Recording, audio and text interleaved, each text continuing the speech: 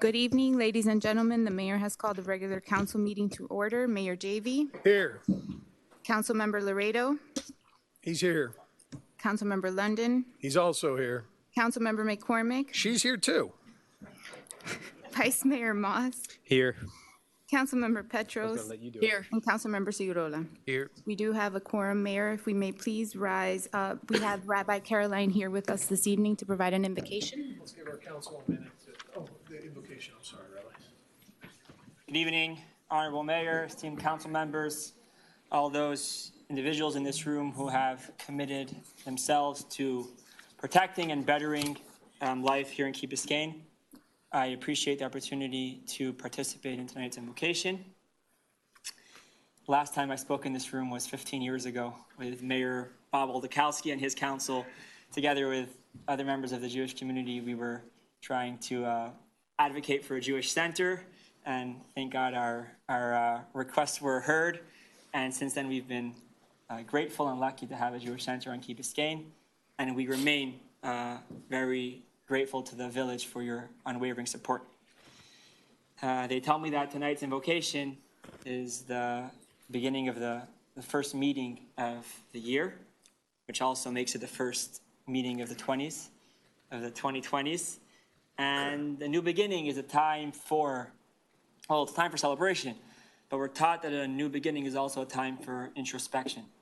And that applies to every individual, and that certainly applies for leaders. It's a time to ask ourselves some questions.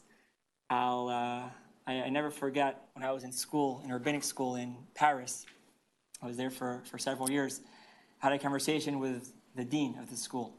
And he told me that his father, who had founded the school after World War II, had a practice that every night before he went to bed, he would think over every single one of his students and ask himself, are they achieving what they could be achieving?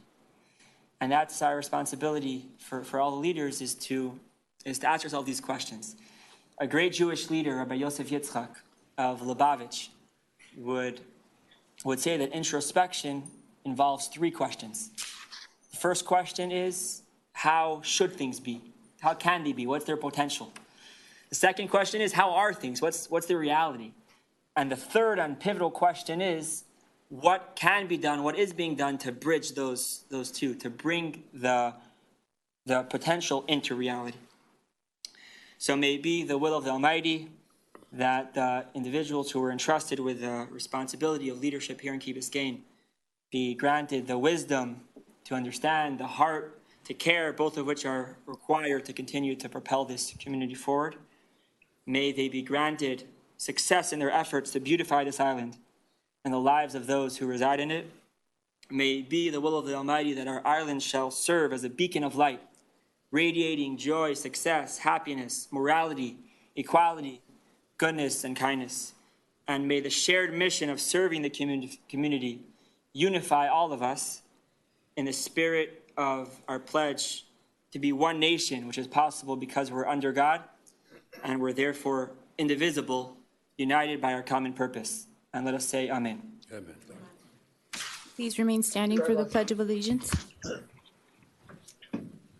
I pledge allegiance to the flag of the United States of America and to the republic for which it stands, one nation, under God, indivisible, with liberty and justice for all.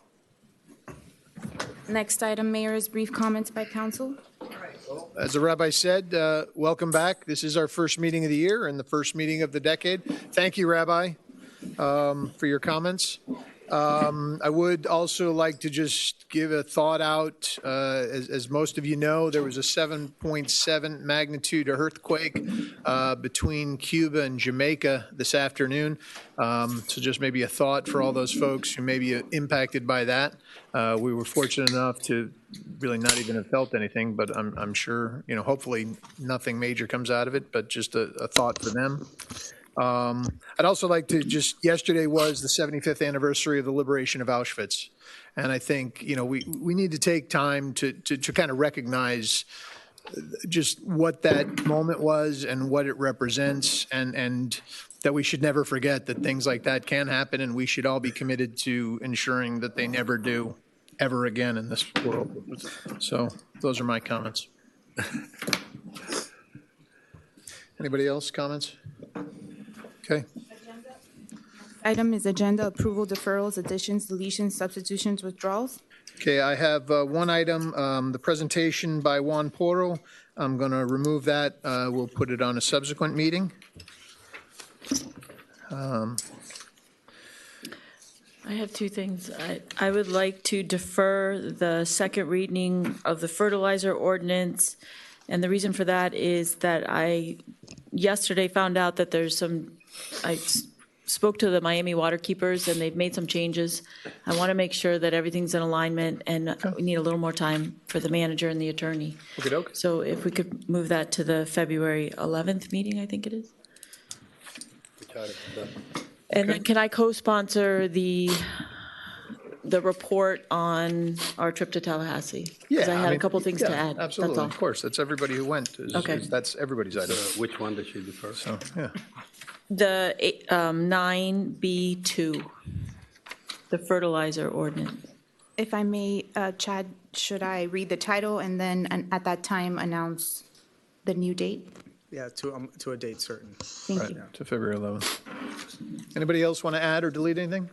Just one thing, I'm not sure if this is the right time, but the adjournment of our last meeting was a little quicker than I was with my calendar. I'm sorry, scheduling. And I will not be here for the strategic planning session on the 8th.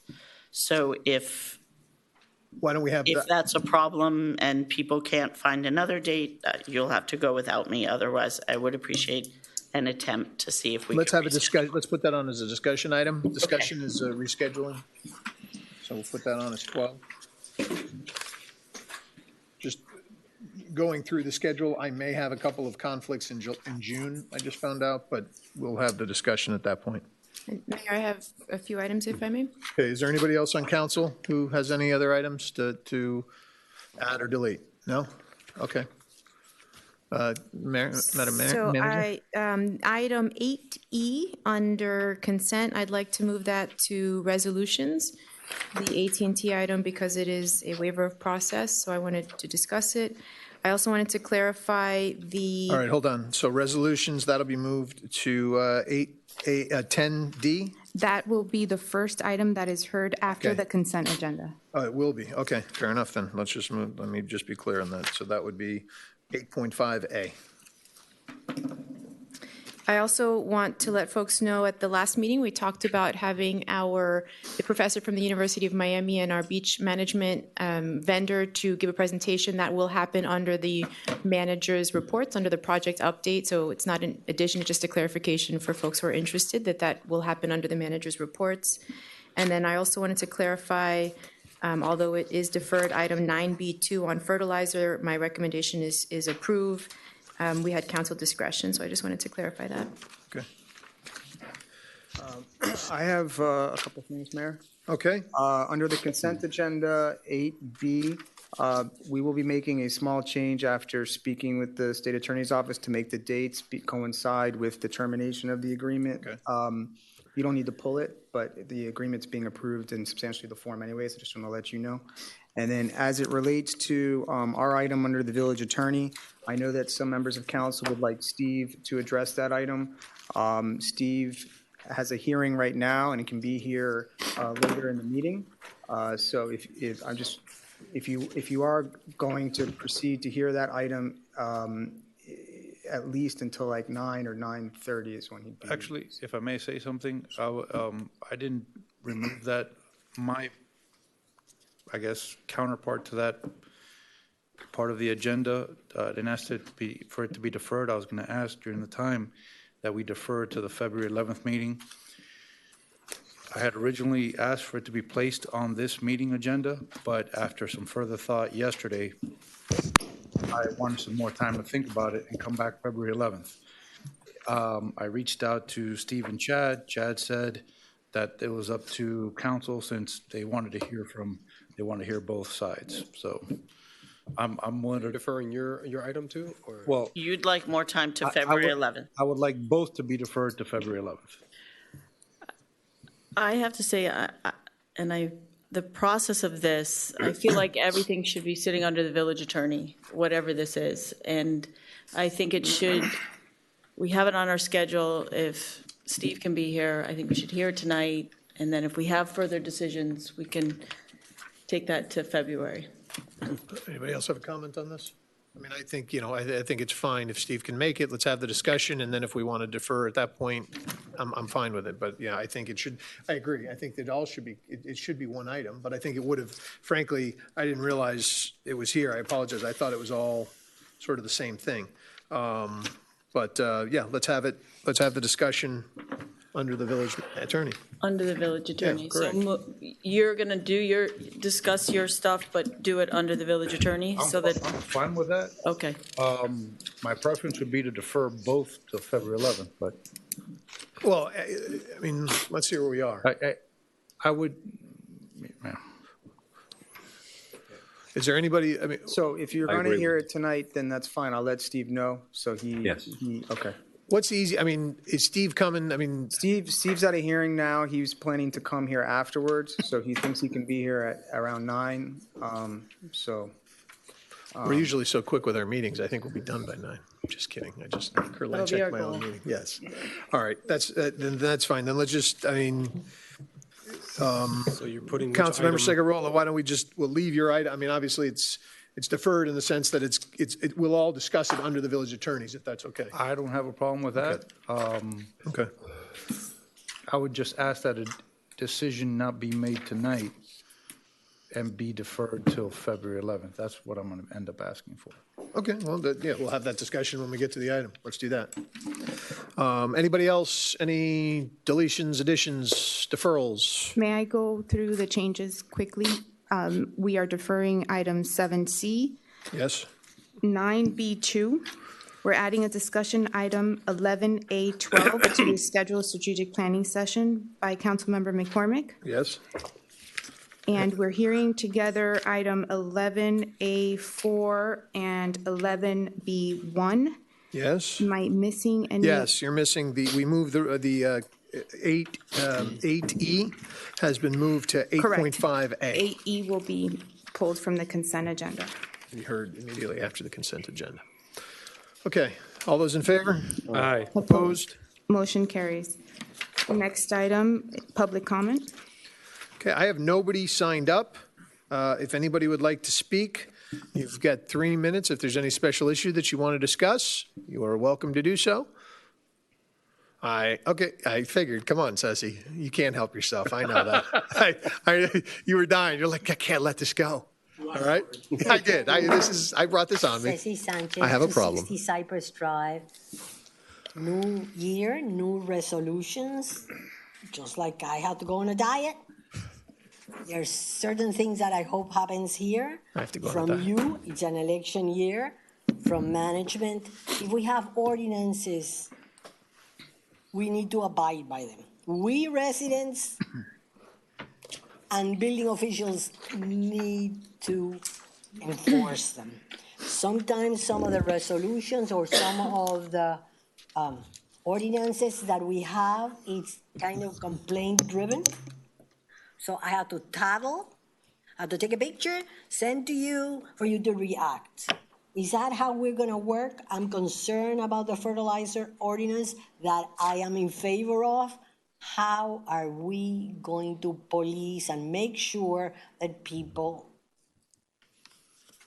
just act on Do it? what's supposed to happen. And we have no dogs on the beach. Go by, go check. And they say, when you say, did you read? You're not supposed to. They say, what's your problem?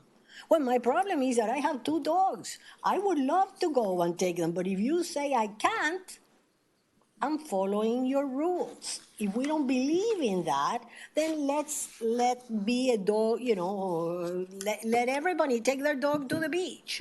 And like that, many other things. So I am concerned that we're creating another layer. Do we have the manpower to monitor? Are we gonna register the yard maintenance people so that they take the little class? What are we gonna make the residents do? take the class too and understand that we have laws here, that we all love our island, we incorporate it, we want to be in charge. What we said at the beginning when we incorporated, I think, still we all believe in that. So what attracted these people to come and live here now? So if they are so happy here now, we welcome them, but what are we doing if they are not following the Key Biscayne nice attitude? That's all I'm saying. Help, please. Understood. Thank you. And Ceci, we're going to get a report from beautification next meeting? Yes, sir. Okay, thank you. May I? No, you comment, we're not going to, I'm sorry, and this is my New Year's resolution. I started watching other communities, and we're not going to engage in the public comments. If you'd like to make a comment later, if you want to bring up a subject, but I'm going to refrain from us getting involved. We've done too much of that, and I've been impressed with what other communities are doing. Anybody else? This is the last. Next item, under special presentations, special recognition, Viviana Domit, fine artist and muralist, Councilmember Laredo. Yeah, before this very short presentation, we will see this 1 minute video that you've probably seen.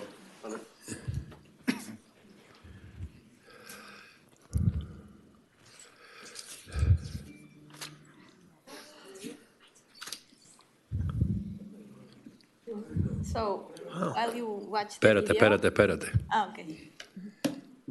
I did this in 1 day. So I started at 8 a.m. and finished like at 6. And as you know, I come from Mexico, and there's a very big tradition of muralism in Mexico.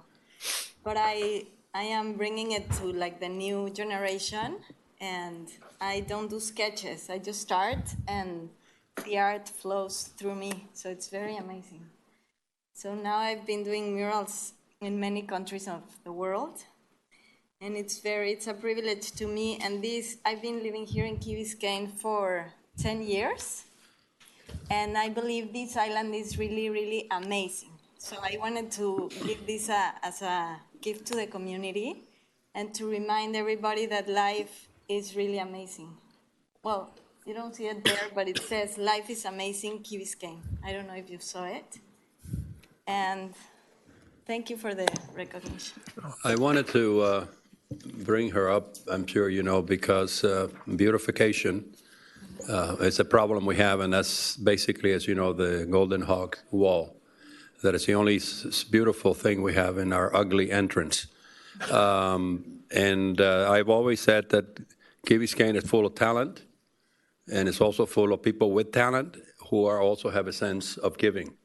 She did all of this for free. Her work is very expensive, trust me. She's done in the Middle East and other places in the world. And I think in the spirit of Key Biscayne Nice, and what drives my hopes that we can make this community even better is to recognize people like her. And so on behalf of all of us, Viviana, I wanted to present to you a little plaque, and we'll take a picture with the group in the front in appreciation on behalf of all of the people of Key Biscayne for your volunteer work and your can-do attitude. You just did it. Sometimes we sit around and study and overstudy things, and that's a great contribution. Thank you. It's a small token. Yes, thank you. Do you all want to take a picture? Let's go down.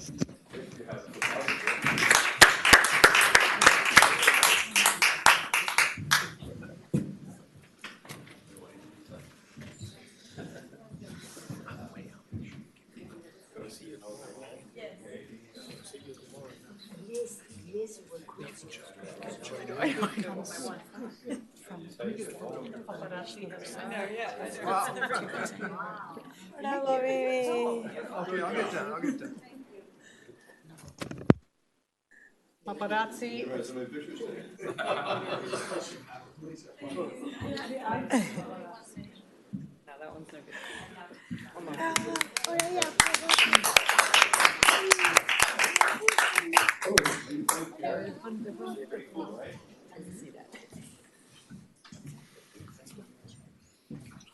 Okay.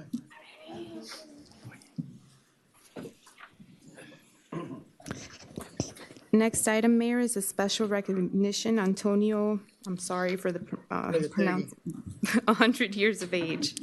Thank you. Yes, thank you, Madam Clerk. Unfortunately, Mr. Reategui could not be here this evening, but I do, look, you know, we recognize people in this village for longevity in terms of their service. This gentleman made it to 100 years, and I think that's a tremendous accomplishment for anyone. So I thought it was important for us as a community to recognize people like that who accomplish amazing things. So all the best to Mr. Reategui and his family. We do have a plaque, and we're going to give it to his family. And what it says is, to Antonio Reategui, a Key Biscayne resident, in recognition of an incredible milestone, and it's presented this 28th day of January 2020. So I think that's tremendous. Thank you. Next item, Mayor, is the consent agenda. Second. All those in favor? No, wait. I apologize. Pull out tab 3. I mean tab 3, excuse me. C. Tab C you're pulling? Yeah.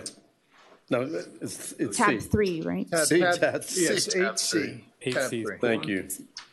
I'm sorry, you're pulling it? What do you mean you're pulling it? For discussion afterwards. Discussion. So Yeah, it oh, becomes, I'm sorry, yes, I do have a question. 8.5B. And I like to pull F or discuss F, just for. No, that's not consent, is it? Yeah, it was. Yes. Okay. The demolition Demolition of the building. demolition of the properties at Yes, 571. and 11. I mean, I like to be able to have quick questions on them. 8.5, so that's C, 8.5C will be, That would be heard first in order. Well, why don't we just move the ones we have? 8E, and then 8F. Is that correct? We're Okay. pulling 3 items from Fine. consent? fine. Is there another one? Is there any others that you wanted to pull? No, Or it's just to those discuss, three? it's not. Okay. 8C, 8E. There was another one after tab 6, correct? After F or no? No, it's just E. Which one did you pull? C, E, and F. I don't know about pulling, I want to discuss, like you do. Yes. C, I like to discuss E, and, well, E she pulled out, I mean F and H. Okay. And Okay, H. and Just H. brief There was another discussion, one. brief C, questions. F, and H. Okay. Yeah. F, H. All those in favor for the changes? Aye. Just the changes to pull the items? Aye. Aye. Opposed? Motion carries. Now, we're going to approve the consent Agenda as agenda amended. minus those items. I move it. No, it's already been moved. Who Okay. seconded it? A bunch I of think it people. was Councilmember. All those in favor? Aye. Opposed? Motion carries. Okay. Now we're moving to item 8C, a capital project authorizing resolution of the Village Council of the Village of Key Biscayne, Florida, authorizing the purchase of security equipment from Convergent Technologies LLC, approving a memorandum of agreement for joint completion of an urban areas security initiative program with the City of Miami for the purpose of carrying out urban area security initiative program objectives, providing for authorization and providing for an effective date. Moved. You want I need a second. Thank you. Thank you. The reason I pulled it, I guess, Eric, why do we need more cameras? You don't have enough? A number of years ago, we put about $55,000 worth of security system into the building, and we didn't have perimeter coverage around the building. There was a lot of internal cameras, and so this completes our system to provide us perimeter coverage. And Why do we need it? well, I could defer to police chief on this, but fire stations and government buildings are a target.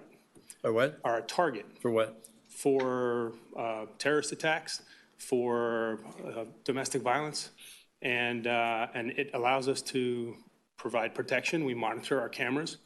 Someone monitors the camera 24 hours a day? What's happening?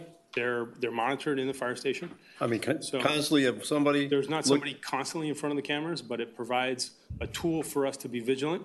There's been a number of times, quite a few times actually, that we use the cameras when things have happened around the station.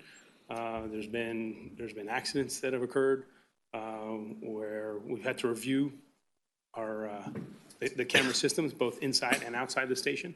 So it's an added level of protection. And as I said, this completes the system. So we basically have a system that's got gaps in it. If somebody's not monitoring it continually, what's the difference? Well, I mean, because if you're not monitoring continually, the time they're not monitoring it is when somebody could do something with the cameras weren't there. well, here's one example. Recently, there's been a trend where fire stations have been targeted, if you will, where crimes have occurred, equipment have been taken from it. I'm sure you've spent some time in and around our fire trucks. A lot of that equipment is extremely expensive. Some of the individual vehicles have been targeted. There's been fire trucks and rescue trucks stolen. There's been personal cars that have been broken into. And it all adds to the deterrent. And if in fact there's an investigation, it assists with the investigation. Have we had any fire trucks stolen or doors shut? Key You got a fire truck that has Key a door, Biscayne right? Fire Rescue has never been stolen. Okay. But there have been people in South Florida that have How taken. about us? I mean, a lot of things happen in other places. I'm just, to me, We've it's never like had an Big earthquake Brother, 1984, more cameras, more things, and obviously it's something I'm against in general. That's Okay. all. Doesn't make any sense to me, especially if somebody's not going to be monitoring it all the time. What's the difference of having it?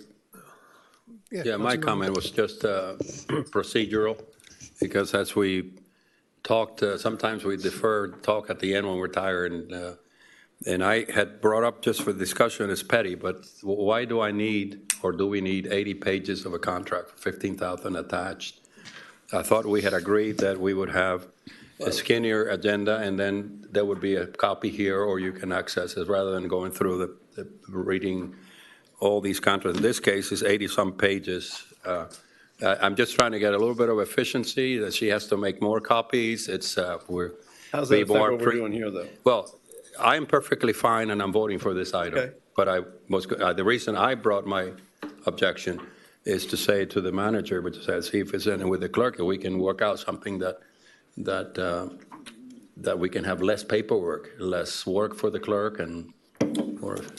I mean, We talked about it before, but we kind of left it in the air. Well, I mean, respectfully, I think my recollection of that is that we decided that, I mean, certainly you don't have to get the copies. I like to write on contracts, so I do like to get the full contract, because if I have comments, I put them in the contract, and you could see by some of the things I put in here, like when I have an issue, I like to write it down, because then when I talk to the manager or to the attorney, I have my notes right there, and I can go to the direct page. That's me personally. That's my recollection of what happened on that. Vice Mayor? Yeah, just a quick question, and my question came up a little bit late, in that we just had our briefing a few hours ago, and I was sick all weekend, so it was hard to get those questions out early. But is there a lot of labor work involved in this? Is there a lot of wiring and stuff that's going through it? I just wanted to get some clarity. I know you guys were busy with some stuff this afternoon. I wasn't able to get in contact with you. Specific to the amount of labor, I'm not an electrician. I know that there's wiring that's involved. Is it far distances? Some of these or? are these High cameras up? are mounted high up. If you look around the station, there's a camera right outside of the council chambers here. They're up. Sometimes we need to get a lift or ladders. So I got another quote, and we can go with that one if you want, but it's $32,000. But is the equipment itself, are they just really expensive? Because I saw 4 cameras and Four cameras, I one think they're about access. $6,000. So they're, very high resolution cameras to be able, so there's nothing, we've had cameras in the past where we've tried to look at data on the cameras and you can't see anything. It's kind of frustrating. And so to have high resolution has been helpful. And as we know, the technology gets old very quick, but specific to the labor, I can review the other. I just wanted to see if you knew. That was all. I don't know. I just didn't see offhand, it broken but down in there. I was just interested. To be clear, we're being reimbursed by UASI for 15,000 of this, 15,427 of the 17,000. Of the 17,000. So we are paying $2,573 for the 4 cameras. Is that correct? That's correct. Okay. Don't worry about it. Is there any other discussion? Okay. Call the question, please. All those in favor? Aye. Opposed? Aye. Motion carries. Next item is item 8E. a resolution of the Village Council of the Village of Key Biscayne, Florida, approving AT&T Inc. for business local calling services, just the one. waiving competitive bidding Hold on. procedures, providing for authorization, and providing for an effective date. Moved. Second. Thank you. Councilmember Laredo, this was the one you wanted to pull. This is the AT&T. No, This is a tab was- 5. Our manager pulled this. Oh, the too. manager. pulled this. manager I pulled it, apologize. I apologize. I'm confused. Thank you. So in the spirit of the integrity of the consent calendar is intended for items that are pursuant to our rules entirely. Although this negotiation of our existing service provider with AT&T results in a $100,000 savings over 3 years, technically it is a waiver of process because they are our current providers. There was no competitive process. We just revisited an existing vendor and managed to negotiate the rate down. So I commend IT staff for having worked through this, and if there's any discussion, I'm happy to answer any questions. Oh, I think I would make the one comment that it's a 3-year deal, and we may want, if you can get the same amount for a shorter, like 2 years, just because technology changes and we may not be using this forever. The monthly charge, so if we're not using it, you don't pay for it, correct? No, If you change the system, you're not using this thing to monitor your life safety you know stuff. what, you told us there was no problem with canceling it, so it's Correct. irrelevant. Okay, sorry. So if new plans come out, we are flexible. We could always terminate and switch providers. No, there's no penalty clause or anything for, okay. Any other discussion? I'm sorry, There is an early termination clause of, it says $15. You said $15? Yeah, that's what it says on Okay. paragraph 4. That's fine. I want to get myself on this plan. We gotta negotiate that down. Kidding. Oh, I'm sorry. Is that per- It says that it's $15 number? times quality commitment times the number of months remaining. So, you know, it will be If more. you cancel it today, it'd be $540. Basically. No, times the quantity 36 commitment. Quantity times commitment. $15 per There's a- line There's a quantity. per right. month. So we have 10, we have a quantity of 10. So it's 150. That's 5,400 would be the max we would pay if we terminated it tomorrow. Is that correct? Or There the are day- 20 lines, actually. 20 lines? Okay, so you guys And are every making- month is going down. I'm just trying to beat edit math. That's all I'm trying to do tonight. Thank you for looking at this and capturing these savings also. Thank you. Great.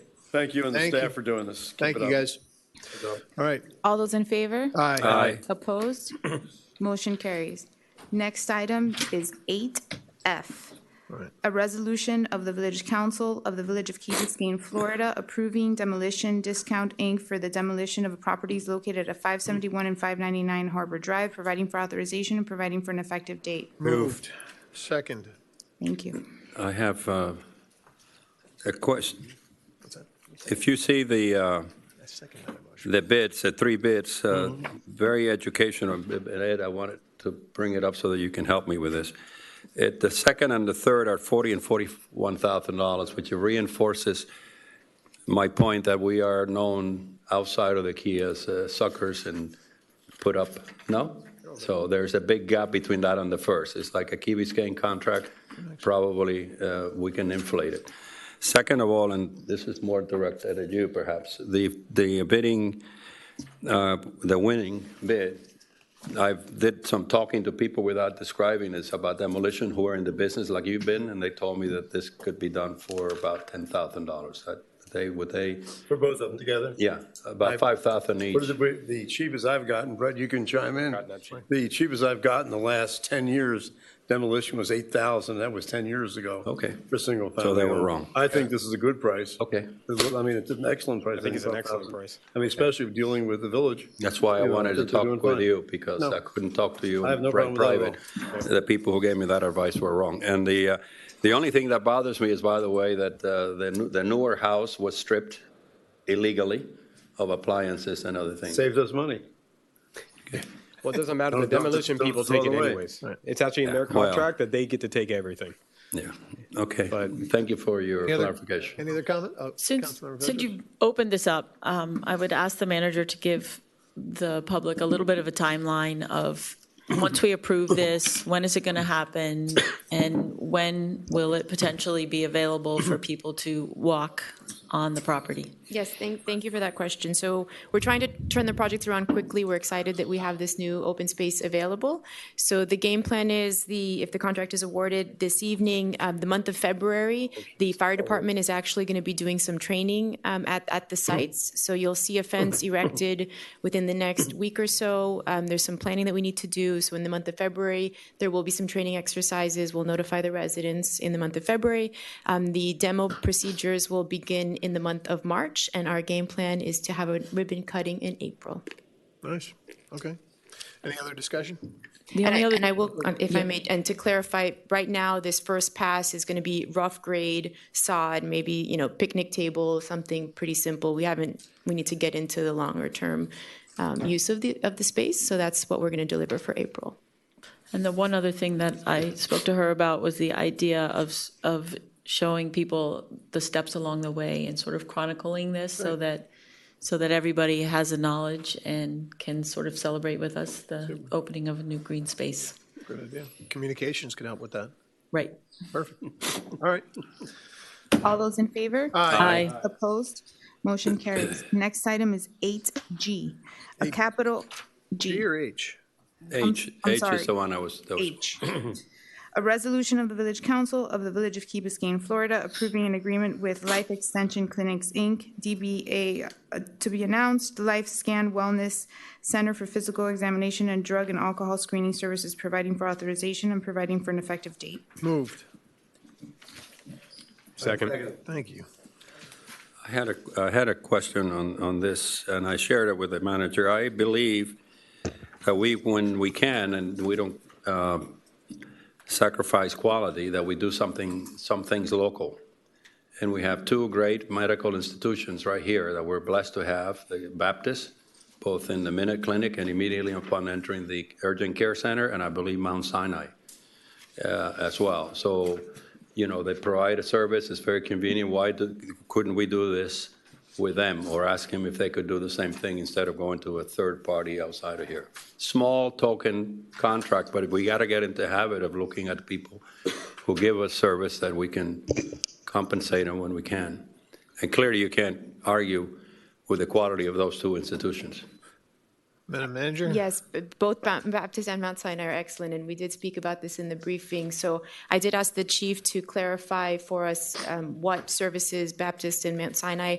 We've actually have engaged with Mount Sinai in the past, so I can invite the chief to explain what our experience has been and why this is the recommendation of this village and myself. Thank you for that question. I agree. Excellent institutions. We have great partnerships with the Baptist facilities, Mercy Hospital, Mount Sinai. Matter of fact, I was talking with a doctor earlier this week to care for one of our patients, and I was very impressed with the care across the board. For years, we used Mount Sinai Occupational Health, and we've had some good success with them for many, many years. And for a while, we went over to Mercy Hospital. And I think at the time, the Mercy Hospital actually had a clinic out here or a doctor's office. And we actually tried to use the local office, and it didn't work all that well, so we went back to Mount Sinai. And we ended up discovering LifeScan. We were an early adopter of LifeScan. LifeScan actually comes here to the station. They draw our blood. They do our drug testing. They do our exercise physiology testing. We have a physician's assistant that meets with every firefighter. A doctor reviews all the material. And we use our facilities here. We get greater participation by doing it here in the fire station. You see how we offer physicals. I did reach out to Baptist after the discussion we had with the manager, and I reached out locally to the Express Care, and they said they usually do physicals for students and sometimes for work, but they didn't do anything for public safety. They said they would get back to me tomorrow. I did also call their occupational health department, and they said that they don't do that. But they did, the lady gave me a very thorough email. She gave me a price of $1,300, which is about $900 more than what we're paying for our medicals. So I did look into it. I can assure you that LifeScan is a best practice. We've been using them, and both through this company. Chief, I support you. I got it. I want to, what you've done is exactly, we reached out to, they are taxpayers, Sure. and we have to have a priority of reaching out. We reached out, and that's what I want to do. We need to get into the habit of looking on our community for the people who pay taxes and contribute. Thank you for, no further question. Councilmember London. Why are we limiting this to fire, not police? If we're doing this for firemen, why are we doing it for policemen? I mean, they're out in the street, they do a physical job. Couldn't they have the same problems that firemen have? I mean, other than the collective bargaining agreement, forget about that we agreed to do it there. Why, Chuck, is there any reason why your guys shouldn't have the same thing? So so if there is a need, I'll discuss with the chief and we can circle back. Sorry? So I'll discuss with the chief, and if there is a need that we're missing, we'll be sure to address that. And Well, I'm just saying, to me, if this is going to be benefit to people who are doing physical type things in dangerous situations, I would think police would come under the same thing. I mean, because let's face it, we don't have that many fires, mainly ambulance runs. So I would think police guys would have the same type of physical strains and efforts, et cetera. I could also say that nothing in this agreement prohibits us from sending other public safety officials. So if the need exists, we can utilize this purchasing vehicle. Okay. Councilmember Petros. I don't know, Chief Lang, if you're the person to answer this, but the question that I had was why and whether or not this could be covered under everybody's health insurance plan as opposed to an additional charge. Yeah, we did talk about that as well. And did you have an answer ultimately? I can tell you that we looked at this through United Healthcare previously, which was our previous health insurance provider. I work with our HR director, Juan Gutierrez, and I reached out to him on this question. We're looking into it. This is a new provider, AvMed, who is our insurance provider, and so it's possible, but we'll wait to get an Okay, answer. so if you could just find that out, because that would save some money. No problem. Thank you. Anybody else? All right, call the question. Aye. Opposed? Motion carries. Next item is an ordinance on first reading. An ordinance of the Village of Key Biscayne, Florida, amending Section 30-192 required signs of the Village Code of Ordinance relating to address numerals on waterfront properties, providing for severability, providing for conflicts, providing for codification, and providing for an effective date. So moved. Second. Thank you. I'm going to open this for public comments. Does anybody want to make a comment on this ordinance to amend section 30-192 required signs? Okay, I'll close public comments. Discussion. Councilmember McCormick. So I understand that this is an issue of public safety. And I don't have a problem with that. And I don't have a problem at all. But my concern is that we like to make sure we really engage our residents. And I want to make sure that before this is finalized, that we've given an opportunity for the residents that are going to be affected to participate in the process in some bit and be acknowledged, reached out to. We had the issue with safe routes, and we had much more success once we really got out there and talked to people, and I feel like that's how we do things. I've spoken to the manager about it, and for me, I think whenever possible, I would love to have somebody go door to door. There's not that many houses, but at the very least, send a letter. It is my feeling that a lot of the houses affected, maybe not a lot, but a number of the houses affected are vacant for large portions of the year, and it'd be nice to maybe go to doors to see if there's a caretaker there that has a contact for the owner or a property manager or something to let them know what's coming. And however the manager sees fit to do it, I would like to make sure that we have enough time between first and second reading to engage the people that are going to be affected, whether that's a town hall, a workshop, or whatever. Councilmember Petros. Those were basically all my points too. Okay. And the one thing that I would ask, if we're sending a letter out or something like that, I would like to have included in there something that would request that the residents respond back so that we can have an idea of how many people actually received the letters, something to make sure that nobody's surprised by this once it's put in place, basically. Vice Mayor. I mean, I agree with both of you too, and I would actually go a little farther. If we feel that there needs to be some advertisement and allow people to come here and speak, I would want to make the motion that we defer this to a date certain so that there are still 2 readings for the opportunity that people can come here and speak. Because if not, there's only going to be one opportunity. And if someone can't make that and then may be able to make the next one, I think maybe we should just defer this to a date certain, the first reading, so that it has to go through 2 readings again. Okay, well, I'm sorry, Councilmember. No, I think I remember hearing from the police chief and their assessment that this is important. We keep deferring things, and our obligations to make decisions. I maybe never having had a waterfront house. Somebody give me one reason why you would object to making your home safer. What conceivably would require a public hearing, door to door? It escapes me, and I'm not being facetious. I really think this is a win-win situation, and it's something that the people who are professionals at public safety and keeping our community safe are saying we need it. Okay. I think, I parrot everybody up here because I think it is an important, I'm sorry, Councilmember, do you want to say something? No, basically, I don't see why we shouldn't pass this. And then if people don't want to have it, they can come tell the manager why they don't want to have it. If it's reasonable, she says, fine, we don't put it up there. And I think we're not going to put them in jail for not having it. that was going to be my response to you, but I do agree. I think I want to see a hard reach out to this community. And I was going to ask the manager, what have we done to date about reaching out, and what are we expecting to do going forward? And maybe that will sort of illuminate when the next date, when we're going to do the second reading. I mean, will it be February 11th, or will it be at the subsequent meeting? Because there actually are a number of waterfront homes in this community. I mean, we do have canals and all, and so I want to make sure. But I do recall, and the chief might, you don't have to get up and talk about this, but I recall people actually coming and wanting this at one point. They want it on their homes so that when they call about a boat break, I mean, they want it. So if they don't want it, then we don't have to do it. Right, exactly. So, manager, if you could just address my one question. Yes, so thank you for the question. And in the briefings I had the opportunity to have, we discussed the public engagement. It was something that I personally brought up because I do not believe that all waterfront property owners know about this, and I think it is important that they do. So back in April of last year, we gave a manager's report. This was an item initiated from the Marine Patrol officers to be able to improve their ability to respond to incidents. What we were thinking was to send a mail notification to the residents based on the feedback that I got during the briefings. We all think there should be additional steps beyond the mailer.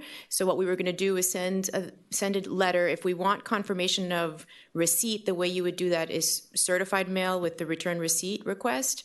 That is costly, and if that's what we want to do, we can do it. I don't know if that might be a bit too much. But we can certainly do certified mail if you guys want us to do that. And then we were also going to provide our contact information for individuals on their own time to be able to reach out to the police department and walk through the parameters of what we're asking for. And we can also host a town hall. And I also suggested that we do have a delay in the second reading so that we have time to do this public engagement. And I would also advise, although Vice Mayor Mas, I appreciate your perspective, but I do think we should pass it on first reading, get the word out, and then bring it again second reading. And we can also keep track of the number of contacts we make. And so we know how many waterfront properties we have, so we can at least have an indication of how many touch points we've made.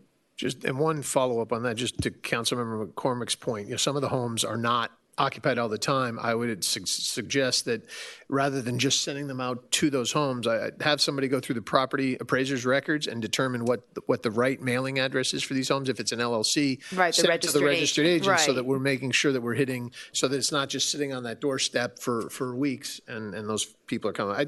Let's do what we can. I think it's $672 per letter. I think we can do that for these folks. They pay, people living on the waterfront pay a couple of dollars in taxes. Right. I think we can give them a couple of dollars Sure, back. so we'll do certified mail, and we'll invite for a town hall. We'll keep track of the contacts that we make.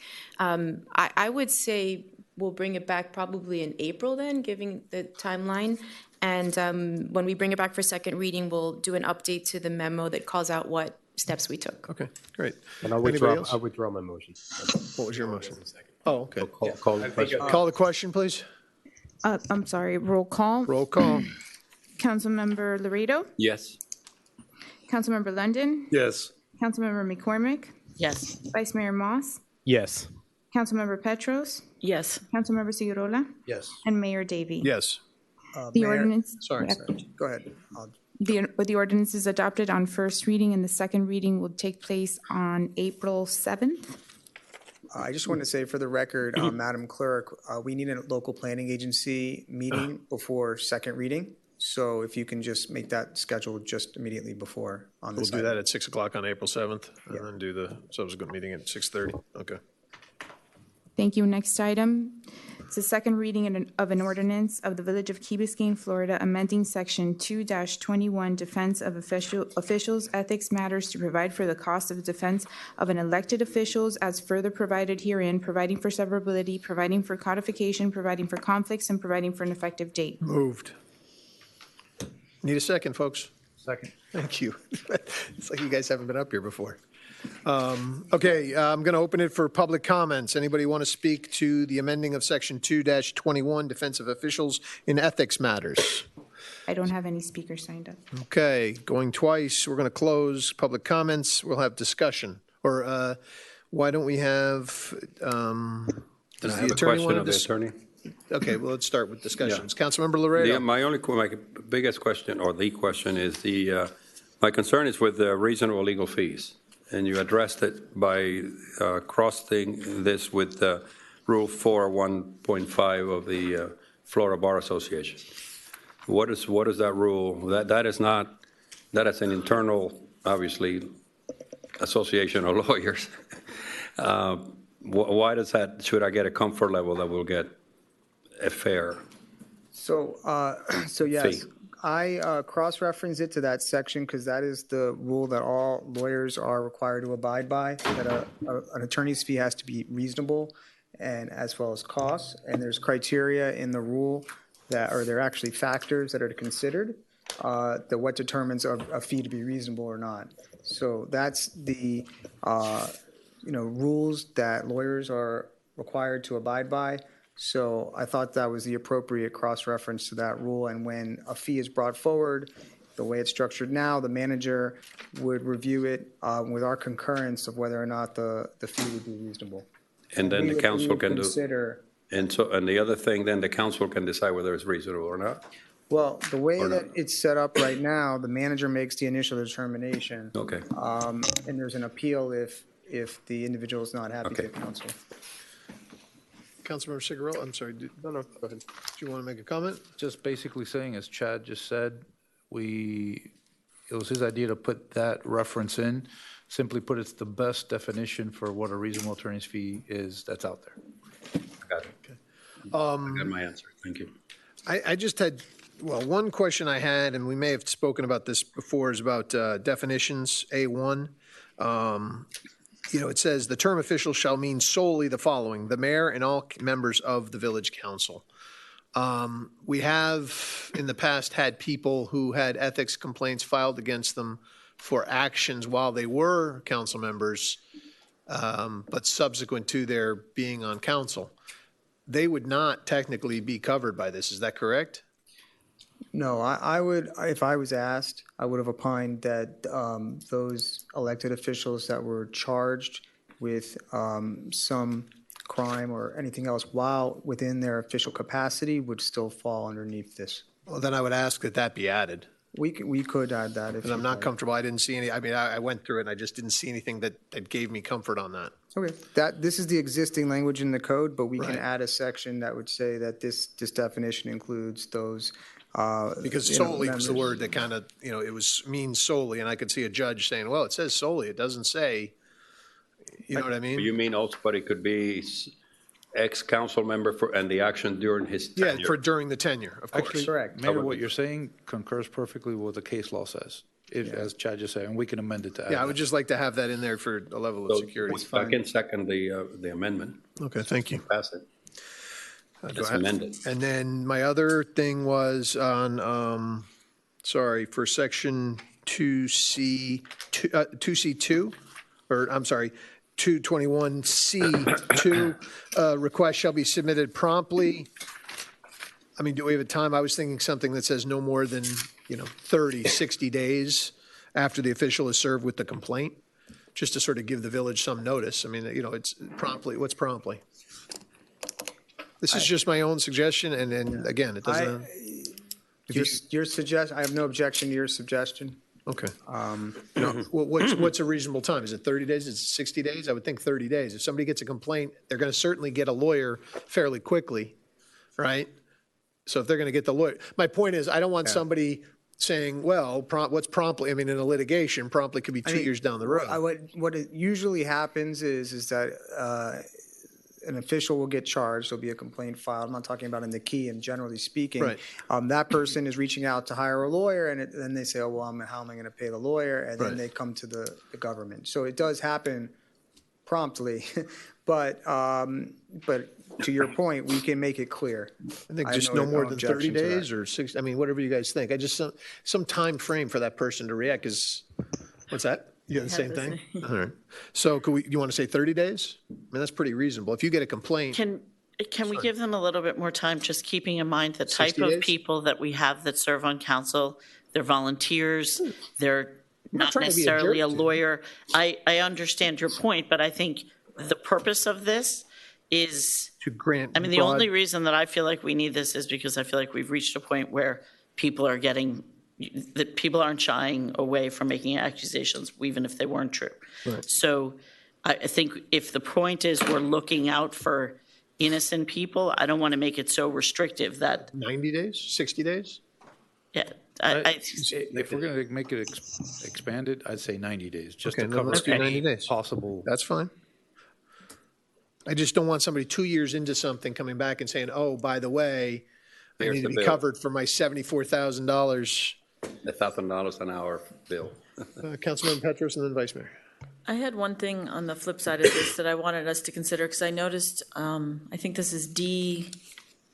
E6 or E6? E6, which previously, we were not allowing reimbursement if there was a failure to comply with financial and gift disclosure requirements mandated, and now we're allowing someone to hire counsel if they don't comply with financial and gift disclosure requirements. Is this something we want to include? Because this is really outside of the intent of the protection we were looking for. We may provide, I guess that, but let the attorney respond to Dad, it. what do you think? So this was an item that Councilmember Cigarella asked to be included. It's, it's a little bit different than the other types of actions because this could be considered somewhat personal to the elected official because it's a financial disclosure or gift disclosure type request. I think the intent in speaking with Councilmember Cigarella was to make this covered. So I know it says may, but I think the intent was to have it covered. The reason, as I was writing this, the reason I put this in there is it doesn't say that if they're found guilty, if it's alleged, to include that process, which is part of the ethics process in what's covered. So just make it, everything has to do with ethics. The reason that I'm asking is because there is, to me, a certain amount of personal responsibility to make sure we do run for office. We know that we need to do these things, and there's laws by which it needs to be done. But it says And- alleged that. It doesn't say they've been convicted of it. Yeah. It says where it is alleged that the official, I think that's his Yeah, point. It's alleged. And then if they're found guilty or convicted, you have the end of the statute that says the village can get reimbursed. Right. He's not saying, I know what you're saying. I mean, I know, it's but just it's such a small part of what we do, but I'm not I enough agree to. with- I agree with It's you. a small part that can get expensive, as Right. anything I but mean, the lawyers point can is, get. But it's Why not, would we hire a lawyer if we didn't do our financial disclosure on time? somebody's alleging that you Yes. didn't. Somebody's saying you got a gift of a waterfront home without a number on it, and now they're claiming you got it and you didn't report it on your report. Well, now you've got to defend yourself for that. Even, it's an allegation. That's the point of it. If you did actually get the home, I first want to be invited over, but also you'd be responsible for any of your fees. Anybody else? Oh, Yeah, that Vice one, I Mayor? was a little stuck on that one, that I felt that we all have ethics training, we know about the gifts, by and large, I think the people who run for this job really want to do what's right and want to help their community, that it seemed like it was maybe including more than we needed to.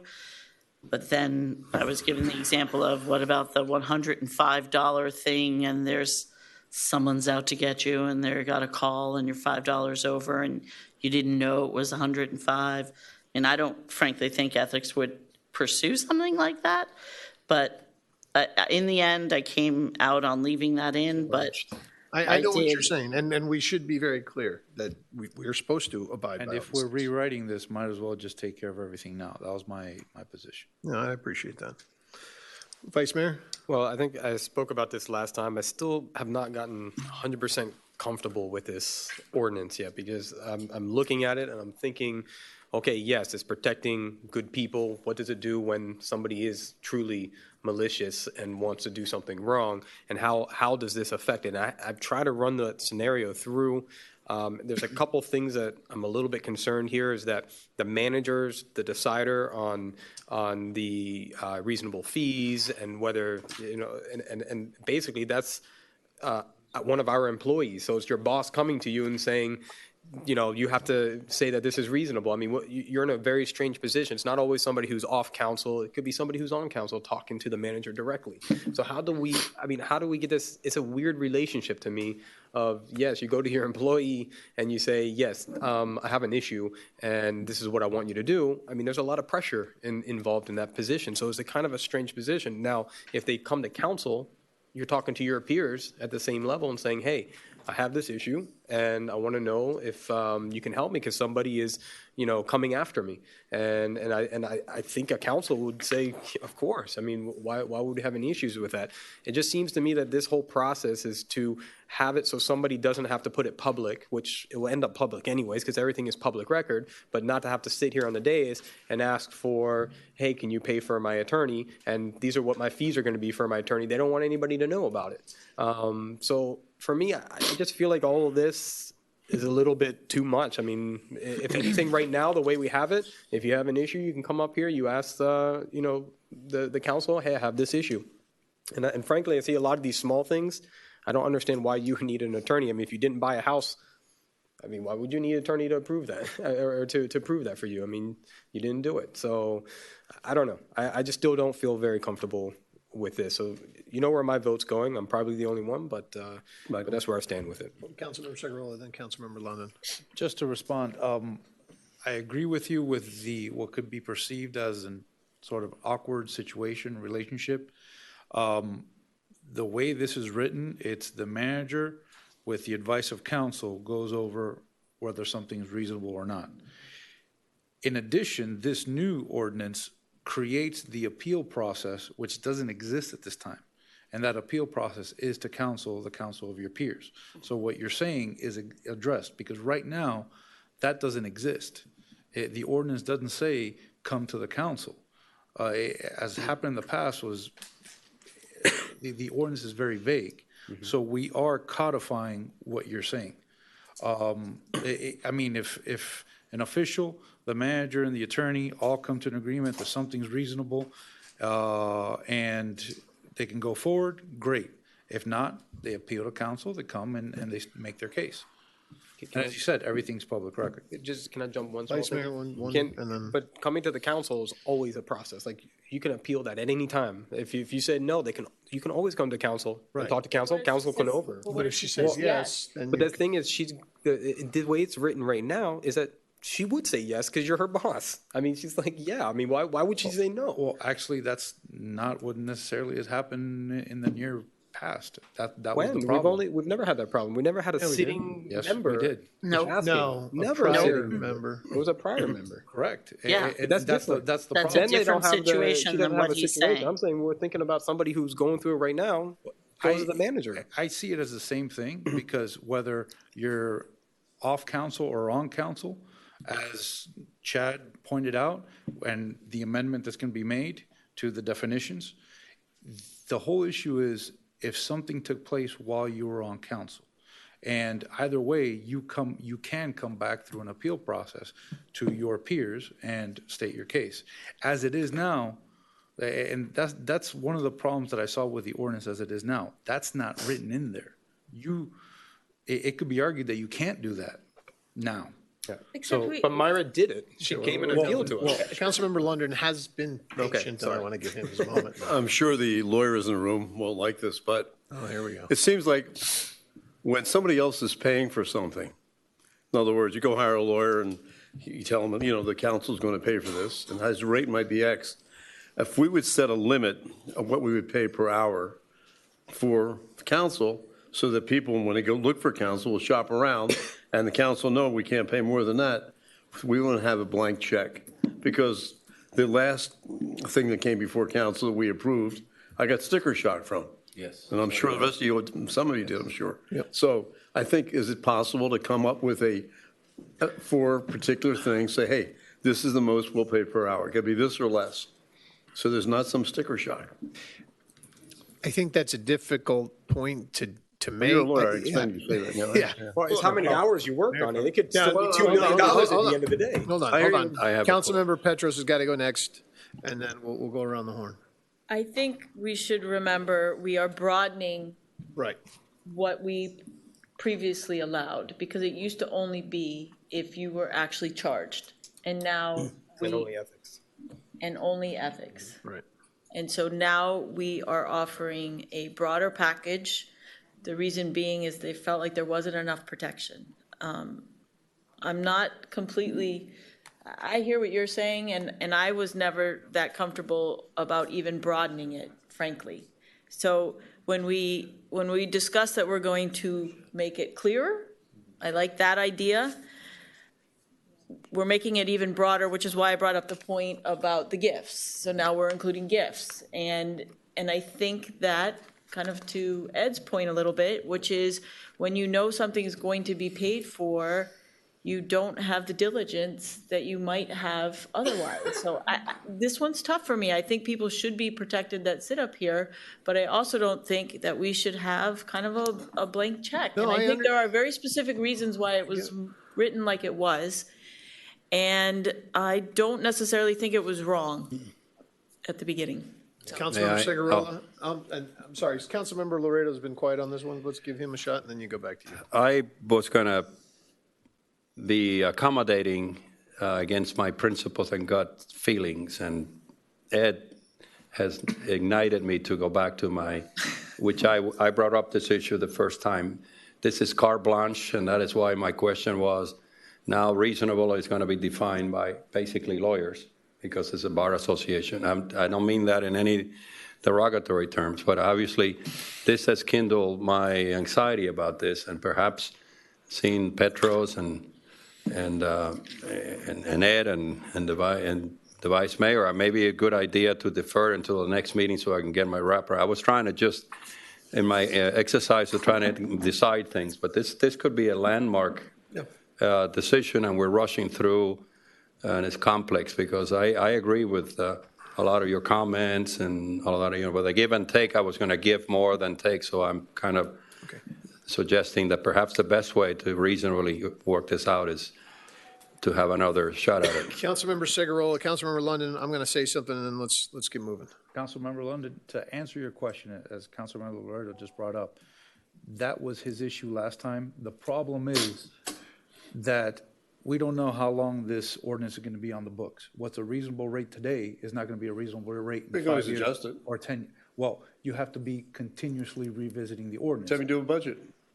Then you got to be continuously revisiting and rewriting the Well, my ordinance. question is, if it's in a budget item, to have an allowance for these things to happen. As budgeted. In the budget, so therefore, we allow X, so next year we allow X plus 5% or whatever. But you and have raise the thing by 5%. You have to address that in the ordinance, because you want to write into the You ordinance. said that maximum rate. a maximum You're talking rate. maximum rate, not maximum budget, because I think that's a dangerous. I'm more in line with yeah, that. if you're going to put into the ordinance a maximum rate, then every year, if you want to adjust it, you got to rewrite the ordinance every year, which is an option. I understand what you're saying. Which is an option, but that's more work.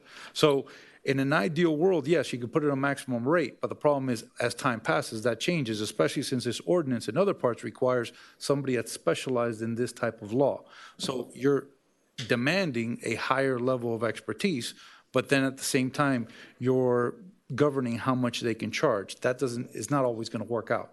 That's why the best solution was to write into the ordinance, the Florida Bar definition of what a reasonable rate is, which could be determined at any given time, given market conditions.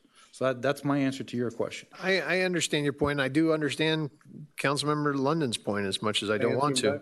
Yes, go ahead. But reasonable rate by the Bar Association for attorneys is like usual and customary for doctors. It's the last people in the world who I would want to set definition for what lawyers should charge would be themselves. Okay, I mean, but the problem, it's sort of an oxymoron, isn't it? But if a council of few lawyers or no lawyers decides what the maximum rate's going to be, and then someone has an issue and they try to go out and get a lawyer and nobody will take that maximum rate, then there's a problem. They come back to council. I agree, and That's fine, hold on, but okay. you're creating more work than just having an ordinance. You've made your point. He's made his point. I have one more response to Councilmember Petros. Okay, go ahead. Yes, we are expanding the ordinance, but the problem, as I saw it, it's not, our current ordinance is outdated and does not track the law as it is today. So this new ordinance, for the most part, tracks the law as it exists now. The law has changed, and I would say most, if not all, of the things that are in this new ordinance are what the case law says is covered in the defense of a public official, whether criminal, civil, or ethics. So with our current ordinance, which does not track the law, if something comes up under the law that says this should be covered, and as a council or a manager says, no, we're not going to pay for that, then they can turn around and sue the village because the law says it is covered. So that's... I mean, And then I have a think- question for you. Sure. No, I think the ordinance actually goes beyond what the law requires. A lot. I think that we've had that debate previously. I also, let's frame this, okay? Most communities don't codify this type of legislation because it's required under the common law anyways. So what you will find is this discussion about reasonable attorney's fees, you could either have it at the upfront point of the litigation, or you could have it at the end of the litigation once the elected official is found not guilty, and they present you with the bill, and you're like, whoa, those fees, and that's happening right now. I mean, that's what's being litigated from some of your sister cities in Miami-Dade County. So, I think that if it's difficult, I get your point, but to codify a rate, the only thing I can think of while sitting here is to put some type of index like a CPI or something that you can take that rate and increase it. I agree with Councilmember Cigarello that the bar rules, I understand your point, what you may think about lawyers. Some may say the same about developers.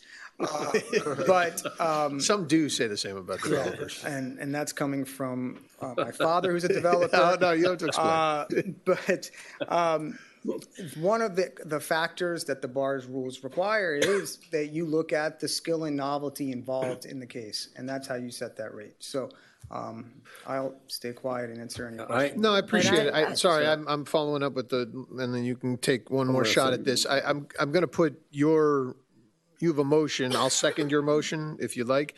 But to your point, somebody, I can't even remember who made this point about 2 days ago.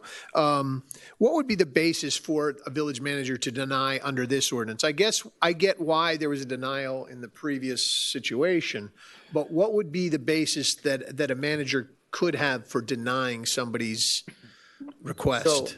So the basis would be, number one, the charge has to occur while the officer is serving a public purpose and is part of their official duties. Okay, number one. So if it's, I'm sorry, say that again. The charge involved, if you look at paragraph B, what is it? Yes, paragraph B is where it starts. where it says, upon request, the village manager. For acts or emissions arising out, okay, so Yes. let's assume So, it's an allegation. Number one, it has to be within the course and scope of the official's duty while serving a public purpose, number one, okay? Number two, then it kicks you in to, and I'm sorry, that same paragraph talks about that the legal defense is limited to the payment of legal expenses to counsel and the payment of reasonable costs incurred. Reasonable costs So, incurred. so legal expenses, that's where you get into the reasonable attorney's fees. So the fee needs to be reasonable. Then you would look at 1 through 5, which are what the manager will be reviewing. First, it has to be submitted. The request has to have all these informations with it, as far as the attorney, the resume, and then the manager will make the determination. Now, I will tell you, the last time this did happen, I believe, wasn't the former mayor still a mayor at the time, or no? Because originally the manager did deny. That's Yes, right. the While original she was a was still denial in while she office, was the in mayor In was. fact, the original request did not include all the information that was listed in the current ordinance. But it also, I believe, it was also because it didn't charged. fall into our, It right, it didn't hadn't been fall. charged, But aside correct. from that, I recall that you actually making a request saying, I needed the additional information per. Correct. But those are the criteria. Okay, so, but that, I guess I'm just trying to address the vice mayor's point where he's concerned that the village manager would never deny, and I think it's really more procedural than anything else. If the person, if that village official came with the necessary information, there's really no other predicate on which the village manager could deny I think- coverage. It could be the fee. It could be the fee, and where you may see it is whether or not it's in the scope and course of the official duties. That's where you see it Okay. also But commonly. that gets litigated, that'd go That's litigated. being litigated Councilman- right now. Right, that's my point. Like, that would get, here Councilmember in my Laredo, then you again, and then let's try and wrap this up. The first motion, I think, is Councilmember Laredo's to defer, then the motion to amend. If that fails, the motion to amend, and then the second one would be, okay, you want to go to, okay, Laredo? I yield to you. Basically, I just heard Ignacio and Chad mentioning common law and case law. Does common law or case law require us to provide counsel for people before they're charged or only after they're charged? No. No. No way. No, in addition to this, which the common law says once you're charged. Sorry? The common law says once you're charged. No. That's not correct. The common law says that you are required to reimburse an elected official if they are found to be not guilty, okay, in a crime. Okay? That is the law.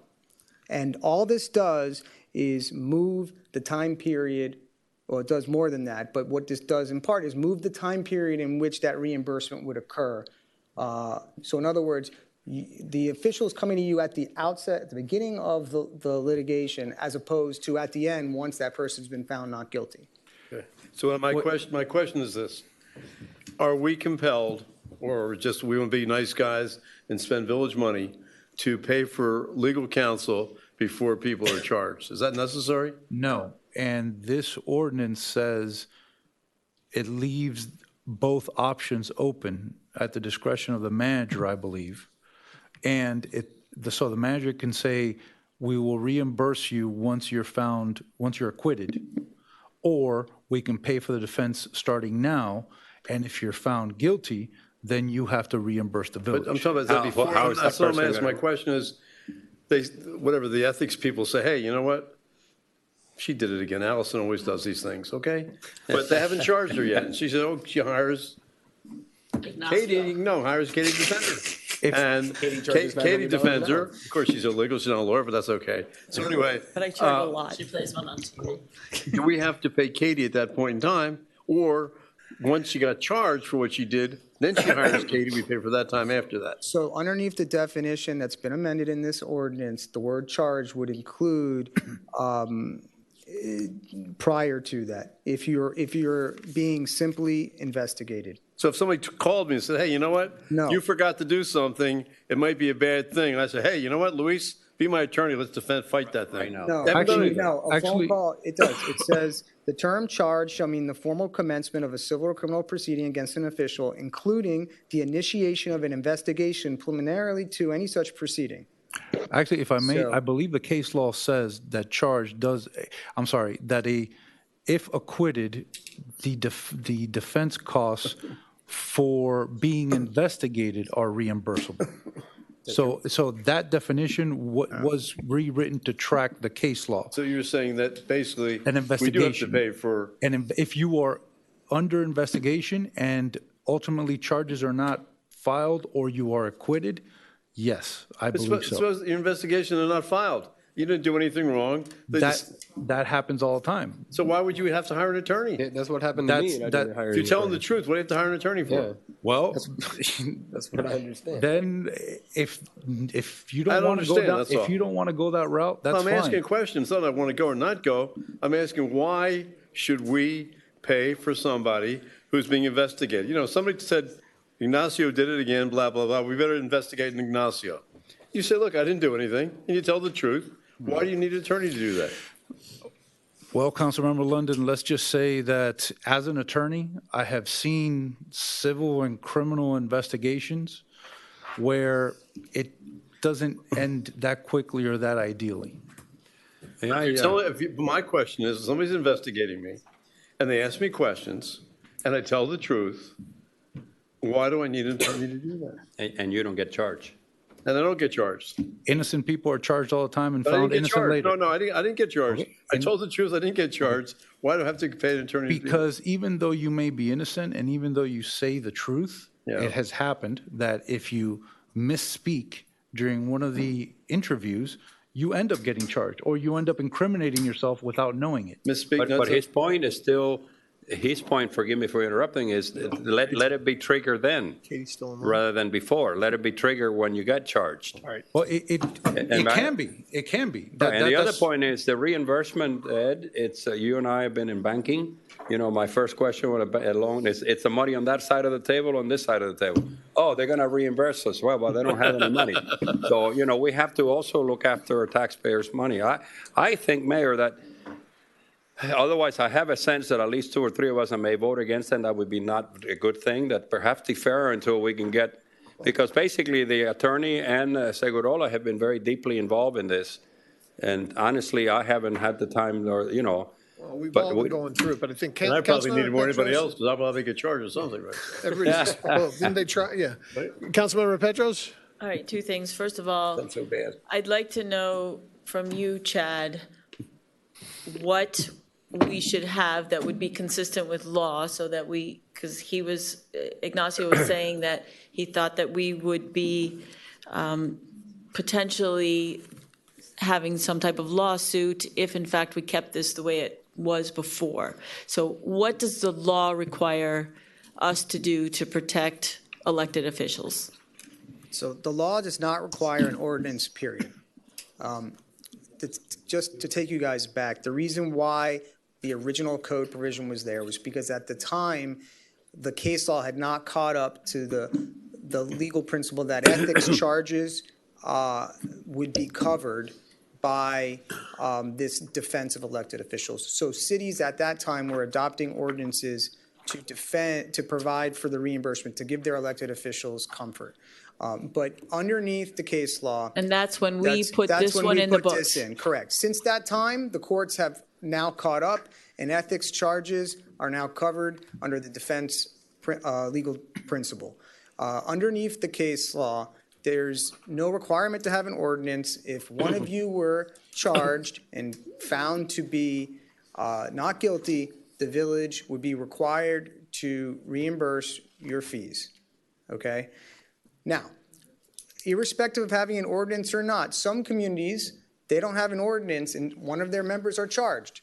And that elected official comes to the council and says, hey, I've been charged. And they say, okay, we'll do it under the condition that if you're found to be guilty, you pay us back. I mean, I've seen that happen on a number of occasions where there's no ordinance. So just simply put, the law is that if you were found, if you were charged while in your official capacity, in the course and scope of that, and you were found to be not guilty, the village has that obligation. Okay, how does this ordinance expand those Okay, facts? so this ordinance goes beyond that. I know Councilmember Sigorola doesn't agree with us, but it includes if you are just subject to an investigation, it's included. If you are a witness, you are now included. Those are two distinct things that go beyond what we believe the law currently requires. The other thing it does is it brings in this concept of civil claims, which I think you are covered. I don't think it needs to be in here. I think that if any of you were sued civilly while sitting up here, the village's insurance carrier would defend you, and that happens from time to time. But I think the main items are that, the investigation and the witness. Okay, now, hold on, I'm right, not done yet. okay, yeah. My last thing that I would like to say, if we do defer this, we need to give direction on what we're thinking That's exactly. for a reason to defer it, because we don't want to rehash this. No, I don't want to come back Next in time. February and do this again. Mayor, if I may, one thing, What's that? another option is you nullify the existing ordinance and just let the controlling case law rule the day, because that is constantly evolving. The reason I got into this and the reason we rewrote this is because our ordinance does not match the case law as it is evolved. Another option is nullify it, and then whatever the law is whenever it happens. Okay. All right, well, that said, we have a motion on the floor from Councilmember Laredo that I have seconded to defer to February 11th. I'm sorry, and it was seconded by? I seconded it, did it? All those in favor? Aye. Aye. Opposed? Motion carries. The item is then deferred to the February 11th council meeting. Okay, perfect. Are we giving direction, or are we just leaving it there? Well, I think, yeah, that, Groundhog's Day. yeah, well, it'll be just after. Well, I think, I actually like Councilmember Segarola's recent point. Let's just delete the old ordinance and let common law rule. But I'd like to have a conversation with the attorney about that before we go forward. Could I say one thing about that? Yes. I think the spirit behind the original ordinance, and I think the spirit behind this one, was trying to make people feel sort of comfortable in putting themselves out there to run for council, and then also to feel secure in what they're doing. Again, I go back to, we're talking about volunteers that maybe aren't super savvy in the world of political ethics violations, right? So I think having something makes people know that there's like a roadmap. I don't know that this is it, but there was a reason that you guys did this the last time, right? Were you there? Where? For the ethics one, the ethics specific ordinance that we already have I don't in the recall. books? Was I on council? Whatever. But I do worry about people feeling Understood. Feeling vulnerable or sorry, reject. Councilmember Petros, I just want to know what your direction to the attorney would be. To what? What do we want? I mean, if we're going to bring this back on the 11th, what? My motion was, defer. I appreciate her necessity for fine tuning this, but I have uncomfortable conflicts and I want to reflect on it more. I brought up the issue of fees, and Ed echoed some of my comments that, that it's, the regulators regulating the fee, and that may be what we fall back, but it's so important not to vote it down, and I just have a feeling that maybe 4 votes against it. No, it's already been deferred. It's already been deferred. We were just, okay, No, fine. and I'll have more questions, believe me, it'll be precise questions. I'm not going to hash out let's go to anything the and spend another, because it already passed anyway, we should move on. No, Come back. the only thing that passed is deferring it to the next I'm meeting. sorry. So what we're seeking now is if you Okay. have any direction to give the attorney It and how is, to change it. is, right. And if you don't have it now, you can clearly give it between now and Exactly. then. I just think it should be once for chores, that's all. Vice Mayor? And to Allison's point, I mean, I personally, I just don't think it was a problem. I don't think anytime that I've ran, have I ever thought about this as like going to be a big issue. I don't know if it really deters people from running because of this issue. And it's only happened once in the last 27 years, and it resolved itself. They came, they appealed, we made a decision, they walked out, and it was over. Yes. I don't know if this is really that big of a thing to be going into. So that's just where I am, and that's why I'm not sure if I'm that comfortable to be All right. rearranging the whole ordinance for this. Fair enough. Let's move on to the next item, please. I'll be 10A. Chad, should I read the ordinance, the Yeah. title of the one that's being deferred? Sure, read the correct. title and just say, I think there was a motion by Councilmember Petros to defer to a date certain of February To the 11th. February 11th She'll need- council And meeting. she'll need a second for that. I did second it, I Okay. thought. Yes. Then the mayor seconded it, so just read it and then, An ordinance of the Village of Key Biscayne, Florida, amending Chapter 8, Environment of the Village Code of Ordinances by creating Article 4 for fertilizer use relating to the use of fertilizers within the village, providing for severability, providing for codification, and providing for conflicts, and providing for an effective date. That's been moved. I seconded it. We're going to defer to February 11th. Thank you. Thank All those you. in favor? Aye. Opposed? Motion carries. Next item is a resolution of the Village Council of the Village of Key Biscayne, Florida, approving Be Free LLC to be announced, also known as Free B for transportation services, waiving competitive bidding procedures, providing for authorization, and providing for an effective date. Moved. Second.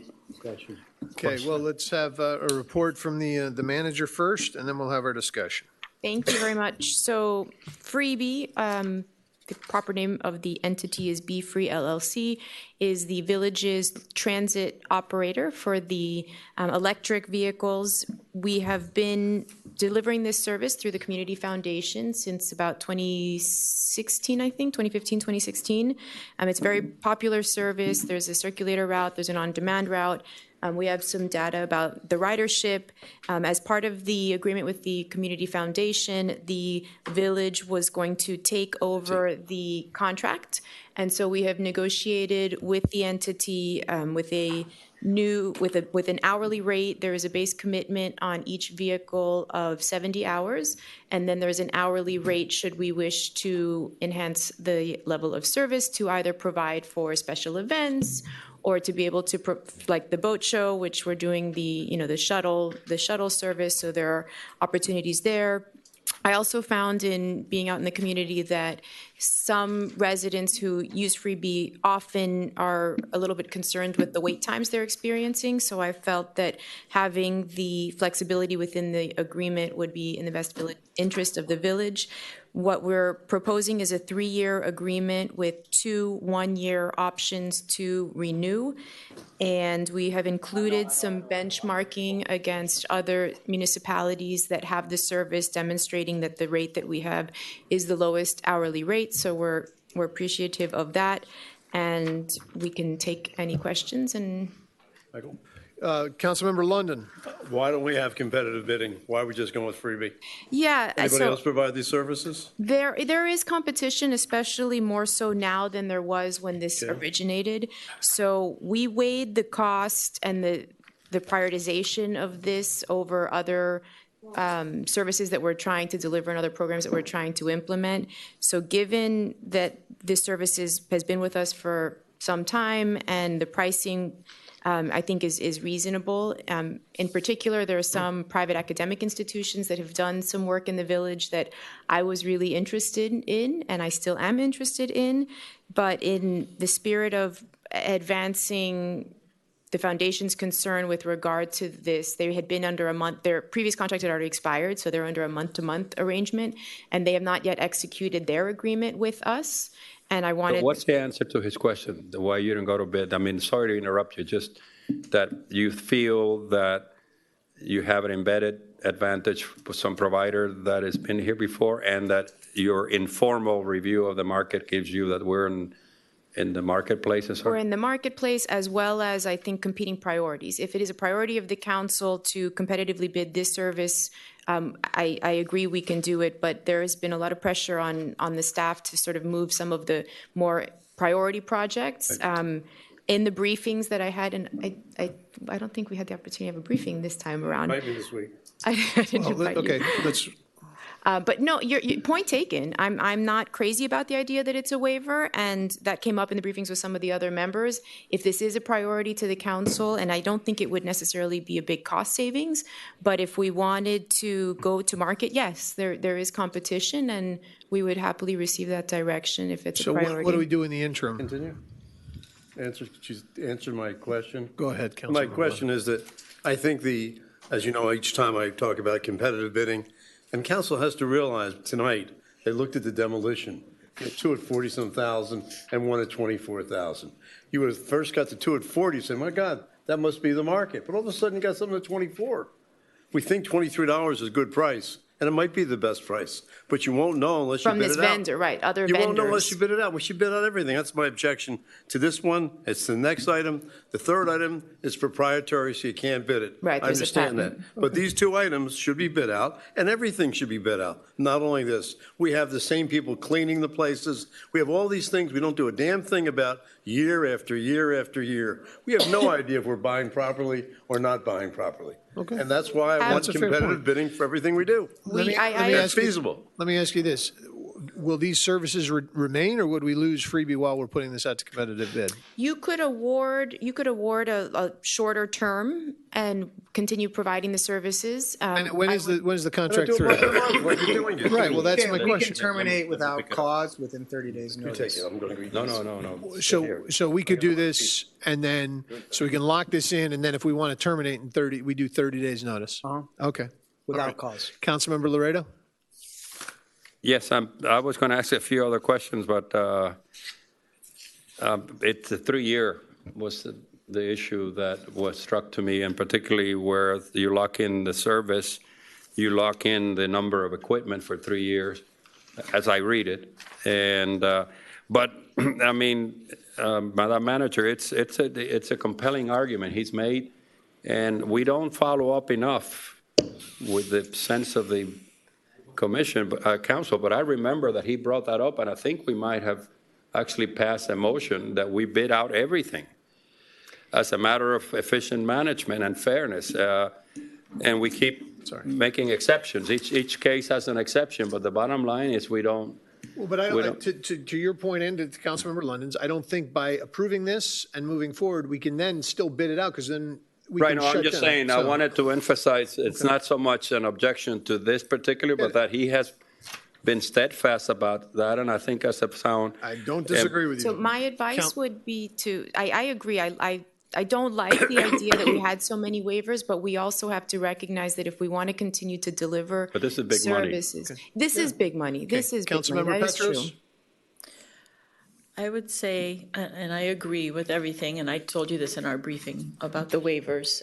However, the one thing that I would bring up that makes, there's always something unique, but this was being managed by the Community Foundation, and in order to continue to provide service, I think there's an element, whether it's month to month or doing a one-year contract, I don't like the appearance of the 3 years, because I also think that means then we can just sort of forget about it. So I think that if we were to shorten this, even if there's no financial obligation, if we terminate it, then we should be able to do it for 1 year and not 3 years, and then put it out to bid. Okay, I have a point on that. Councilmember McCormick? Two things. One, I'm not a huge fan of signing a 3-year deal saying that, well, we could bid it out at any time and we can cancel without a penalty. I just think that as a village, we want to do business a little bit more upfront and honest with people. If we sign a 3-year contract, we should be thinking that we want to do it. So if your interest is to continue with them until we bid it out, we should be honest about that and do that, and not just say, well, we can cancel. That's my first thought. My second was I wanted to ask the manager if there was a reason why, other than the foundation, what is the process that you go through when you're bidding it out, and what, how are things getting balanced? Is there another reason that this hasn't been bidded out? Yeah, I think at the end of the day, it is, we need to answer the question, what kind of community do we want to be? And the feedback I'm getting from all of you and from the community as I've been out more, and I thank you guys for the advice to, get out of the office a bit more, and I've been doing that. We're a community of excellence. We demand excellence, we deserve excellence, we pay for excellence, and in going through our work process, following the rules that we have in place now, it's difficult for us to deliver at the pace that is expected, and we want to be able to deliver faster. And there are some instances, and you can see in tonight's agenda, the majority, 80-90% of what we've done, we have competitively bid, but there have been times when I have been convinced, and I do believe that it is in the best interest of the village, on this case in particular, to not disrupt the service.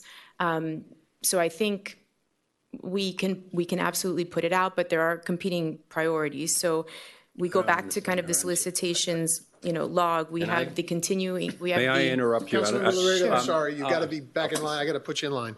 Council. Finish your I'm sentence. sorry. I'm Finish your sorry. I sentence. just didn't know. I was looking for the answer to her question. Okay, Council. I'm sorry, Manager. I see. You're under competing priorities. So is what you're saying. competing Councilmember Lund. priorities, right. So, for example, the stormwater program that we're trying to do, the FA for the bond, we're trying to do the website, we're trying to do the beach and lake park improvements. There's the Fernwood parking, the community center. There are many projects, the demo for Harbor Drive. So there are a lot of, we're moving a lot of projects. And if it is a priority of this council if the directive is to competitively bid everything, we will do that. And my advice would be that you need to be aware that would impact our ability to deliver the service as quickly as we would like to. No. You don't get to go. Councilmember Segarola's in line. Go, Councilmember Segarola. I agree with Councilmember London and Councilmember McCormick. I think we do need to change the way we operate, bid out as much as humanly possible.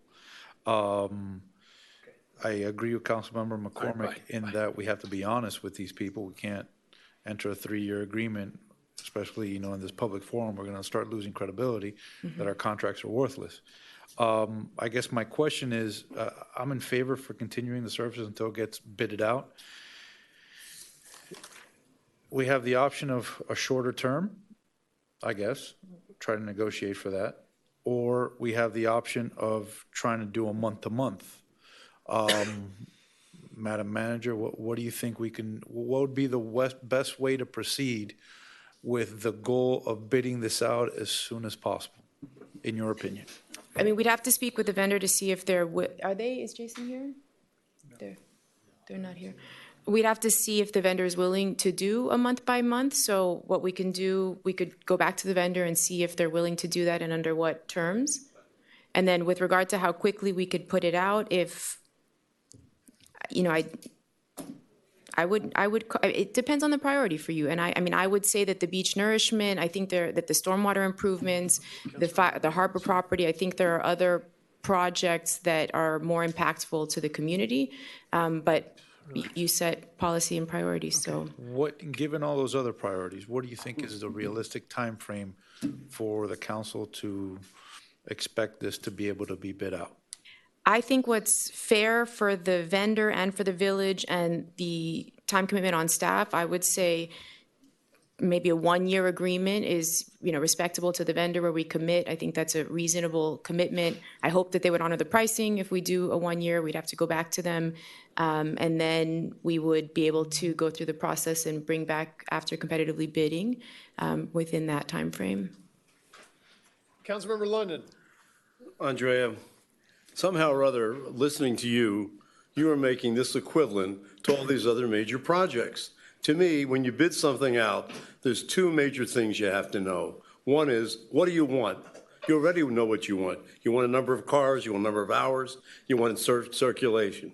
And number 2 is, who is qualified or who provides those services? And obviously, you say you do know those things. So how can this possibly take any kind of time or any kind of priorities compared to anything else? I think you're blowing it totally out of proportion. I think it'd be done quickly, done clerically, and we should have an answer very quickly. Also, excuse me, if in fact Melissa is still contracting for this thing on a month-to-month basis, why do we have to interfere with it until we bid it out?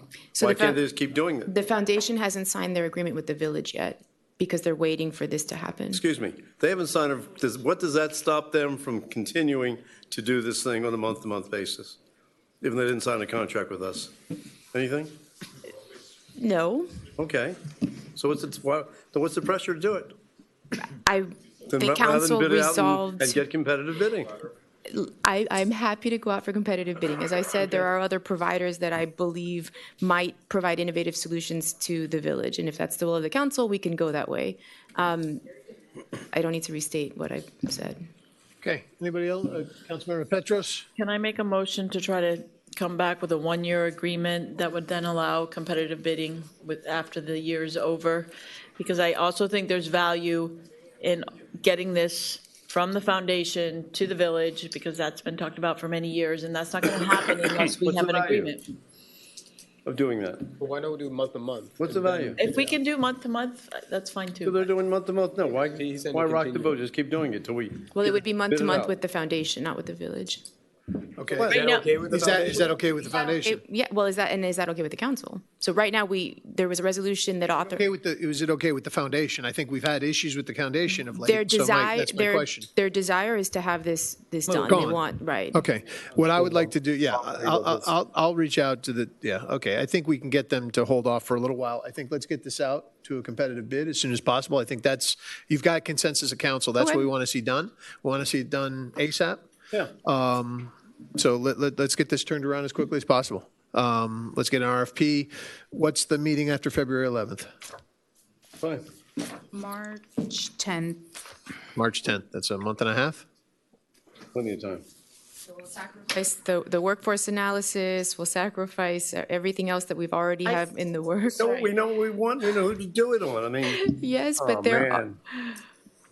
Can you maybe explain that, like what it is that, because I feel like there's a disconnect here, Yeah, and what there it is. is that you're up against to competitively bid it. And I know that there are rules and there are procedures that we can't just open, well, I was going to say the yellow pages, but we can't just go on the internet and find 3 different providers and call them up and ask them what it would cost. So what is it that you feel is what is the process, I think is what. so right now, we've been working closely with Chad and his team to be able to standardize some of our boilerplate templates. So the contract, the front-end documents, the back-end documents, the forms, we've made a lot of progress, but we have not finalized everything. So once we're able to finalize all of the standard documents and the standard agreements, it's plug and play, and you'll see things moving much more quickly, because at that point, we'll have our front-end documents, our back-end documents. Staff will simply be able to drop in the scope,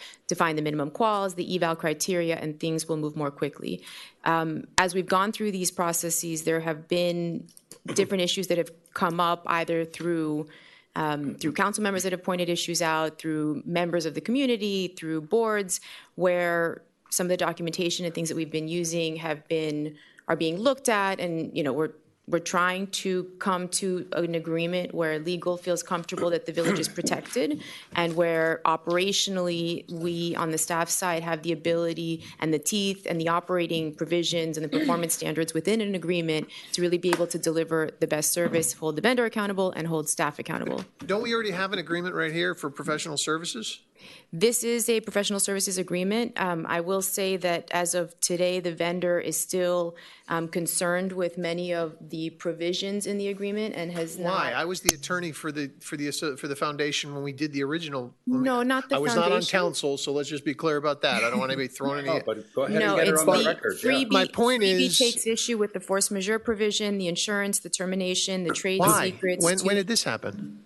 Freebie, not the foundation. I understand. So When Freebie did this has a happen? new attorney. So Freebie has a new lawyer who has now added certain provisions that deviate from our standard. That much more the support of this. Yeah, exactly. But when we typically work with cities, when I submit to cities, they say, this is our contract. Right. If you don't like it, Tell us now. tell us now. Yeah, or forever hold because your somebody peace. else will take it. I agree. And everybody just says, Yeah, and Freebie okay. was, when I worked on that contract, Freebie was, okay, it was a very fair. agree. Yes.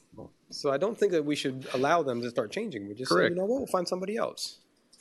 Well, I think it is definitely clear. We're putting it out to Let's bid. be clear to Freebie. We're not unhappy with the services that have been provided by Freebie. I think they've done an excellent job. It's one of the great additions to this community in the past few years. I want to be clear about that. But to Councilmember London's point, we have an obligation as a council to be finding out if there are equivalent or better value for us at the same level of service or better. So I think that's the point here. But I guess that I'm a little confused because you're talking about how we need to streamline in the agreement process, but you already have a professional services agreement that's ready to go, and you have the scope of services ready to go. I mean, so I kind of feel like to Councilmember London's point again, and I'm going to agree with him way more than I like to. This seems like something it's almost ready to just put out in an RFP and let's go. We'll do it. So Yeah, I thank you, because I sort of support what you're saying, and forgive me for interrupting supporting you. me, this is getting crazy here tonight. Vice Mayor. No, I have my strategic vision, and I support that, which is, forgive me for interrupting your question before, but I've never, in my tenure here, been able to get you not to answer questions. The answers were so convoluted that I couldn't understand what you were answering. I think that's Perhaps why you can I'm glad. ask again so I Let can me take a let me second just phone. finish. Okay. That is why I'm glad you brought up. I think there's a gap. Maybe we can resolve it at the retreat. You're sort of, I feel something, and it's not clear that you're not sewer and water, and the questions are precise, and then it's like, but we also have to follow that we have to have, competitive bidding, and he's already made a motion. I'm sure that it's in the record 1 or 2 times ago, and this is a substantial amount. Let me tell you, this is a great up. To your point, that's why I agree with you. This is the best. They brought me here today. The best thing that's happened to Key Biscayne. I think it helps alleviate a very serious problem that our policemen have with crazy golf carts. Because some of the people, this is another alternative. So it's hard to discuss this in public. Good administration versus tarnishing the company. But I think the solution is simple: extend it with the terms as they are, not like the mayor said. Not if they got a bright new lawyer, well then we accelerate, and we have to, with your communications person, explain to people that we are also in the business of saving their taxpayers' money. Right. Okay. And so the motion would be what, to extend or just through the foundation? For the I don't know if they're actually month or to authorize month. you to do it. Can I make a motion Just to authorize? table the motion. No, but to authorize the mayor to approach a foundation about if they can give us a bridge. They'll be happy to do it. I'll talk. I'm happy to do that. But Councilmember Petros wanted to make a point, and then we can be happy vote to on do stuff. that. I just wanted to make sure I understood. When we, as a body, request an RFP, it sounds like it's a burden on your staff as far as time. Is there sort of a general time that we've committed you to every time we make these requests? And what is that general amount of time? So there are Florida statutes that speak to the length of time solicitations need to be out for certain projects, larger projects like construction projects. I'm sorry, I meant the Man time hours. that your Yes. staff has to dedicate when we say, please take this out to bid. Like this one. How many hours is a clerk going to have to do to put this out? 5 to 10, depending on the complexity of the project. 5 to 10 hours? 5 to 10. Not just to put it out, you want to know the whole process, right? So yeah, if we five. make this request of you, because you said that would mean that there were other things that you couldn't attend to because the plate's full, so to speak. And I just want to understand when we make these requests, how much time we're taking so that I understand what you're subtracting, basically, because I don't understand that part of it. 5 to 10 hours to prepare the documentation, put it out on the street. Let's say we leave it out for 3-4 weeks. We get the proposals back. We have to QC, look for quality control, ensure that the proposals, so on the last solicitation we put out, we got 9 proposals back. So we need to review the proposals to make sure that they meet the minimum qualifications. There is an evaluation panel that is assigned. They review the proposals. The meetings to review the proposals are Sorry, typically. I'm going to cut you off. Can you just give me a time on each of those steps, like 5 to 10 hours to just put a the ballpark, RFP yeah. together? Right. Okay, Let's say so we then you leave it get- out for a month. Okay, whatever time. When those proposals come back in, Right. how long does it Say generally take? Say a day to Per QC. each? No, per the solicitation. So if we get 9 proposals, you could review, you could In QC one the day. package in Okay, a day. so that's a day. Right. So then the evaluation panel, so a combination of residents, subject matter experts, staff, will convene for a meeting to rank and Okay. score the proposals. How long is that? The longest we've seen, I think, for the engineering, you might get a half day, so Okay, say so 4 it's a day. hours. We're talking about, so far, we're talking 2 days. Okay. Okay.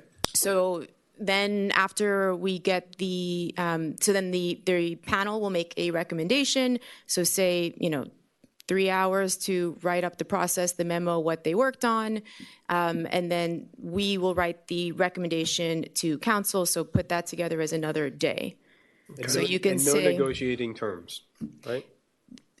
You have been doing ideally, that. you present the contract in the solicitation, and then you ask for folks to either challenge or point out anything they don't agree to. And by I would just say submitting, no negotiation. This is our terms, that's it. Okay, because but that so takes we're time, talking right? about 3.5 total work days. right? So in any given month, like if you have 5 days in a, if you have 5 days The printer in a gets week, jammed. each of the solicitations, assuming there's no, if that was just the only, all energy was dedicated to that, that's 3.5 the days. process time. Okay. How many RFPs do we expect to be putting out in the next month and a half? I have over 100 on my plate. 100 RFPs? We have a lot of services that we haven't but put let out. let me just, as you said about, we set policy and Yes. said, okay, there is nothing just that touches citizens. We're sophisticated, talking about infrastructure projects that down the road, that touches their life tonight, tomorrow, the day after, police, fire, freebie. Transit, right. Right, so you got to put this as a priority from a point of view of citizens. This cannot be thrown into, quote, infrastructure things that are complicated and very serious, with something we're going to have to discuss hopefully later on today. But the priority is that this is a good service, people love it, and it can help us with our other problems that we have with golf carts. So it should go right up to your priority thing. Which it has. as Right, of just tonight. like cleaning up parks and the people think and touch. Right. And that's been always the spirit of this council.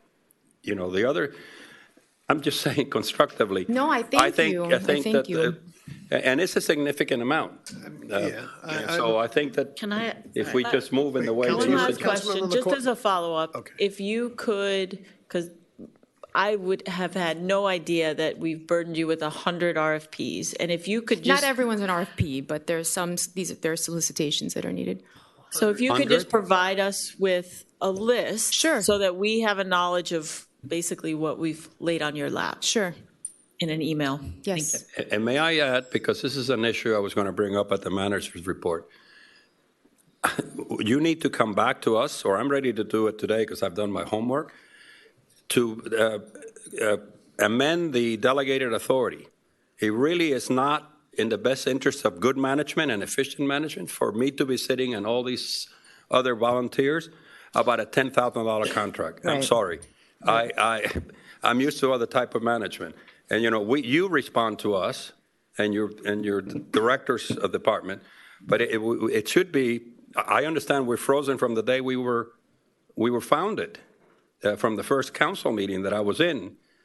It's just inflation alone. I think we need to delegate her authority to contract people out. Otherwise, talk about micromanaging. I mean, there's a thing here for $5,000. Right.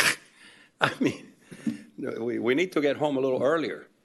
Is that something you want now? Yeah, Is it it's something that we absolutely want. Chad and I have been talking about. what is the amendments. number? What is the number now? 10,000? Right now, so 2,500 to 10,000 requires a competitive sealed bid, which puts the number into the hundreds.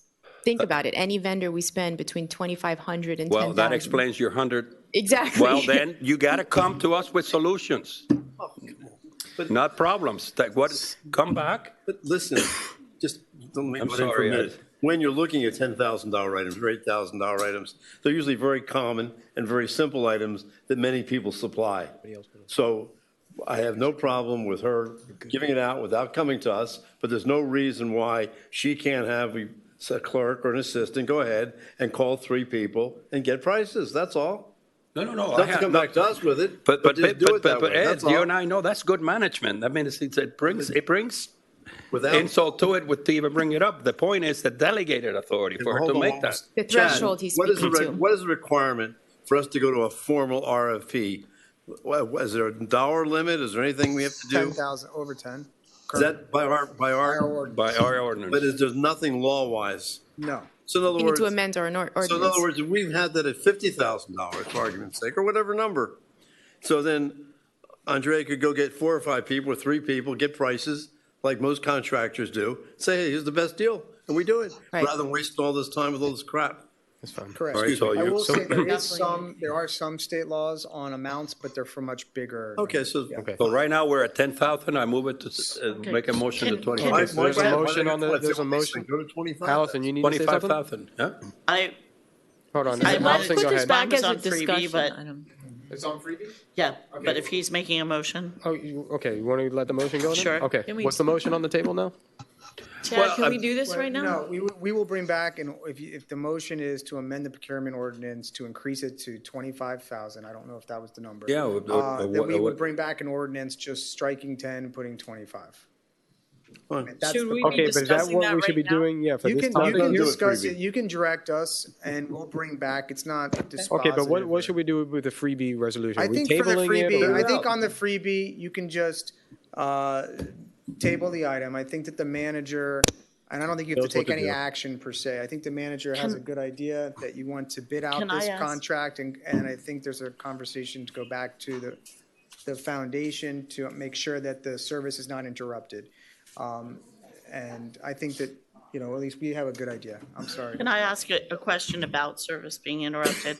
I remember the last time that when we switched from Key Ride to Freebie, at that point, I think there were 3 companies that did this. One was like in Aspen, Lucho had, remember, he went and came back and told us about them. And the other, I don't know where it was. And Freebie was the one that used the advertising that we have, which is why their price was low.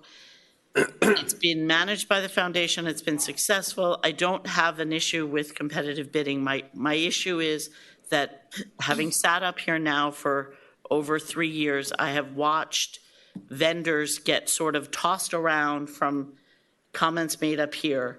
And I want to make sure that whatever action we take tonight with regard to this freebie contract preserves that relationship, because if it does turn out that not much has changed in the marketplace since the last time bids were solicited or shopped around, however, whatever the procedure is that the foundation does, I mean, Freebie has done right by us. They've provided a good service. We love them. I do want to make sure that their service continues even during this process. I don't know that are they actually month to month, or has their contract expired? Like, are they okay with continuing in this limbo situation? And is it okay with the foundation? Like, is there a need for action to be taken tonight, even if it's a short-term type of thing, to preserve the relationship if indeed it turns out that they're the vendor we want to continue to work with? We'd have to discuss with the foundation. Okay. So No, on my motion, which is the sense of the, right now, before we concur, is 25,000 a good number, or I would suggest a little bit higher, and I would also. okay, so what is it, 30,000? I would say 30,000, I think. 30,000 it And I is. would also say that for facilities work, for the routine maintenance, we have a lot of issues in this 30,000. facility, in the community center, that I think a higher number would make sense. That is common practice. We actually, I don't think I have Well, it with let's me. just cross one bridge at a time. Okay, so I think For the 30. delegated authority amendment, as per my motion, we go from 10 to 30. There you go. Does that make you efficient? That will definitely Thank help you. us. Okay, but that's not the motion for the freebie. So- is No, it? I know, but we had a sense of, Okay, what's the motion on the table right So now for the freebie? I don't think To table it? I don't think you need to take any action. we understand the council. You guys want to bid out this contract. We're going to approach the foundation to make sure there's not an interruption in service. And we will Who's report gonna, back to you. okay, you guys are gonna go to Frida, you're not gonna go to the foundation. I wanted to stay No, out no, of no. it. So No, I have no problem staying out of it. so that you don't. Yeah, I think that Andrea Then you'll have to vote aligned later. with the foundation and on this issue, and we can move on. As far as going forward, if, you know, you don't need a formal motion. If you want to do it, it's fine. But if it's the consensus of council for us to bring an ordinance forward to change the purchasing limit to $30,000 instead of 10, we'll bring that forward. You prefer a motion? I'll make a motion. I don't need a motion. Okay, then, can we just get it Hold on, done? hold on, guys, hold on. One thing, Councilman Laredo, I would like some input on what the level is in other communities before we just randomly come up with a number. We do have a table that I can circulate with, And along with this law. I have done my homework, and we are on the low end. Correct. Okay, At 30,000, we're on the low end. okay. At Some go up as high 10,000, as we are 100. in the 19th century, Yes, and makes for a very inefficient management. thank you. Was that motion seconded? Second, third. All those in favor? Aye. Opposed? Motion carries. Thank you. For time certain, the manager's report, and I believe that there's someone here for a presentation as well. Village manager's report, ongoing project update. Yes, thank you. So our ongoing project update, we have some very special guest presenters. I can start with them. So we have two folks that will be speaking tonight. We have Dr. Elena Solo Gabriel from the University of Miami, the engineering school, who has been working with the village on our water quality testing. And we also have Chip here from Beach Raker, which is our beach management company. So the research and the practical application, both folks and the team in the village, we've been working together, and they've had a call recently. So the research as it exists and how it's being applied. So we're happy to be able to be here tonight, and we'll give a presentation, and then we'll be happy to answer any questions. And also in my report, I can give an update on the Army Corps project as well. So, please. Okay. Well, thank you for the opportunity to be here, and I'll be talking about the bacteria at Key Biscayne Beach, trying to understand the sources of them. The bacteria that we're measuring is called enterococci. That's the bacteria that the Miami-Dade Department of Health uses to issue advisories. And during the presentation, I will be joined by two students, Afifa Abdul Ghani and Peter Sawal, both graduate students, and myself, I'm faculty from University of Miami. I also want to give credit to Drs. Mary Beth Gidley and Dr. Cristina Galliano. They work at the NOAA lab here on the Key, and they are experts in microbial source tracking, which is using DNA to track organisms. And they've been very kind to allow Afifa, to train Afifa and Peter, and allow them to work in their laboratory to run the analysis. So the beach monitoring by the Florida Department of Health occurs in waist-deep water over at the Beach Club for Key Biscayne Beach. And the way they determine whether or not a beach would be opened or closed or an advisory issued would be based on measurements of bacteria in the water. If the number of bacteria are greater than 71 CFU, which stands for colony forming units, per 100 mils, then an advisory would be issued. And the way they go about measuring these colonies is they take 100 milliliters of water, they put it through a filter. That filter is then put on agar media, and then over 24 hours, that one bacteria that fell on that filter will multiply to a colony of 1 million that you can see is a blue spot. So if you see more than 71 blue spots on the filter, then the beach advisory would be issued. And so an example of the slide is illustrated in the graphic there. So in trying to understand where the bacteria may be coming from, we separated the potential sources into three. We identified source 1 as seaweed and sand, 2 as animal, which are dogs and gulls, and human sources. And we also did a statistical analysis and also physical modeling of the Central District Wastewater Treatment Plant. And I'd like to turn it over to Afifa to talk about source 1 and source 2. The reason those are together is because the same sample was used for those analyses. Thank you, Dr. Sela. So I want to talk to you about the methods that are used for collecting for the source 1 and source 2. So when we go out to the beach, we collect physical and chemical measurements. We look at the weather, and we count the human and animal loading on the beach. And we also collect a sample from the water, sediment, and seaweed. And we do break the sample into two, and we look for culturable enteric oxide, and we do process it for MST or the DNA. So for our water sampling locations, we collect a sample from the ankle, we collect a sample from the knee, and we collect a sample from the waist deep water. Again, the waist deep water is where the Florida Department of Health does sample, and that's where the beach advisories, if greater than 71, are given. For sediment and seaweed sampling locations, we collect in the supratidal zone, and the supratidal zone is right above the high tide line.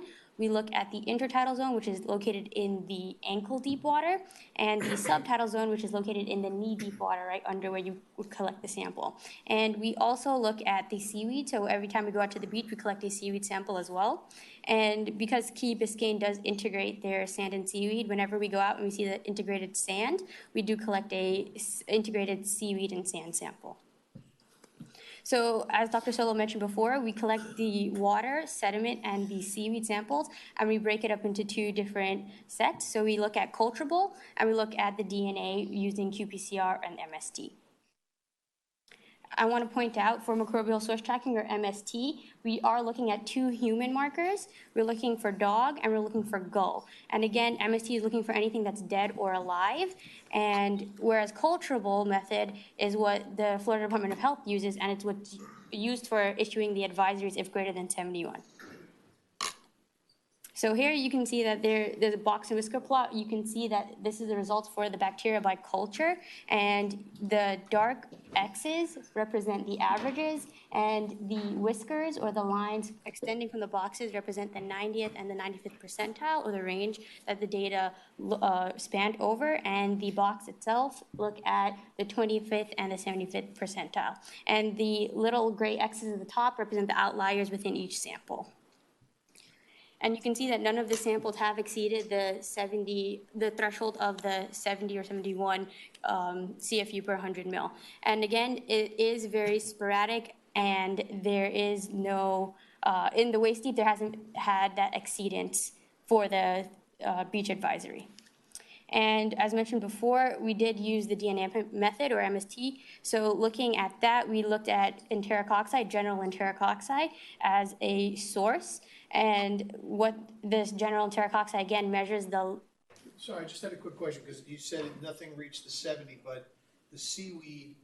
My eyes are shut, I'm sorry. You're above 100. The seaweed is, to the far left, it looks like seaweed's above the 70. I But just then wanted to, the, you're probably going to get to that later. I'm spoiling it all for everybody, but I was just curious. The beach advisories are what's taken in the waist, so that's why I focused more on the Okay. waist. So that's why nothing exceeded the 70 in the waist. Got it. That's where the beach advisory would come from. Got it. Okay.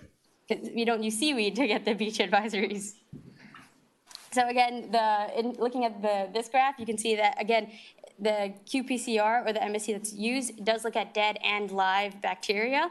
And this graph, it is measuring the same bacteria in terms of what's live, and qPCR, which looks at what's dead and alive. And you can see that there is a dip within the subtidal and intertidal zone, again, which are sand samples that are collected. And this table looks at the culturable results that we collected from March to January. And I want to point out that the MST results that I'm presenting today only cover March, April, and May. And I want to point out that within the waist deep water, we haven't had any exceedance of, every time we've gone out, we haven't had the exceedance of the 70 CFU or greater. But it is noted that from ankle and waist, you can see a gradient in terms of ankle having higher, and then you get decreased bacterial levels as you move into your waist deep water. But on October 14th of last year, it's 2 days after there was a reported spill at the Central District Wastewater Treatment Plant. And you can see that there is a reversal after this spill in terms of the gradient that's being seen in terms of the ankle, knee, and waist. So that gradient that we saw before in terms of higher level of bacteria it found in the ankle is not there after this spill period. But the spill was treated water, correct? Yeah. So it would potentially decrease the organisms that you would see if it leaked into our beaches, right? Potentially, because Yeah, it's treated water, but it still has live bacteria in it. The bacteria that you're testing, the E. coli? Because it's, yeah. Well, it's enterococci. Enterococci, sorry. And in terms of the sediment samples, we looked at the supertidal, intertidal, and subtidal zones. And you kind of see that there is a gradient to be noted here as well. In terms of your supertidal zone has higher levels, and then it decreases as you move more into the beach, into your intertidal and your subtidal zones. And again, we do collect a integrated seaweed and sand sample only when we see that there is an integrated sample. And that also exhibits higher levels compared to the supertidal, because again, that integrated sample is right in between your supertidal and your intertidal zone. And then for the seaweed sample, it is important to note that there are a freshness scale that we kind of developed in terms of fresh seaweed and dry or decomposing seaweed. And to note, the decomposing seaweed and for dry seaweed has magnitude higher of live bacteria that's culturable compared to the fresh or the senescent seaweed. So there are higher bacteria levels in dry and decomposing than in the fresh. Is there a difference between the seaweed and sargassum?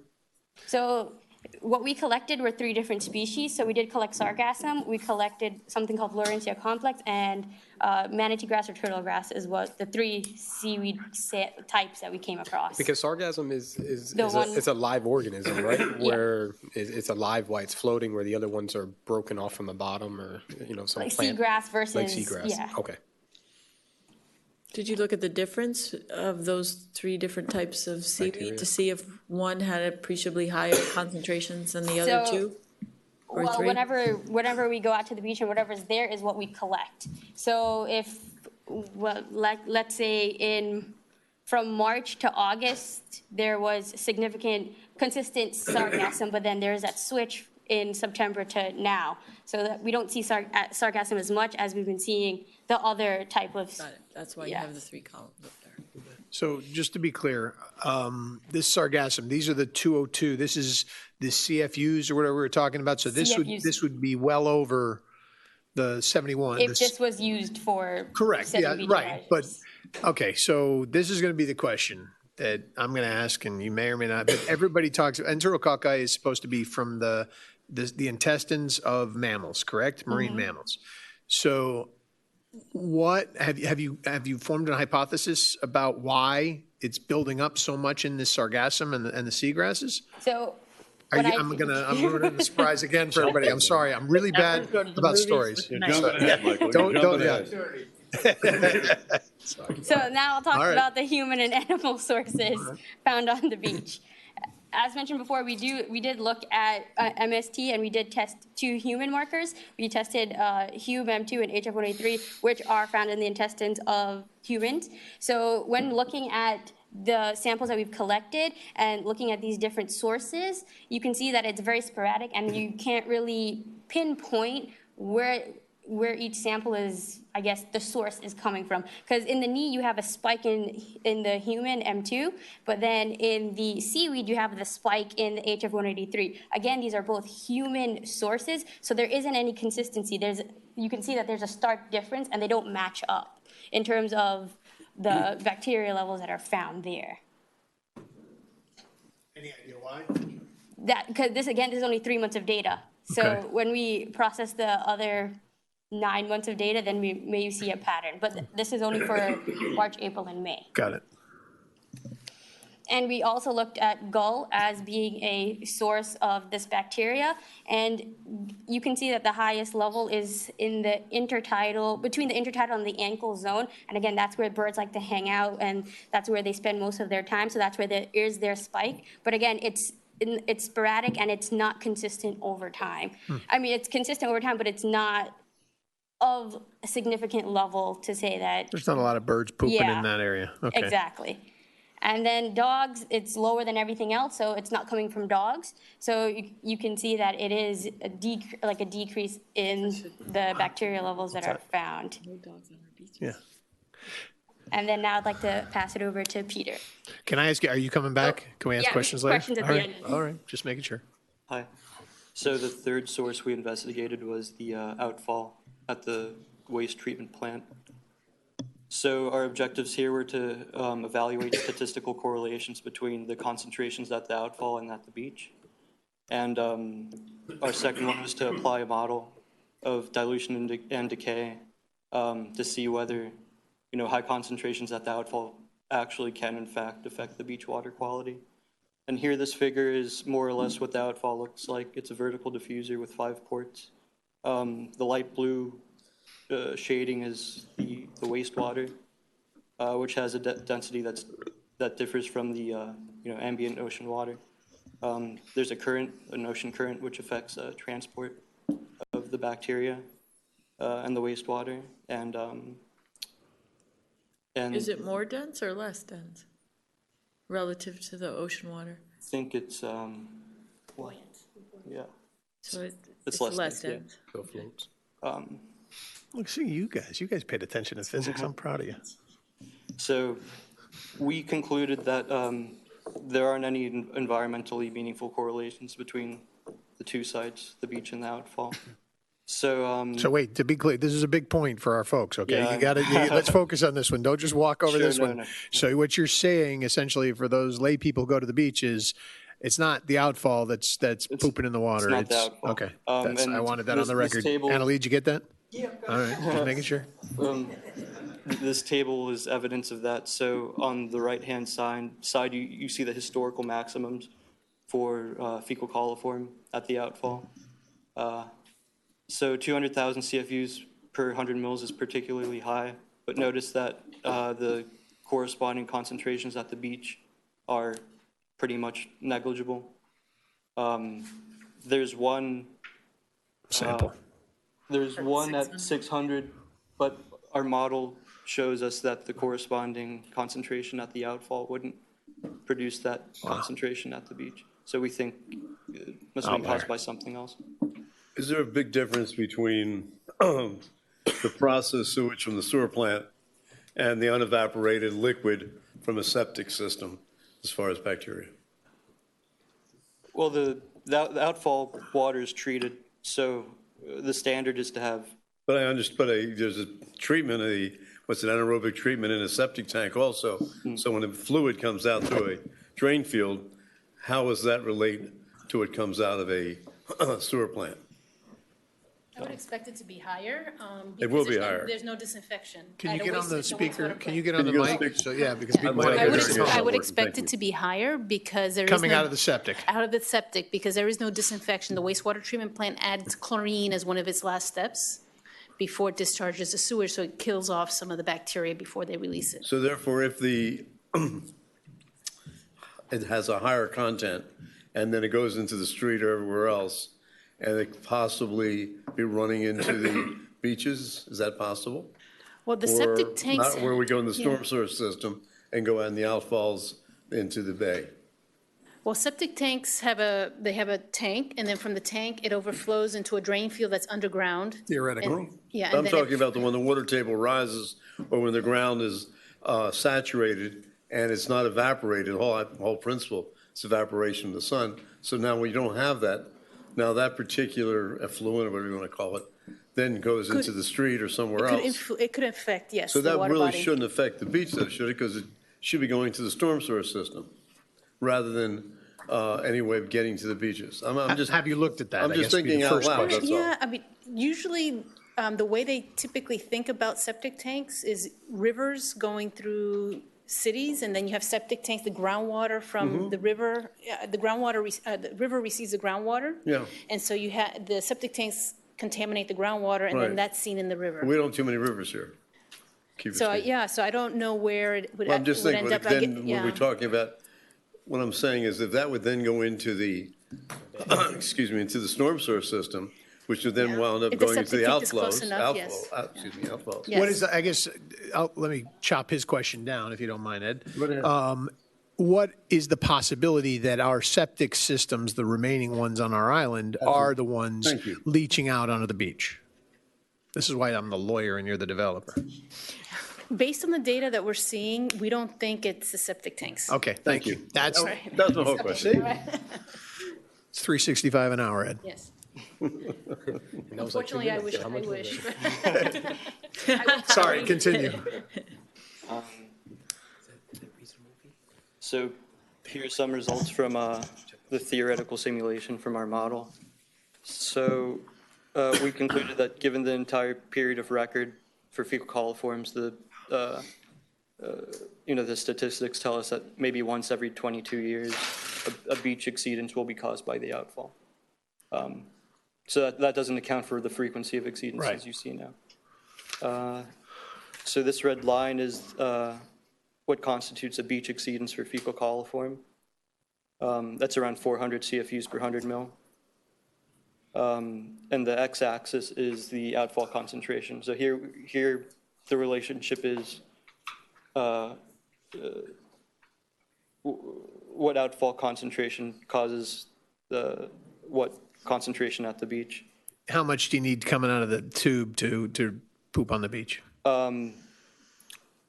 800,000 CFUs per 100, which is it's not in the record. That's It way would have to over be a the- broken system, essentially. Just It would have pumping to it be straight raw out sewage almost. pretty much going into the outfall. So the historical maximum is shown here, and you can see that the concentration at the beach will be below 10 CFUs per mil, which is nowhere near the exceedance threshold. So our preliminary conclusions are that the Central District wastewater plant is not a significant source when operating as designed. And I'll pass it over to you. Why do you qualify by significant with the adjective significant? Is it or is it not a source? It's not a significant source, so the exceedance. You're not a lawyer, is right? not- no. He's a scientist. I'd be somewhere Some else if I credit. was a lawyer. You might be surprised. You might be sitting right there. Citizens in our community who are trying, myself included, struggling with this issue, and and one of the easiest thing is to say there must be something wrong. I'm not defending them because, and so the answer is it's not significant. Right. So if you have a concentration of bacteria in seawater, there are many contributions understand. to it, and we found that the outfall is not a significant. So it's not, let me put it to you, it's not the problem, it's not the source. It's not the problem. Okay, thank you. I think that's the best way to put it. It's not the Right. problem. And so can I ask you another question? Sure, yeah. So where is it coming from? Well, that's Yeah, the we're gonna- spoiler. Oh, okay. We're getting to it. Oh, sorry. That's what I asked before, but I ruined it for everybody. See, it's not just me. So as I presented before, the cultural bacteria does appear to be coming from the seaweed and the sand, because then again, that's where the high bacterial levels have been found. And again, when you have your wave action, that's where, when you have your wave coming up and you pull back in, that's where you can have your bacteria seeping back into your water. And the DNA sources in terms of your MST that we've done, the gull is consistent where birds are found, the gull source is consistent where the birds are found, and the human sources are sporadic. So again, we can't really say what's accounting for that spread, so we just have to, the next steps would be to look at the MST for the rest of the months that we've collected, and also looking at evaluating the integrated sand and seaweed, because those 3 months that we looked at for the MST didn't look at the integrated sand and seaweed samples that we found. So Integrated being when we were burying the sand. Yeah. Okay. Burying the seaweed under the sand. Can I ask you a quick question? Yes. Did you do an analysis between when the seaweed was wet versus having it fully dried? And was there a difference in bacterial count? So then in terms of, I guess we can go back to, so then this is kind of where we developed our own freshness scale. So on the beach, if the water content, because again, we measure water content of the seaweed that we collect. So if the water content was above 0.7 is what we would consider fresh. So that's what's considered wet. So then that's why it has lower levels compared to the water content of the dry or decomposed, which had like 0.002 water content for the dry seaweed. So the that's concentration difference. was actually higher in the dry. Than the wet, yes. Got it. Do you have any idea why that might be? Do you have any thoughts about why that might be happening? Decaying, right? It's decaying. So again, this. So enterococci, because it's decaying, it grows So- even on the plant. When the seaweed is started to decay, the hypothesis, and again, that we're trying to look into is because the seaweed is decaying, it is that perfect environment for the enterococci to live and thrive. And again, you can see that their high bacterial levels was found in the supertidal zone as well. And the supertidal zone is that dry sand, and it's hotter than the intertidal or subtidal. That's why it's that environment for it to thrive in. So, I'm sorry, you were gonna ask a question? My question, I guess, would be, so we're allowing the stuff to sit up there, and Chip, we've talked about this, and I mean, this is one of our issues now. We're gonna start removing the sargassum and the seagrass from the beaches, but by allowing it to sit up there, we're allowing essentially the bacteria to leach back into the water? Is that a theory? Potentially, Yeah, yes. that's it, okay. And would we be able to prove that out over time, by reviewing more data and? Yeah.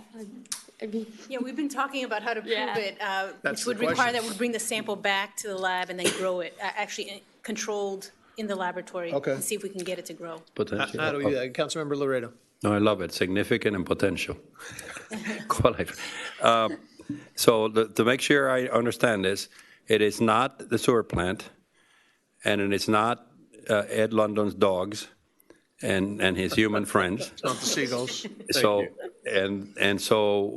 and first, before I go to the third point, and then the period in which we physically saw human or animal things, was it something, a passing thing from the waves, or is it, you know that we had a period of time? But yeah, so I don't think Okay. the MST, to my knowledge. But we there haven't hasn't- seen it since, have we? We haven't. Not to my Not knowledge. to my knowledge, because I used to get bombarded with pictures.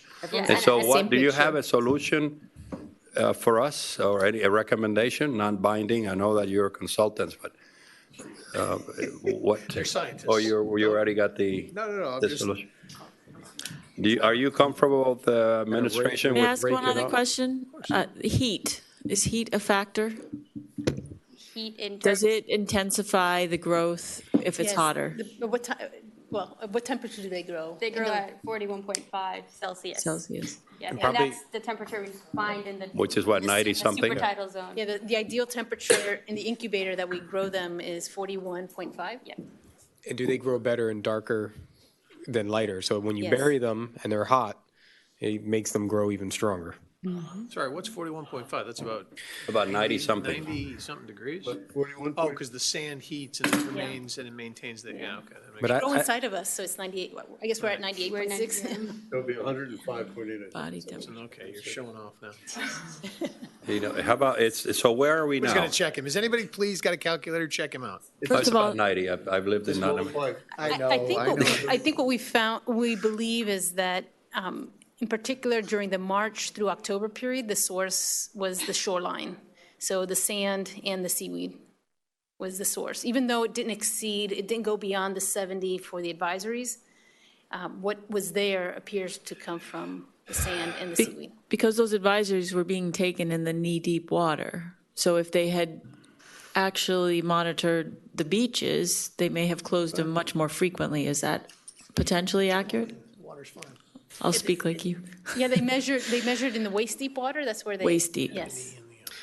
And that's what, and our numbers are consistent with, at the waist-deep are consistent with low level, below the 71. But the shallower waters are much higher, They can be high, yes. And that's They where the were. people go in. right? Vice Mayor?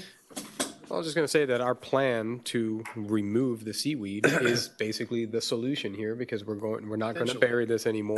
We get rid of it, and then I would think that it would be good maybe to continue testing the water after we do that to see if we see a difference and make sure that it's solved. If it's not, then we keep trying to figure out what it is.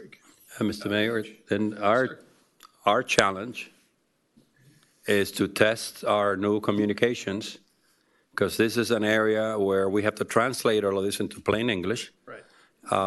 And get, first of all, to overcome misconceptions and, easy targets that come up, when you're frustrated.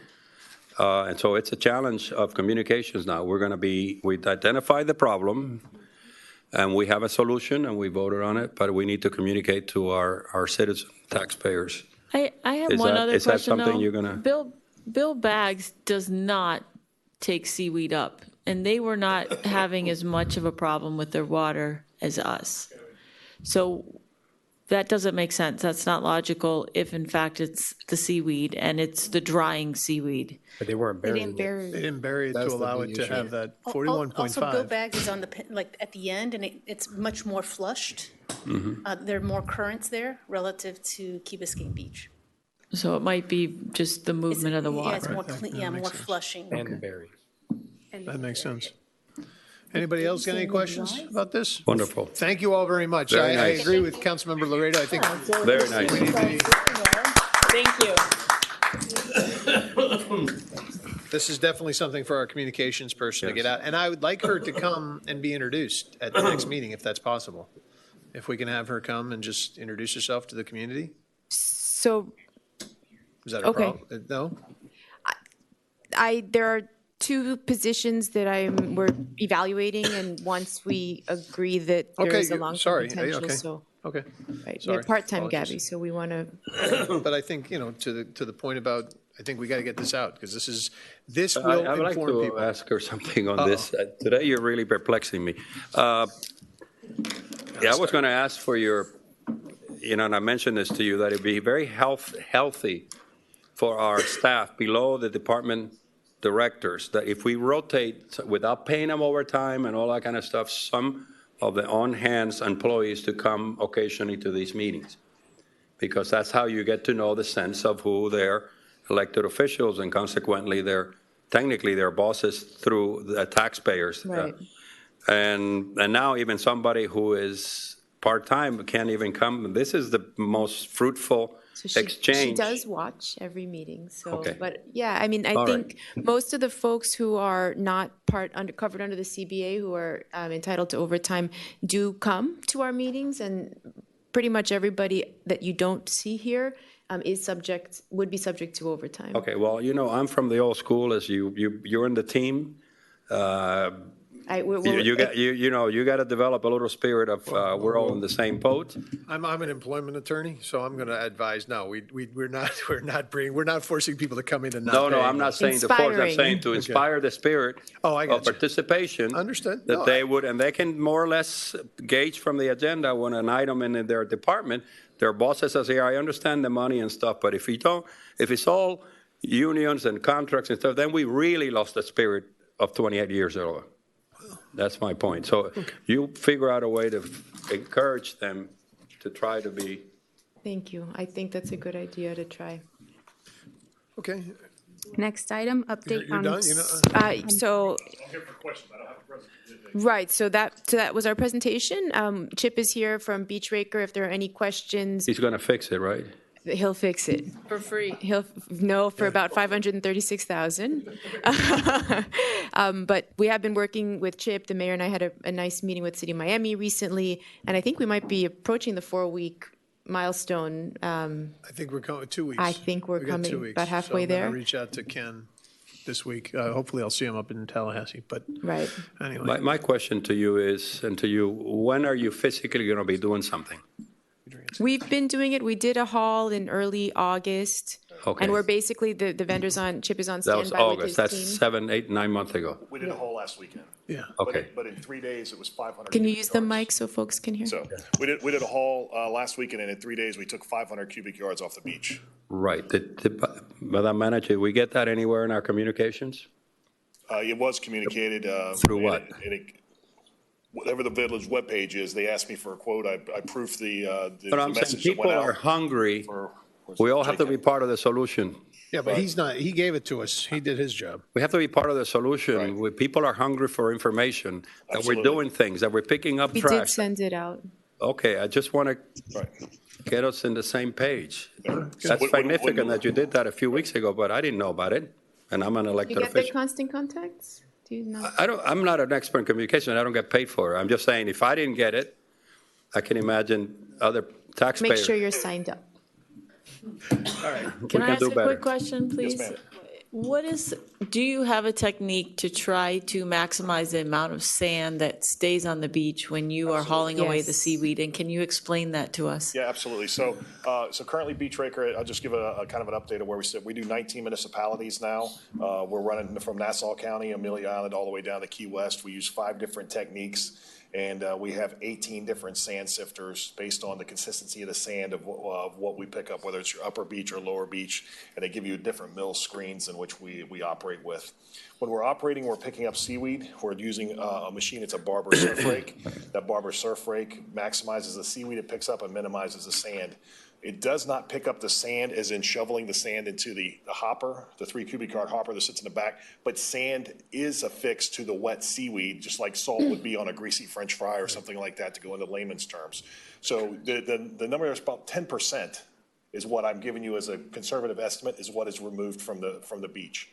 Now, there's different types of methods, and I'm exploring with Mayor Davey and with the city manager, Andrea, trying to figure out ways that we can either keep it here on the key, and if we can basically bring it back after it decomposes. But this may not be an option based on the excellent presentation that Dr. Solo just provided us. We'll have to see what comes from further studies with that. And the benefit to that is that it is within our existing permit. So that's the benefit of that. Exactly. And Crandon Park currently utilizes that same technique now, where they take it just west of the dune and then are allowed to bring that back and reestablish their dune lines with that seaweed once it decomposes. They're bringing the seaweed back, or they're able to capture more of the sand once the seaweed's dry and you can shake it off? So in about 6 weeks, assuming it's turned, the seaweed will essentially turn back into sand. And when you reintegrate it back into the beach, it actually bleaches back out and it will give you a sand component to it. It essentially turns to sand.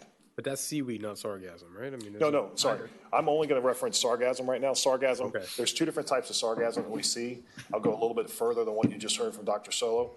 One of those is sargassum nanas, and that comes from the Sargasso Sea. That's what we've traditionally seen, that kind of mid-May through June, all the way into the October. That's what the traditional season has been here. The last few years, we've seen a second species of seaweed, which is flautus, that comes out of the Amazon basin. They think it's because of the deforestation. The nitrates that are running off is creating a fertile environment that's combined with the increased temperature of the ocean that's creating it. Right now, NOAA's tracking it. There's about 5,000 miles of seaweed offshore right now that's basically driving its way towards South Florida as we speak. That's what's created that increase in seaweed each year. 7% higher in 18 over 17, 5% higher 19 over 18. So you can imagine the amount of seaweed that we're seeing coming ashore right now. We're very, very lucky. This is kind of the norm right now. Last weekend was an abnormal event, an outlier, but we're really seeing a kind of our normal season right now, where we have very little seaweed that's coming on shore, but we're anticipating it to heat up and to be another record year this year, probably starting in the mid-March, April timeframe is when we anticipate the seaweed hitting the shore. Good to be a raker. What's that? It's good to be a raker. Raker likes By the equipment likes 5% days every off. year coming in is awesome. So, yeah. That's very God. Only if the contracts increased 5% every year. Yeah, it's true. Get more work. But we're working diligently. We're looking into different solutions, whether it's different types of composting, biofuels, or just simply going to the trash dumps. We're using all the different methods that we can possibly utilize in order to be a cost-effective solution. And we're working with ideas, basically this side of the Rickenbacker, to see where we can store the seaweed. Did I understand you correctly that when it decomposes, it doesn't have to be composted, it would actually turn back into sand that we could put back on our beaches? So, yes. Eventually. It essentially turns back into sand. How long does that take? If it's properly dried, it takes somewhere between about 6 and 8 weeks in order to break this thing down almost in its entirety. But this is continuing to turn and get the moisture and everything out of it, and before it starts really breaking down. I mean, you got to have a significant site in order to be able to do this. I get it. Is that what you're working? Yeah, that's what I'm working on now. Just a quick little thing. In the one of the vision board meetings that we had, Coastal Systems gave a presentation, and there's technology that they're working on. I'm not sure if it's ready yet, but there's actually studies out there where they have these things that go out in the ocean as it comes in, and it actually pushes the sargassum down, and supposedly once you put the sargassum underwater, it actually will sink. So they're actually pushing it down before it even gets to shore. Well, I mean, it might be ways to the look at it. difficulty is that it's actually doing that. If you look on naturally, if you look on the basically the northern end of the village and in between basically Crandon Park and where out in front of like Commodore East, it's where that's settling. A lot of that is where it comes ashore, dries, and then is pulled back out and sits there. That creates that black silt at the bottom of the ocean, and it also creates, when it comes back ashore, that coffee in the front. I would not recommend. It's not good. It's going to make its way up to the shore. It's going to make its way up to the shore, but underwater. It makes its way up to shore in a coffee ground, and I can't handle it. Like there's not a machine I have that I can basically strain out. And if you remember last year when in the time that Dr. Silla was just talking about with our data, that May, June, July timeframe, if you remember, or August when it was the worst, that's when that seaweed, we had feet of it sitting offshore there. But if you remember, the next 10 or 15 yards of water was actually a very brown, black water content. It was nasty. But that's that coffee ground, and that's coming from that sediment that's at the bottom there where it just sits. You know, I mean, I guess if they could do that 100 yards or 100 miles offshore, that would be phenomenal. But the last question that I deal with all my municipalities is who owns the seaweed when it's out at sea? You know, because where's it going? Who wants to pay for that? Yeah. So, anybody else? I just wanted, oh, no, I'm fine with it. All right. Thank you, sir. Thank you, sir. Thanks, guys. Thank you. I just had since it is under the managers, very briefly, because it may be something, but in an effort to respond to the citizens' input of the whole issue of maintenance and following up, you know, other citizens have stepped in and fixed our entry signs, and thank you for reacting. But there is a culture we have to turn around about proactive kind of management in our staff. And I'm not going to go into that discussion now, but perhaps we can put it on the next agenda, and including particularly the whole thing of this, I can't pronounce it, horticulturist, and what they're doing and what is the landscape contractor is supposed to have been doing and not doing. Well, because what she's echoing, and I know that sometimes we joke with her, but she is the most on the spot, working, showing and taking pictures of seriously lacks of maintenance that we have in this village. He is actually a great asset to our community. And it's a problem. I'm having it with some things, and with citizens, you know, come, you know, we had at the village of Key Biscayne sign forever with the Key Biscayne sign covered, and nobody noticed it. Why doesn't an elected official, or as you noticed, finally this week they redid it, and you can actually see. Yeah. But I mean, these are. I know that you think, well, that's kind of petty. No, but it's symbolic of the fact that we don't have a culture of caring, particularly after we make substantial amounts of investments and then they deteriorate, and that there are people who are getting paid well, that are including outside contractors, who their job description or obligations are to do some of the things that are not being done, and now we're spending additional money because we're going to get somebody to do what that person is doing, which is basically to be. So I think I wanted to, and respect to her, because she echoes a lot more people than just her. She's the only one who devotes the time to come here, and bless you for that. And Ed's there too. Yeah. That's about, perhaps we can put it as a discussion item and review the idea of, because one of the things that happens, and it's my fault as well, is we decide at the end as we're tired, and I thought I voted reluctantly because of the salary was $50,000. That already is very high for me, that particular position is part-time, $50,000. So when I find out, I almost choked. But to your point, I'm just going to, I had asked Ceci, I was going to put this on the agenda for next meeting. She's going to come back and do a beautification report from the board, because I think that's one of the things we've been talking about is we want to do these boards. So we've been having conversations, to your point, and I wanted her to come back and give us a presentation of where they are, what they're doing. But that was actually one of the things I wanted to talk about was, you know, I brought up the communications, but we do have a new horticulturist, and I thought she was here tonight. I thought I saw Ariel in the audience. But I thought, you know, these are, I want us to get to know who our staff is, so that they know who we are and we know who they are, and the people in the community see them up and they say, oh, that's who that is, and that's great. And for some of our citizens who are not here but see us, they have to understand that what they seem to be too long a meeting, it's just because under the law, we cannot speak to each other. I mean, and under the sunshine law, so it takes, for us to get a consensus and to learn from each other, we actually have to bring it up. But this thing is, this whole thing, and I know that the manager is working on it, but we've still got a long way to go. And she echoes that, and the whole issue of that contract that you mentioned, I'd like to be able to discuss it in that presentation, or at least if you put it We'll up. put it on, we'll put it on as a And- discussion. Thank you. Today, actually, Vice Mayor Moss has an item on precisely this. Perfect. So it'll On come what? up on these maintenance standards and procedures. All right, We think like. your next, or do you So have any more next- comments? so- No, hold on. Well, I just Councilmember. want to make sure that you're going to give us a report about the Army Corps feasibility study status. Yes. Because we're basically halfway done, time-wise, because it should be done by April, It got correct? Pushed. No, so remember at the March. last April, update, August. April was pushed By back to Army August. Corps, not by us. By the Like, Army Corps, we should have our correct. report. Oh, right, yeah, Nothing should have changed with our report. We're not looking to extend the time of our report. So I'll give the update and I'll Okay. address that. So there Where's were that? 2 data sets that were pending. We got the data from FEMA. We're thankful for that.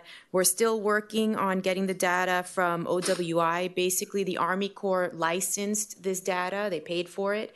And so Chad and I have been working on, there's a confidentiality agreement that they need our engineers to sign off on, that they won't share the data that was paid for. So we're halfway getting the data that we need. We are aware of the Army Corps project manager making a request through their official channels for additional funding, which is positive step. We don't know yet what the outcome of that request is. The project plan, so to your point, Councilmember Petros, originally their milestone was April, then April became August. Now they've shifted their schedule from August to October. So I think the issue that we're having with the data, they're experiencing the same challenges. So it does impact our timeline, because if we don't get that second part of the data set, we can't run the actual model. So it has impacted our timeline. So that I understand, we've hired an independent consultant, obviously Moffett and Nichols, and they are dependent on data from the Army Corps that they can't get in order to complete their study? That we have not been able to get yet, correct? So what are they getting paid for in the interim? Only for work they do, so they're not, their payment schedule goes with the work done. It's Can not like a we- flat fee or anything. Can we find out, because one thing I personally would not want to do is to basically, as the Army Corps extends their timeline, I don't want to just naturally extend our timeline. I want to get it done as quickly as possible, because I think the quicker we get this information to the Army Corps, if we've committed our funds to it, 100%. the better off we are. So I if you agree. could give that message back to our consultant so Yes. that we stay as close to our timeline as possible. To be clear, who's trying to get the data from the Army Corps? Is it our consultants or So us? it's all of us. It's me, it's Spencer, it's Tim and his firm, it's Chad through legal. We're hitting it from all sides. I'm sorry? I mean, yeah, That's where we have to go to politicians. Yeah, so the issue is, and we've asked them, is that this company OWI, which collects the data, they have an agreement with the Army Corps of Engineers, which has a confidentiality provision in it. Okay. We've asked to see, they want us to abide by that confidentiality provision. We'd like to see it. Makes sense. Because, you know, That's easy enough, that takes an hour. we've asked them twice for the agreement, so we haven't received it. Okay, so is there a political, the Vice Mayor just made the point, can we put political pressure on this? I mean, that's, Well, this happened yesterday, Okay, so all I right. think Fair that, enough. you know, give them a second to, you know, we're working through it with them. okay. Yeah, Should've but gotten her it to you point, which is before. more central to me, her point is, and I hope you stay on this, please, you have delegated authority, is make sure we don't have expenditures that are being, Of course, Okay. right. Not just expenditures, But I know. We want results. this Wanna be study ready when done. we need I to mean, be. yes. the whole idea was that we expended money to get this done independently. Now it sounds like we're not so independent, that we're dependent on their data, which I don't fully Which was, understand. right, it was definitely not presented that way when we met with them, so this So was I a don't know curveball. why that's the case. Maybe we could find out why we have to use their data if we're doing this independent. Welcome to the Does world it of increase our? consultants. Yeah, I would be Welcome to the world curious of if it's a move to make it more difficult for us, or if it's a step towards we're kind of included. It may be that helps increase our chances of success if we're using the same data as the Army Corps. I don't know the answer to that, But let's get to the bottom of this ASAP. I think I do think it's important,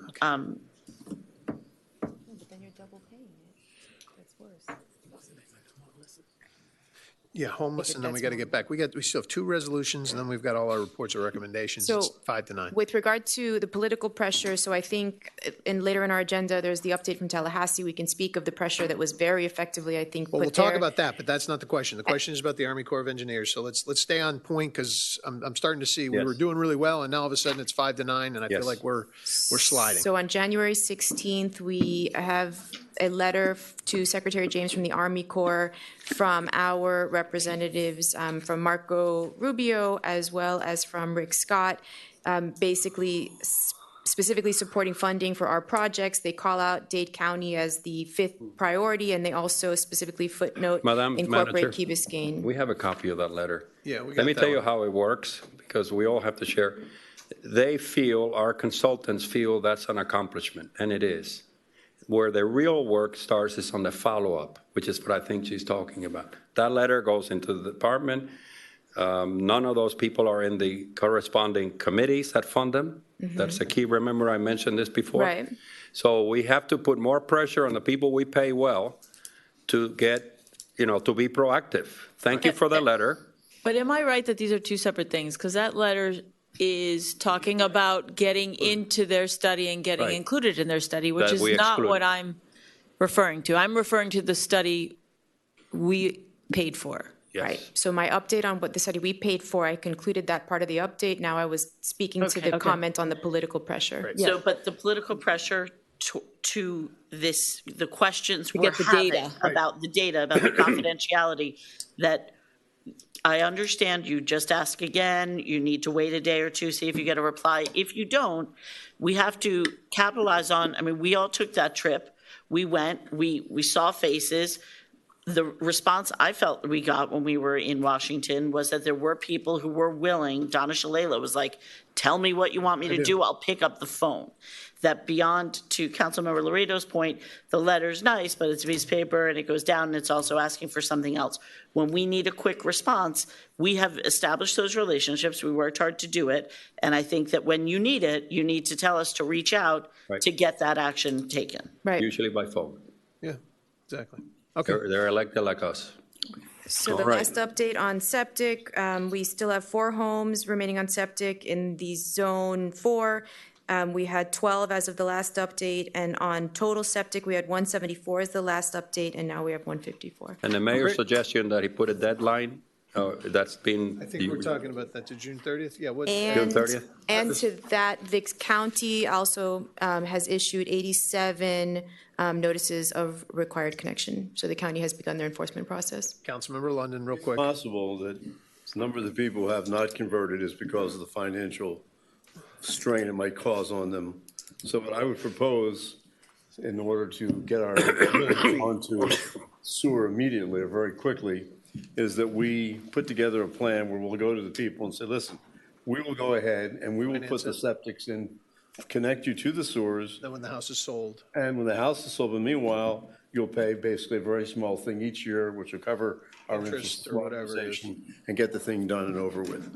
And then that way we can contract find with a out. few different sewer people, we'll get a good price, to do a massive number of these things to put in, remove Ed, the can sewer you talk tax. to the attorney about that? Find out if it's feasible to do? Is that feasible to do? So you want to We'll put a look lien? into it. I mean, put it a sounds lien? like almost an assessment model, but we'll look into see if we No, can do they're it. not getting free. It's not getting free. They're It's not free. No, no, It's I not understand. Well, we'll The get a mechanism bid is how you from get it some back. contractors and say, fine, we got X amount of due. How much you charge us per 50 houses, or whatever the number is. Correct. No, Right. we get a That And would just be the break num- it down. Yeah, we can look at a model to do it. I think that. it would be, an care of assessment it. model might be the best approach, but I'll call you. We'll talk. Okay, good enough, Yeah, thank you. let's do that Then that we'll way. get it done with and it's all connected. Let's go. And Next item. Nobody's put on their financial We're strain. back to Thank you. resolutions? No, Yes. we've got the update on the homeless. Chief Press? Excuse me.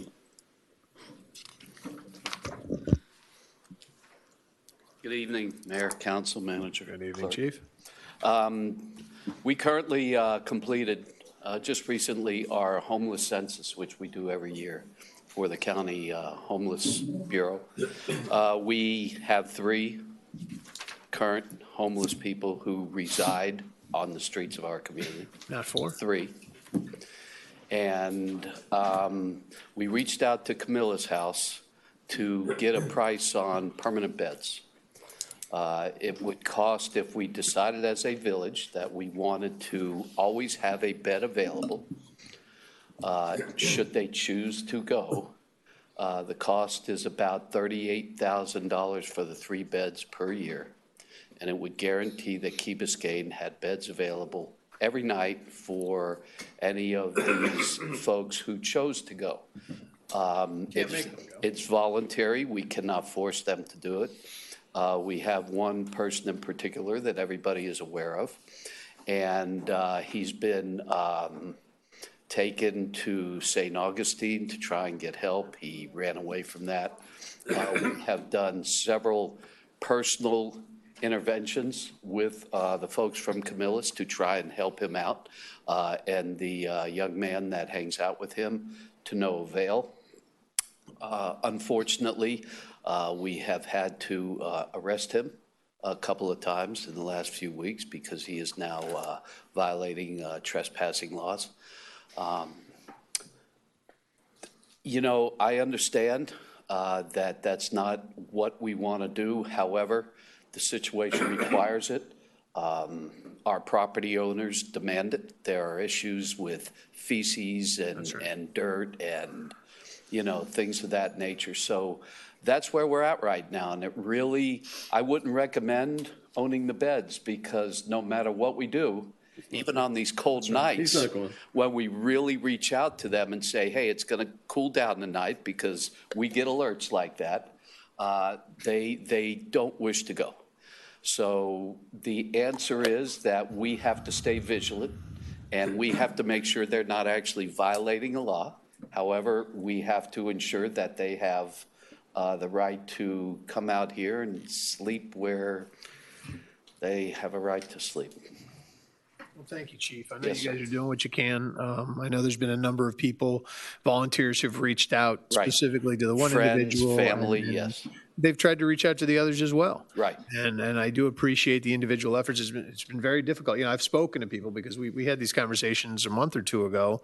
And I've spoken, and there's some really committed people who work on these issues. And it's just, you know, it's on a personal basis. It's one-to-one, and hopefully we can get some help for some folks, you know, when they need it, when they ask for it, because you can't force them to take it. That's No, the you can't. difficulty with this. So If thank you. if they reach out, we're prepared. Thank you. But the chief recommended that we not do that. Friend, That who we hangs do. out Yes. with, is he mentally is he completely all Oh, no, there? no, you sit down on the bench with him and talk to him. He's perfectly fine. No, I've had conversations You with know, there's no Baker Act here. There's no nothing. No, He's of he's- sound mind, and I don't know if Okay. it's sound body, but this is the life he chooses.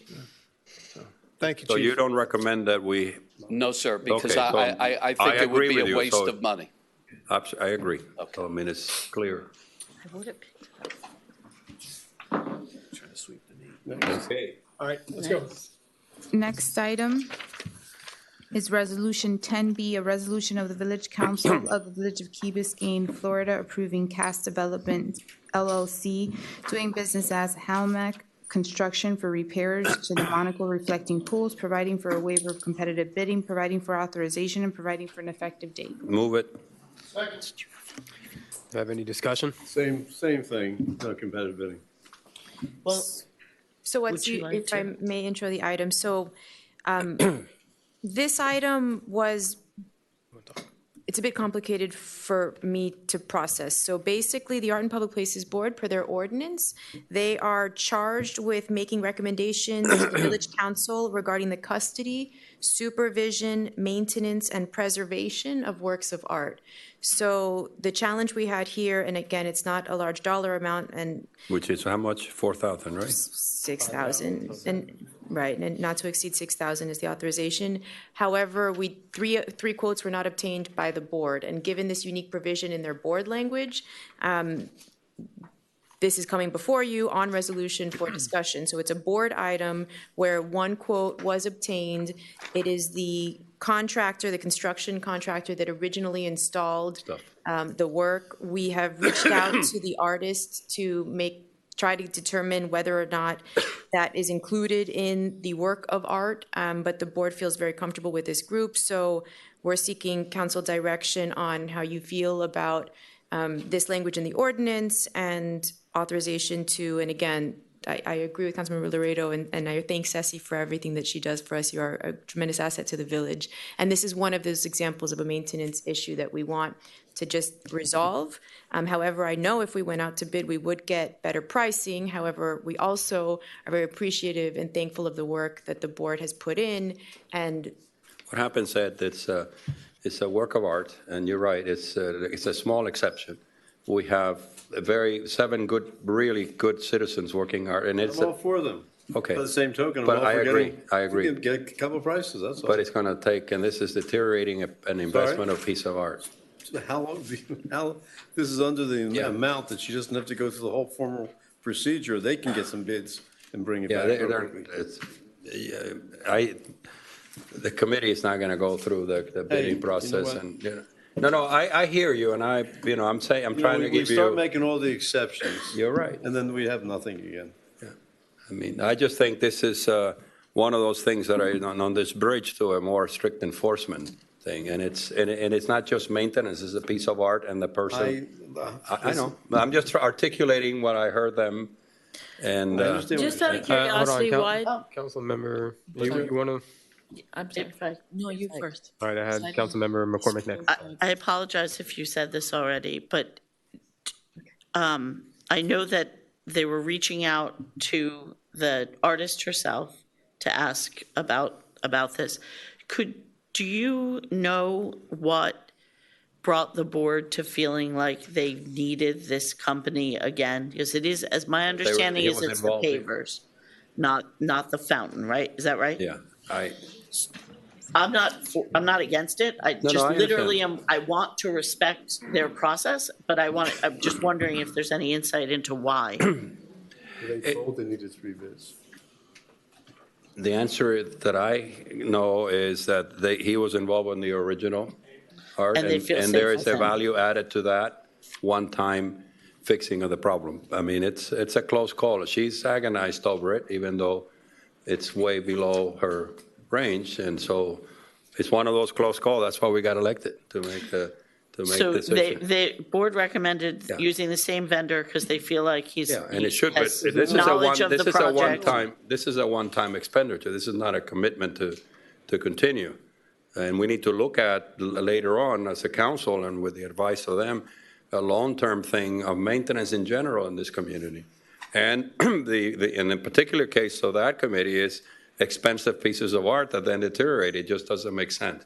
But you're right. Ed is right, and that's the only answer I can give you. And that's why she brought it up, although it's considerably. Has anybody asked them to get 2 other bids? Do we know? did it come up during the board Well, it meeting? didn't. No, this was their recommendations directly, specifically this contractor, specific to addressing the maintenance issue that exists there. Did I more or less It is part reflect of it? Yeah, you summarized it. The tiles are part of the artwork.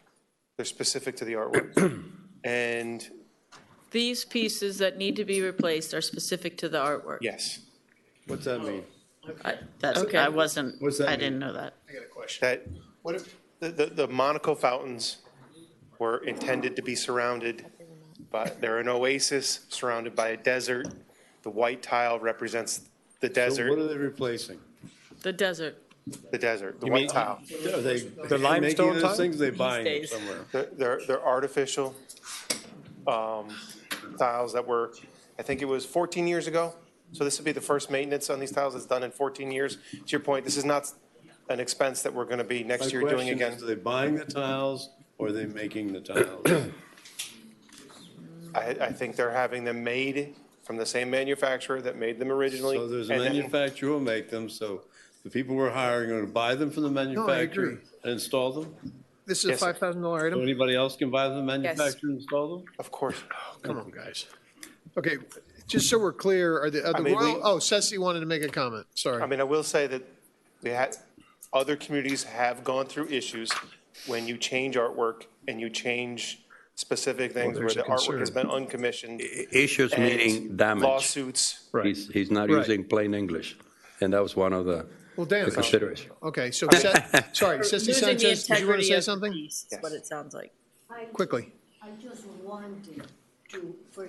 Got it, come to the mic real quick. Ceci, go to the mic real quick, come on. There are many tiles there that are broken. and Okay. Really, it looks pretty bad. But at the same time, you have a problem with the royal palms. The royal palms that surround the Monaco fountains, apparently, their roots Will grow out. are growing, and they're going under the tiles. Okay, So what we were told by two persons, and maybe you can get. By whom? A professional. Well, Mercedes Porcari said okay, that. our former horticulturist.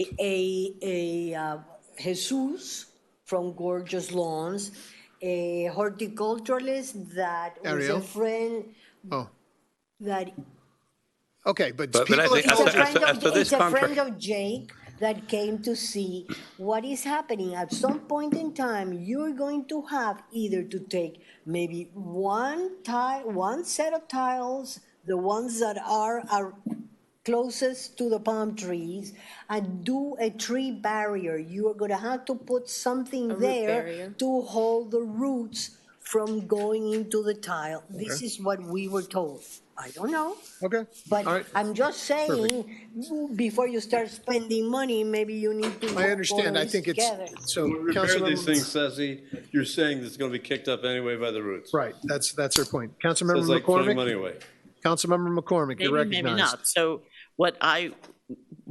thank you, Ceci, I appreciate it. And the concern that I just got when Ceci said that is if we're reaching out to this artist and asking for I can't even remember now. I just got new information as well, that evidently the consultant who staffs the board advised against sending the letter on this small repair. Well, now that we hear Sending there's a letter. possibly more to it, could we go back and ask what their opinion is on sending a letter now that it sounds like we may be Was sending a letter, in I need missed to that. substantively change her design if you're taking out a row? Change the underlying problem, which is the tree roots. But if you have to remove them, are they permanently removed then? One row around the perimeter of each tree? No, you have rows of that. Tiles. Keystone tile, and maybe the one closest to the royal palms. You at some remove point and put you the. might have To remove them. in order to do the work, because I Fine. think you have to dig I see, but you can put them back. and put them back. All right, Okay, why don't we I kick this back? misunderstood. Why don't we do, let's get an estimate for the root barrier. Let's do the problem. If we're going to do it, let's do it comprehensively And bring it back and bring it back. Does that work? all together. Yes, I mean, I think, Right, that's what I'm saying. Yeah, there's no point in doing repairs that are going to get broken again. So, all right, great. You guys can come back with the root barrier and we'll look at this again. All right, everybody okay with that? Yep. Let's move on. Next item, a capital project authorizing resolution of the Village Council of the Village of Key Biscayne, Florida, approving the purchase of advanced CPR solutions, Eligard patient positioning systems from Med Alliance Group, Inc., providing for a waiver of competitive bidding, providing for authorization, and providing for an effective date. Moved. Second. Councilmember London. No, it's a proprietary thing. We can't get another bid on. Okay. yeah, right, so this is a patented. So we seconded them. We seconded. You want to All right, call any it? discussion? No need to. Let's go. Thank you. No, but Thank they were you. going to show it to us. Oh, you want to show it to us? Yes. We were just trying to make up time. Please show it At to the us. will of the When council. you get your Look, item I trust approved, the move chief on. and everybody on this. We could do it later. We could videotape it and we'll I mean, put if it you on guys want to, 77. Chief, and- if you want to do the presentation, or are you How fast good? is it? Go do it. All right, come on, let's go. Bring it in. 3 We minutes. need a show and tell. Ed, get out there. Thank you. So first off, thank you, Work on council. that. Good evening again. Mouth to mouth. I'm going to work pretty fast, and maybe I could recruit somebody. Juan, you mind passing something out for me, please? So this is Lieutenant Danny Canto. He's riding the Key Biscayne Quint 1 tonight as the officer of council. Everybody up on the dais, please. He's been with us for about 12 years, and this is retired Division Chief, Thank you. District Chief Joe Perez. He's been with us for about 6 years. He had 28 years with Hialeah. They're putting together right now a couple pieces of equipment. The Lucas device is this thing that they just pulled out of the backpack, and it sits up high right here. And it's a automatic CPR device. We've just got approval for that recently. It was so thank you for that. And it works in conjunction with this other device that looks like a massage bed, for lack of a better description. Is that about accurate? And it's called Heads Up CPR. So I just provided you some documentation if you want to flip through it. If you go to the second page, in short, if somebody collapses right here and we do CPR, we get about a blood pressure of 10 milligrams of mercury. And so, and it lasts, it does okay. It's going to keep somebody alive for a short time. There's a couple other pieces of equipment, the rescue pump, which is this piece of equipment. It was modeled after a plunger. So literally there was a gentleman that came in that was saved 4 times by his family with someone that came in with a plunger.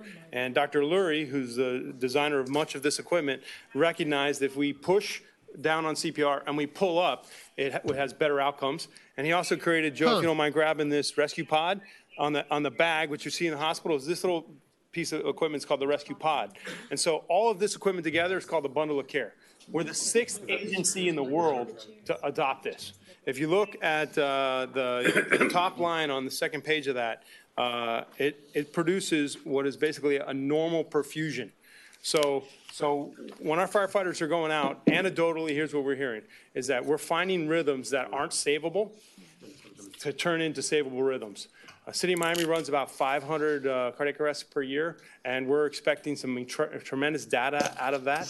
The laboratory results, they're tested on animals, and if any of you are interested in going to the laboratory up in Minnesota, where we can go up there and you can see for yourself what they're doing and really the professionalism and the level we're working with. So there is a case study here. There's a picture of the gentleman on the very last page. This kid was underwater for 15 to 17 minutes. Cops showed up, started doing CPR. EMS arrived. They put him on this heads-up CPR device, ACDC, which is the push-pull CPR, and the rescue pod. A couple days later, they go to check on him. And they say, hey, how's he doing? Said, I think he's going to be an organ donor. 3 weeks later, he walks out of the hospital, and there's a picture of him. The bottom line is we have firefighter paramedics. Every one of our people are firefighter paramedics. I just did a class last week at the University of Miami at the Gordon Center. We're all trained at an extremely high level. I think we have some of the best care in the country. This piece of equipment puts us on the cutting edge, and it's something that each of you should be extremely proud of, and I think this community should be proud of. So I invite you to come check it out, and we're looking for your support. I know we already have it, and ultimately, really changing the outcome of cardiac arrest victims. So thank you. This is what piece here? It's So the this is Eligard. the Eligard, which is this massage bed looking thing that's down here on the floor, and that's about a $6,000 item. It's completely patented, and we've been working closely with the CEO and the director and our medical director in City of Miami in implementing this. That's awesome. Thank you, guys. I really appreciate it. This is, Trend Rich? this is, Chief, at the same theme. This is a story that needs to get out, Madam. Yes, that's why we. Okay, we're I mean, gonna it's work an on it. amazing stuff you all are doing in general, but this is news that Bundle people of can care. relate The to. newspaper should cover it. Yeah, I know, but they're not necessarily. We need to do our own outreach. Call the question. All those in favor? Thank you. Opposed? Motion carries. Thank you, Thank you, gentlemen. Thank you. Next item under reports and recommendations, mayor and council members, asset protection initiative, Councilmember McCormick. She stepped away for a moment. Next item, police practices and policies, Councilmember Laredo. Well, thank you. First of all, let me start by thanking the village manager, the police department, each and every one of the sworn officers, the chief, the deputy chiefs, and the civilian employees that make us a very good community protected by their services. We had a town hall meeting last week that some of you attended. If you did not, I hope you got the report because it was very substantive report and for me a very learning experience. The reason I brought this up on 2 or 3 occasions so that we put it in content, and I'll call your attention to the December 4th, probably the first meeting that I had when I got elected 2018, because the first 2 meetings I think were all ultra. Was an extensive discussion led by Councilman London, who is not here now, in which he insisted on hiring consultants to supervise and give us a report on the police department, particularly with all departments. I led the discussion away from that. I'm reminding you, and I can show you on page 7 of 10, in which I thought that was a bad idea. We have a professionally run organization. We don't need any outsiders coming in and telling us what to do and charge us. Subsequent to that, on the meeting on January 15th of 2019, this discussion came up again. Again, Councilman London made a motion to defer this resolution, the purchasing of equipment. I remember, I think it's a fleet replacement policy, under the assumption that he was going to wait until we had this report from the consultants. Suffice it to say that the manager was instructed to report on that issue almost a year ago. But in any event, I again led the discussion and your support in saying that that was not relevant, and we went ahead and approved the purchase of the equipment. Also under the charter, which I take very seriously, all legislative powers reside in the charter. Section 2.01, the very first paragraph after just defining that all legislative and policy decisions reside in the, and that means that we, through our manager, have the responsibility to set policy and give input into that policy for the manager. Third, within that power, public safety and police, by far the most important part of our portfolio, by far. Suffice it to say that police itself is 25% more or less, 24% of the budget more or less. And if you put in fire and rescue, it's about half of our budget. But more importantly, police work. It's the single most important delegation in federal government or national or local government, because we're delegating the monopoly of violence. And it's also the most important contact of our taxpayers with our government. They do not necessarily need to know the manager or any of us, but the police are actually our most community-oriented employees. And so, as elected official, that I take my responsibilities, and I happen to have run on a platform of strict law enforcement, think that we have to have an opportunity as a body to have these kinds of presentations, which they should have been, I think he made a motion one time, they should be quarterly from each department, so that we are updated. You did it on finance, that we would have a quarterly finance report, and I think monthly or quarterly. And that we elective to carry on the responsibilities of our citizens and taxpayers can perhaps constructively give some suggestions and also be informed so that we know what is going on when we get asked. We didn't have that, which is I told the manager that perhaps after this election coming up, that should be on your agenda for the very first training and transition of people who get elected new, so that they know our government. I certainly didn't get that briefing. And about the police department. I personally, as I said before, ran on supporting the police and strict enforcement of the law. And I intend to keep my eye on this area.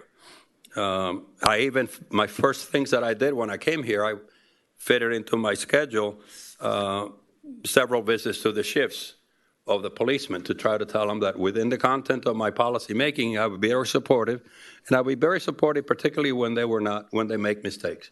because they will make mistakes, because they're under a high level of stress and a high level of conflict between serving the public and enforcing the law. Not easy. Not an easy balance to do, particularly in a community where. Therefore, this is not about an individual or any one person. It's about institutional. I want to make sure that we have our institutions, that is, our elected officials and our administration, as per the charter, that we carry out these duties. Having said that, I want to now get into substance and, request some input. I start by saying that on traffic, which was strictly one of the things I articulated during my campaign, we have made enormous progress. Enormous progress. The police department has, and I have the numbers, but the fact is the word is out that is strict enforcement. People are behaving a little bit better, and that's a big accomplishment. Visibility, which is everybody and every book that I ever read on law enforcement or any study, whether it's a Kansas City experiment or others, an important part of good policing. And we have accomplished the bicycling, which I understand is doing very well. I guess you all dismissed the Gables approach with the little golf carts, but at least you looked at it. And the handling of, because this is another issue we'll talk about, the morning invasion that we have of sports bicyclists into our community that puts a lot of pressure on our community and the police department. So having said that, and I read all of the, according to the presentation last week, our policy and procedures manual includes 271 policies, 39 regulations, 13 administrative orders. I don't intend to be a micromanager and not to know them, but there are issues that are important. We discussed briefly last time the chase policy, which I was not aware of, which I have a great objection to it, and I've read all of the other, and including the International Police Chief's recommendations. I think we could be a little more forceful, but be that as it may. And I wanted to ask the manager and or the chief, where is particularly, because arising out of the very unfortunate August 27th and September 10th meetings where we had some citizens that came here under enormous amount of stress, and the way they were handled just changed my whole perspective on this thing. I want to know what is our policy within those 300 and odd policies to do with victims and victims' rights and victims' handling. I haven't been able to put my hand on it. Thank you. We can either, I can discuss with the chief and we can report back, or if, can I ask for a 2-minute recess? Yeah, let me just say something else. If you weren't here, I think Katie was here, that I learned a lot from, and I want each one of the policemen who may be watching this. I learned, to my surprise and disgust, that we have a rising problem with domestic violence. The police chief presented that. And it's, I'm using his words, and which I agree. I think there's a cultural issue involved there, and I can speak to that because I share that culture. With respect, I don't think it's a cultural issue, unfortunately. I think it's across all cultures. It's there. I do agree with you. I mean, I think it's a problem. And it's extremely, extremely delicate, because a policeman, like I said before, has to be an enforcer and at the same time has to be a social worker. And it's almost an impossible task. I don't have any solutions, but I think that one of the things that a couple of the people here said is, and I believe, I forgot which former commissioner was, or councilman, to raise awareness.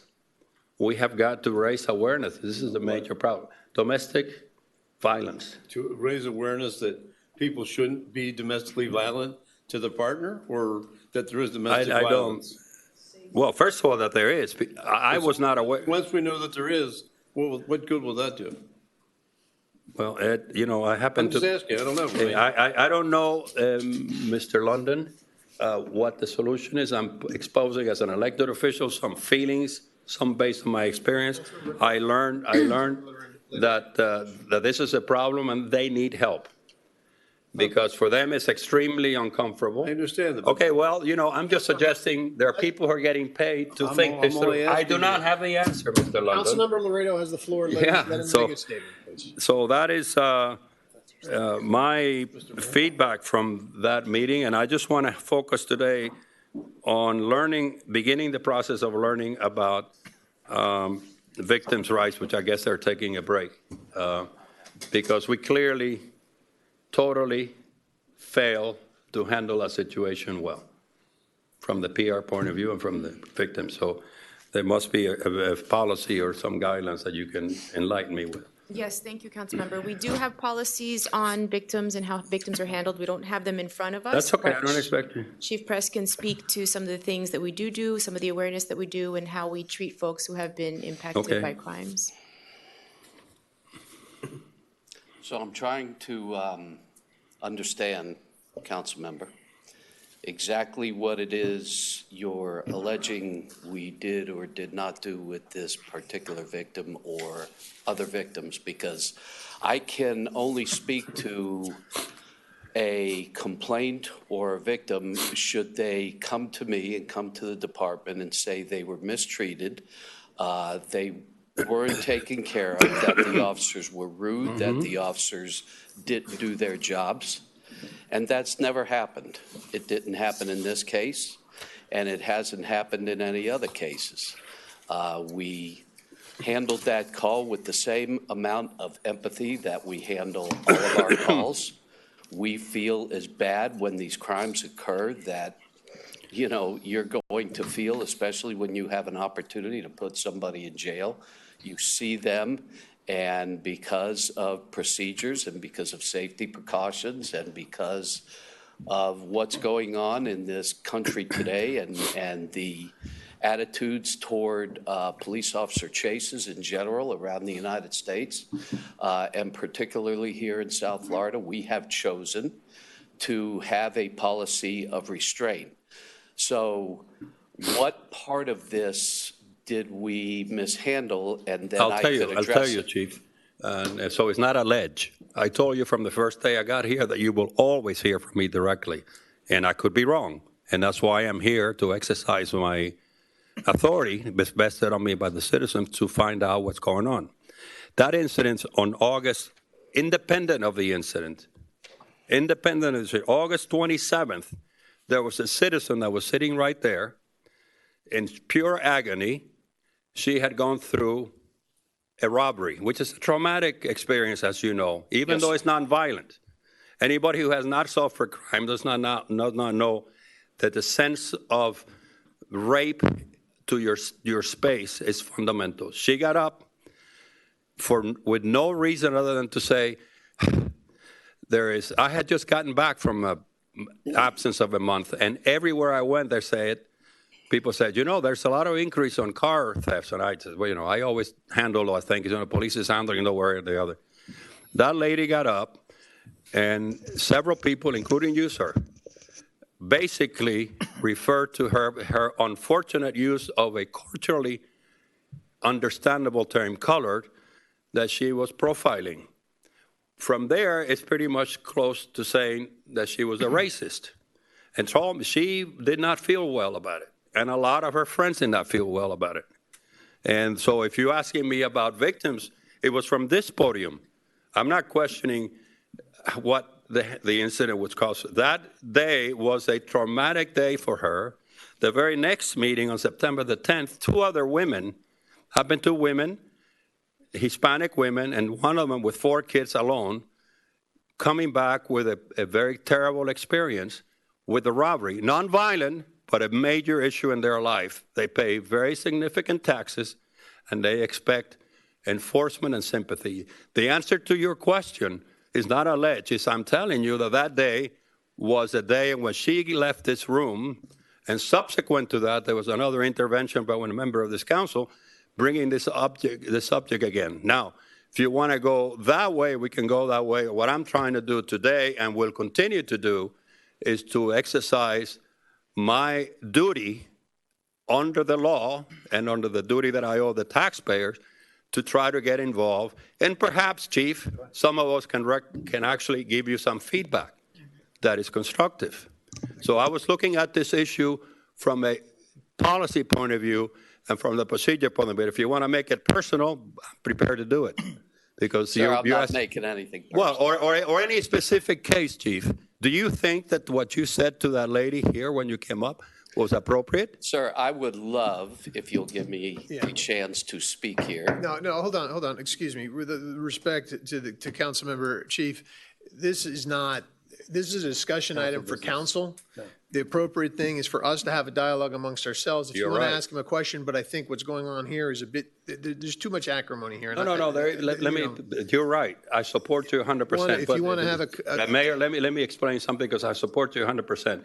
If you remember, I took pains in my introduction, and you want me to reread it, that I'm here to hear that this is I'm looking at the issue and our responsibilities under our duties to supervise all departments, particularly when you have significant budget and the impacts that I said. So this was It's a conversation for us, it's not for the chief. It was in his response that he said, addressed me and said, my alleged, and so he's the one who needs to, I agree with you 100%. The reason I wanted to have, Mayor, the reason I wanted to have this is that very wonderful public hearing that we had last week or 2 weeks ago, to have it among ourselves and see how we can make a good department better. It was a town hall, which is what we'd agreed to have. But it was very fruitful. Chief, I thank you. This is a council discussion on this issue. I don't want to rehash history. I would just say that if there are if the specific policies or procedures contained in the manual are policies with which you have an issue, I would recommend that you bring those forward and we have a discussion about those. If you're talking about how do we deal with victims and why does the police force deal with victims in a certain way, that's certainly something fine to put forward. Then I would ask that the manager come back with a memo that explains what our policy is in a way that is understandable. If there are 270, I think you said 271 pages and 39 regulations. Or 271 policies and 39 regulations, apologies. So I think that is something that we can request. We're not going to have a back and forth up here with the chief of police and about discrete issues. That's not the way we do things here. So if your question is, what is our victims policy? You're not clear on that. What is our policy on, you brought something else up. I apologize. I don't recall. If you want to direct the manager to come back with a memorandum on that. Mr. Mayor, that's exactly what I did. I concluded my credit by saying, Madam Manager and Police Chief, would you tell me what the policy? They answered. Perfect. Their answer was, he comes to the mic and says, well, you're alleged. And I think there was a miscommunication well, as it to seems what to you be were a lot of seeking. miscommunication. So that is precisely my question. You're going to give me the answer. And the other thing I wanted to find out, Madam Manager, as I looked at other impacts, is what does it take? I wanted to ask you two questions. Given the no chase policy that we have, because again, I went against Ed London's instincts. When we bought the fleet, why do we need very expensive V8 cars if we don't chase outside of the key? That was something that he brought up on the 15th of the January meeting. Yeah, I think that's an overgeneralization. Correct. So would you give me an answer? Yeah. Is the policy that we don't chase in property crimes? Is that right? That's correct. Right. But we do need the ability to chase for violent crimes or dangerous. Crimes. Yes. So there's a distinction to be made. And if you can come back with a memo on this, the third point is, unless you have it now, what does it take? What is the cost per officer, new officer, if we wanted to hire a new officer? About $95,000. $95,000. That's salary and benefits. But that is their salary, or I mean, the training That's included? salary and benefits. They How about come- the training? The majority of them come trained as, same way with the fire department. They come certified. Before we got diverted into the previous discussion, I wanted to ask you a particular question. What does it take, from your point of view, to make this department better? Is it more policemen? Is it, what is it that you would say, here's what I can make this better?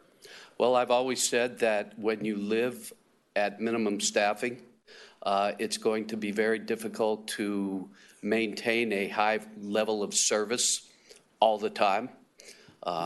Right now, like I told the manager yesterday, we're in a sick bay situation. I'm down 4. So we're forcing people to work overtime. It tires people out. You talk about high visibility. It's hard to have high visibility when you got 4 cops out there. Chief, you see my dilemma? And I didn't know that. Pardon? You see my dilemma as an elected official? I didn't know that. I didn't know that, Madam. It's unacceptable what he's. Well, but you're asking the question. To be fair, The question is, we need to give him more resources. well, that's a discussion. Oh, now you're going to give him. Now we're going to need that device back. You don't want to do that to Ed. We're going to need that. I'm sorry. I'm being serious about this. I really believe that we have one of the finest police And we do. departments in the state of Florida. I think we have proven it time and time again. Agreed. I feel terrible that we're even having a discussion about lack of empathy toward victims, or this victim in particular, especially in light of the fact that I had reached out to them and told them that I wanted to get together with them and talk this thing through. And they agreed to call me when they came back from vacation, which they never did. Yeah. But that said, I have said forever that we live on bare bones. We pull things off, sometimes miraculously, sometimes through just outstanding cop work that's able to, if we can't stop the crime, which is very rare that we have crime here, we have been extremely successful almost 50% of the time in solving those crimes by arrests, and almost 63% of the times in identifying the perpetrator, whether or not we catch them or we don't. These are solvability percentages that are very rare in police work nowadays. So, So my question is, I hear you. So what can we and do also to do let better? me, because I wanted to talk about procedures. Okay. His concerns, through you or him directly to me or us individually, should have been, this is the top service of this community. And he is telling me today, I'm learning for this time, and I was thinking ahead of time, that's why I was wanted to see the numbers, that, and then I analyzed this department a little bit, that they needed more resources. But if somebody doesn't tell me. So we just To be discussed fair, this yesterday. that's not a big secret from Chief Press. I'm gonna. Well, I mean, I think you can talk to Councilmember London has a different point of view, but I agree with you. Look, that's a policy issue we should discuss. Use a dog. Well, too. I happen to think we could get one for free. That, Madam Manager, we throw around so much money. I'm sorry, consultants come and consultants go, and our core business, as I call it from the business point of view, which is the most important is police and fire. We cannot have, that's why on those meetings before, going against Mr. London, I voted for the equipment, I voted for support, I voted against bringing a consultant. We don't need any damn consultant to tell us how to run our police department. We got capable people running it. But we got to put the resources. Well, so now Yeah. we do have these. And they should have come up in the budget. You Well, should have told I us. think it So there did. are folks that actually. are out- It did, and we actually approved even the removal of the Marine Patrol during the week Because to we move had to them give to the them up for schools. All right, let's do this.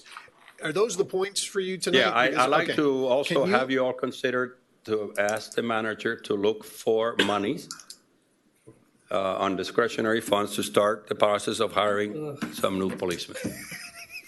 Well, it sounds like I don't know why you you have four laughed, Mayor. openings I right really now. don't. Looking No, at it's Ed, not Councilman what Ed's Councilman reaction. Laredo, I have been on your side for longer than we've been on council together. I just love that he's sitting right But next that's to you. fine, but I've known Ed for 40 years, I and it's know. okay to be different, have different Of course points it of is, view. but I just, the agony you're putting him through right now. Since 45 years. Yeah.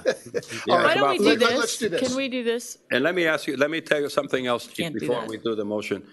I know the pain that in your presentation and your policemen have to do with the cultural things and,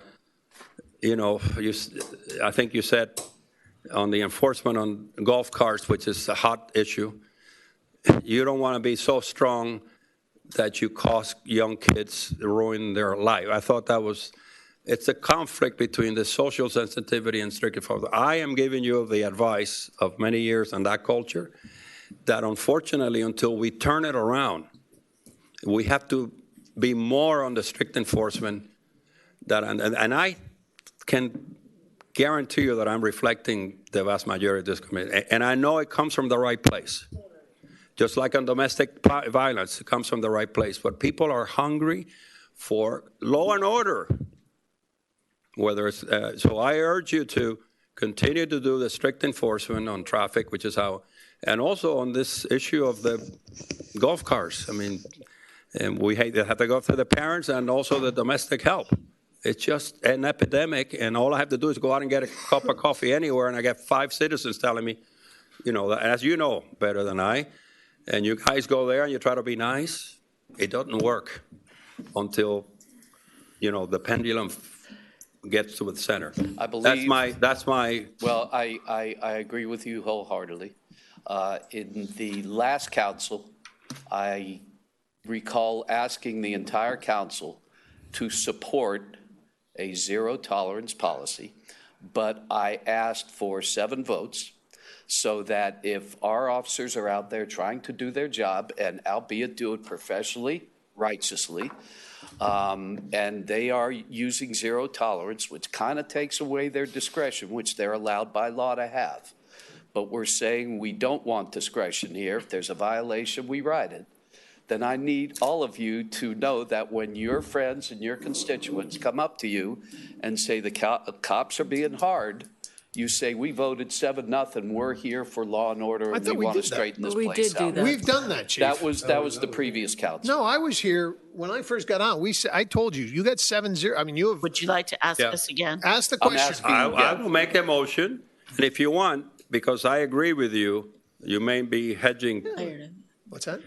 If you want zero tolerance, or I'd rather use strict enforcement because it gives you a little bit of flexibility, but that's just words. Well, we've written 1,800. No, you've done great. You've done great. Chief, you have 7 votes. Does anybody oppose? Wait. I have a question. I think they should have discretion. I don't think it should be zero. The police can go ahead and make decisions. I don't think you say you can't. I think there's different the situations. vote 7-0 for stricter enforcement. Would Stricter you agree enforcement. with that? No, I have a Stricter. question about that. No. Well, when Ed's friends call me, I'll just understand where they're coming from. I do have to say too, I don't think that the penalty of an underage driving cart, of an underage kid driving a golf cart, the fact that they have to wait until they're 18 to get a license, I don't think that alters their life. I think that is actually a good, I think that's a good penalty. I don't have a problem with that. Listen, I'm old school. You don't have a problem with me, and our cops are willing to do their jobs. Councilmember Segurola. I have a question. Very quickly. Does that include enforcing the golf cart rules that exist now, including Crandon? You can't drive a golf cart on the left lane in Crandon. You can't drive on Crandon more Unless than you're the making a length left of turn. one block. One light. Well, it's to the nearest Ingress and entrance egress. to Are we talking about something. those rules? Yes. And All of Because those. driving on And Crandon is parking. going to change Sir, you're right. completely. You're right. But let me explain to you what happens on that one. And I've tried to do this before. In order for a cop to enforce that one law, they have to actually see where that golf cart came out of and then follow that golf cart to do what they have to do. So it's very manpower intensive. They have to be right there on the spot. If they see it, I'll ask them to ride them, and we'll make it that simple. I'll be happy I'm with no willing. golf carts in the left lane. Yes. Right. I'll be happy But with Chief, they don't have to see where they get on. They just have to see that they're never getting off. I mean, some people go from CVS. from all the way Ocean to- Lane Drive to the towers. All right, why has it got to be Ocean Lane Drive you're bringing up? Because I saw you in Ocean Lane. I think that's not true. That's not true. I always get off. Okay, we digress. Let's, All right, let's go. First of Are all, you good? Are you happy with your questions to the manager that she's going to come back at you with? Yes, and Okay. I do wanted you to consider her finding some funds to start looking at the process of increasing our personnel. That's going to have to wait till budget, unfortunately, but I think that's a great Well, point We'll to be bring up. prepared during budget time to bring it. We don't have money in between? Hopefully, We we budgeted- outside consultant, Louise, come in. Exactly. That's what we really need. Oh, really? Exactly. We pay All right, somebody okay, else. All right, see, this is where it's I think digressing. she, Thank you, sir. Councilmember Petros Can- had a Oh, question. Yeah, I I'm sorry, just, you had another first of all, I question? wanted to thank you for coming up and speaking on this issue. I know it's difficult, it's sensitive, but I have learned more about how your department operates, and I've learned more of what goes on and all the different areas that you have to cover. And I thank you, Councilmember Laredo, for bringing it up, and I hope that we can finalize what it is you want from the manager and the chief, that we stay to the policy component as a body, and then we can move on, basically. Right, but we get the motion. You want to make the motion on the strict enforcement that he? I'm He's all on in. it. He's You already got- on you got He's on it? We don't need the motion. Okay. We're good. And folks, could I just say one more thing, please? Certainly. Regarding policy. Now, the mere definition of policy is standard operating procedure.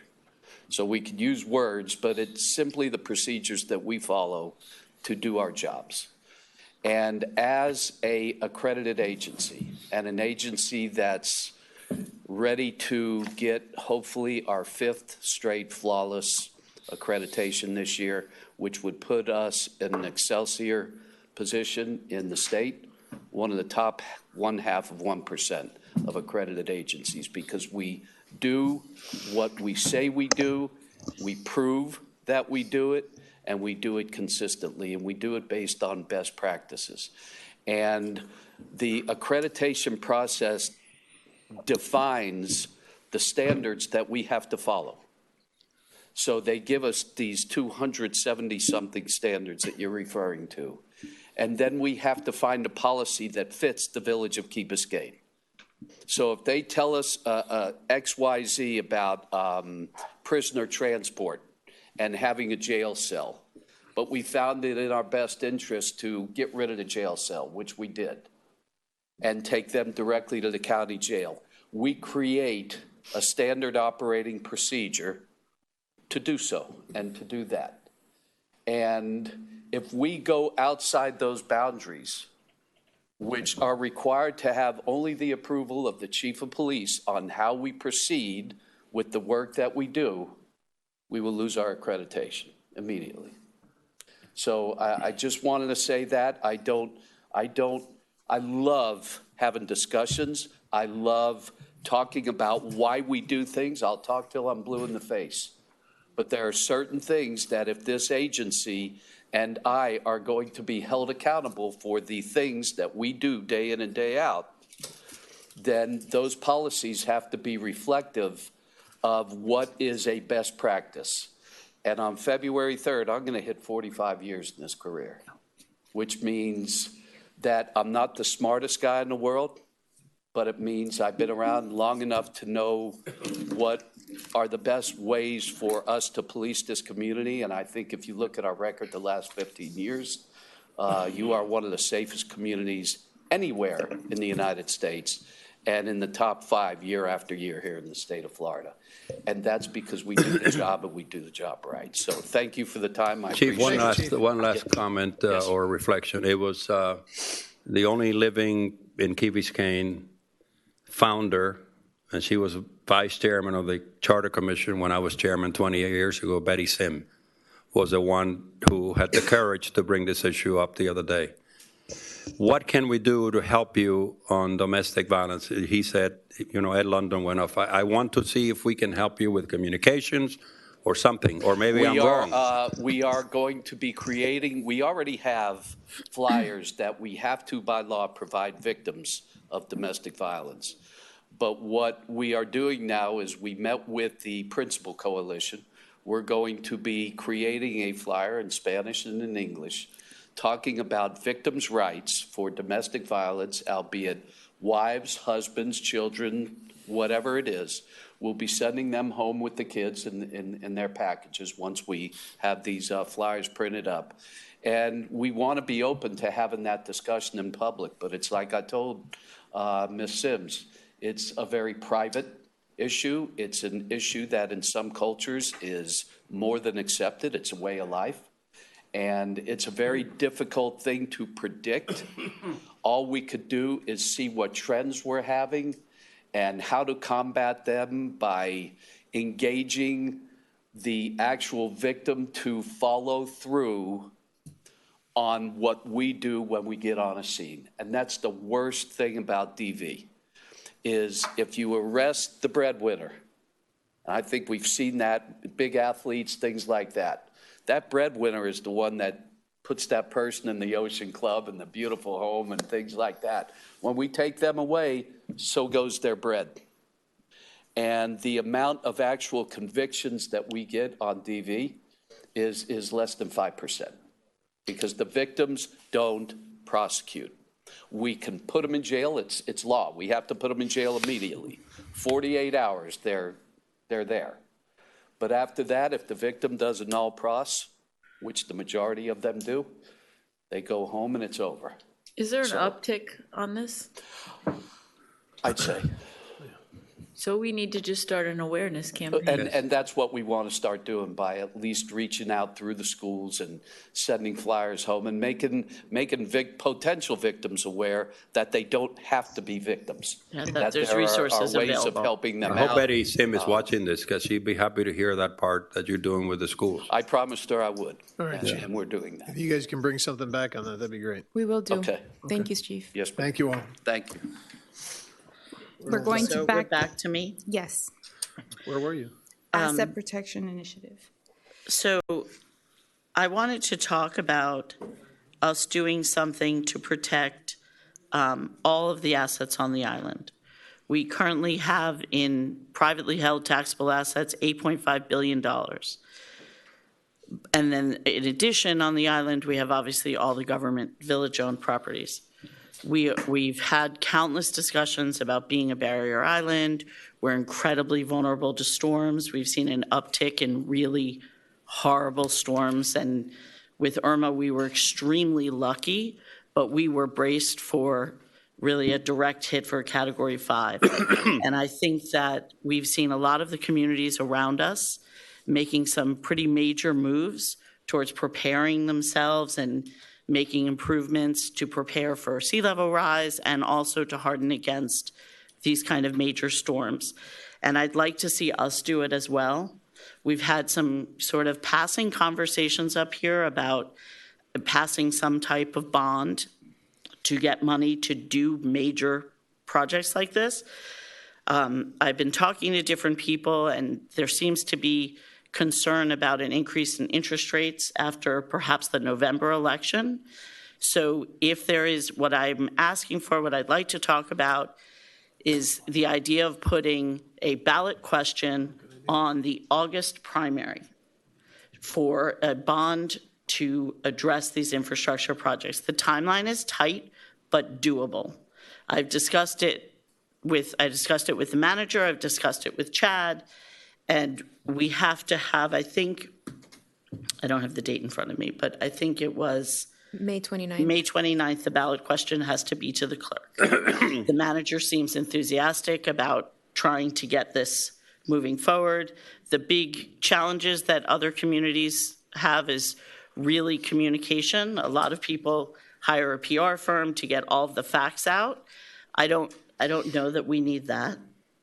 I assume there's going to be resistance, but we have a new communications person. We also have such an incredibly engaged community that the grassroots alone will probably help to spread a lot of information. But in the weeks and then months to come, We need Public Works, who already have a lot of this information, to help us come up with an idea of what kind of money we'd be talking about. The manager has agreed that if it's the will of the council to look into this and to try to do it, to engage with other communities who have already successfully done it, to see how they came up with how much money they wanted to raise, what projects they wanted to address, and the process to move forward. So I know that I've heard different people mention it, but I really wanted to talk about trying to get this done, to have it on the August ballot at the primary. Vice Mayor? All right, so I have a question and then a follow-up with it. What are you thinking? I mean, you're thinking hundreds of millions, you're thinking tens of millions, what is this? So honestly, at this point, I don't know. And that would be something, I wanted to bring it here first and to sort of take the temperature of this council. Like, this council doesn't have to decide whether or not they want to do it. This council needs to decide whether or not they want to ask our community if they want to do it. But if we ask the community, we need to ask the community something, right? Right, Hey, but we want to go so for to come up 150 with the million ballot question, it's a great question. To come up with the ballot question, we need to identify how much and what we want to do and how much those things could potentially cost.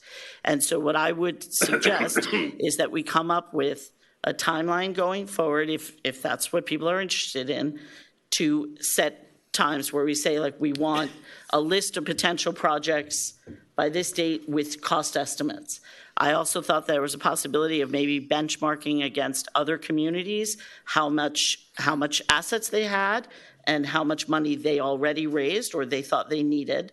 Not that that would tell us what we need, but it may help us to see if we're in the right ballpark, right? Because there's projects we know now that we can identify, and there may be projects that we don't yet know.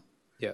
So the follow-up on that is that whatever amount, if it's decided, I think that we need to keep in mind that there's another important issue that follows along with this.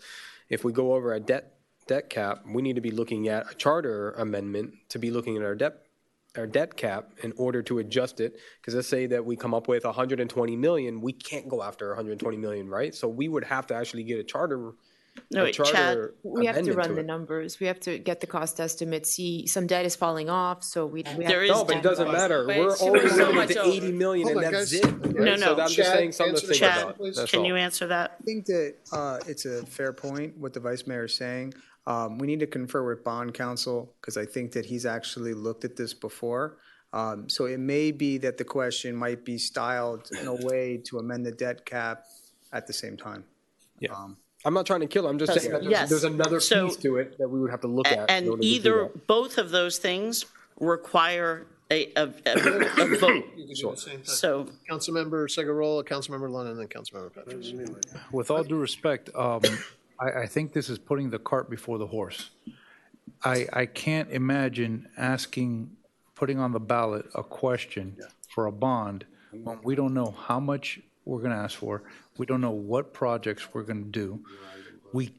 It is impossible for us to know between now and August how much or what projects. It'll be at best a guess in the dark. And then in addition to that, most likely have to do a charter amendment. And then on top of that, we're already looking at stormwater and undergrounding. So I see the value of a long-term vision of coming up with a plan over the next year or two, but I think rushing this for August, I don't think that's feasible, because it's not possible. We're going to be asking for the citizens for a credit card to figure out later what it is that we're going to spend the money on. I think we're getting ahead of ourselves. Councilmember Lennon? Historically, later is not good, because later historically means higher interest rates. Right now, as everybody knows, interest rates are historically very low. And yes, I agree with most of what you said. It'd be very difficult to get concrete numbers on various projects between now and then. Ballpark prices, but we might not even decide what is the priority of 1, 2, 3 by then. So let's assume that we don't have that. The arbitration between raising the money at the low rates today, what we'd invested in until we use it, would be very little. So the cost long-term would be in our favor to do it today, to have that money today so we have it, and not borrow it later when the rate's so high. Because when you look at long-term, interest costs are usually one of the largest part of the cost. Well, you know that. You know what mortgages are. You can't hear me? Everybody can hear you, but turn your mic on anyway. Can you hear me now? Anyway, so what I was trying to say is that I'm agreeing with everything you said, except I'm also agreeing with Allison that now is the time to do it. Sooner the better, because historically, again, and no one has a crystal ball, but more than likely, interest rates will go up. And they will go up significantly. And those interest rates, those costs, are the ones that are going to be the major cost in any project, not the project itself, over a 30-year term.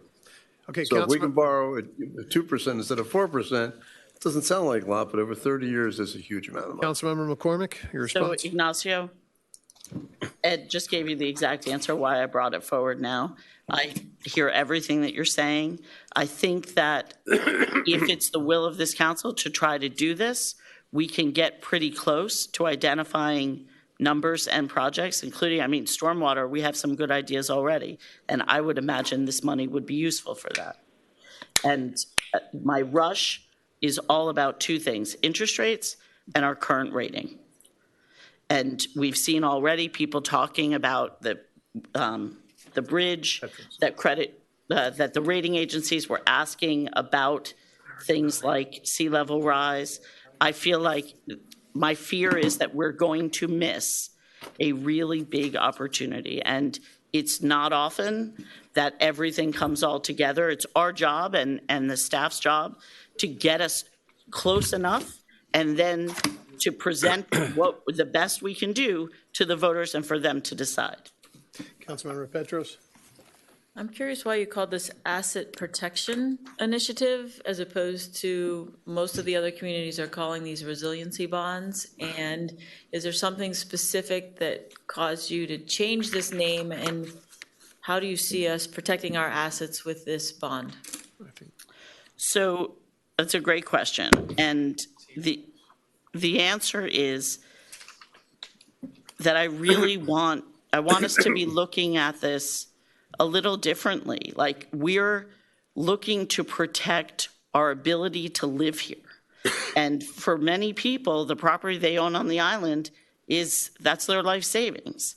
So, and I see it as our responsibility to be protecting this island, not what people have on it, but also I came up with it when one of my kids was saying, like, I'd love to be one of those moms who raises her kids here. Sorry, Millie, you're the only girl. It's obvious who it was.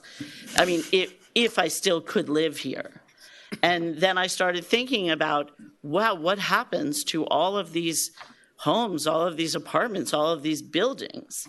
So that's how I came to that. We don't have to stick with that. It could be anything, Projects are more resiliency based to protect our assets. That's where you're going Yes. with this. Yeah, but I don't, well, go ahead, sorry. You get It doesn't really matter the name. I was just going to add in that, I like this idea because this is big picture stuff. This is the big stuff that we should really be kind of honing in and getting these things done. So I like this because this is one of the larger things I think that has come in front of us.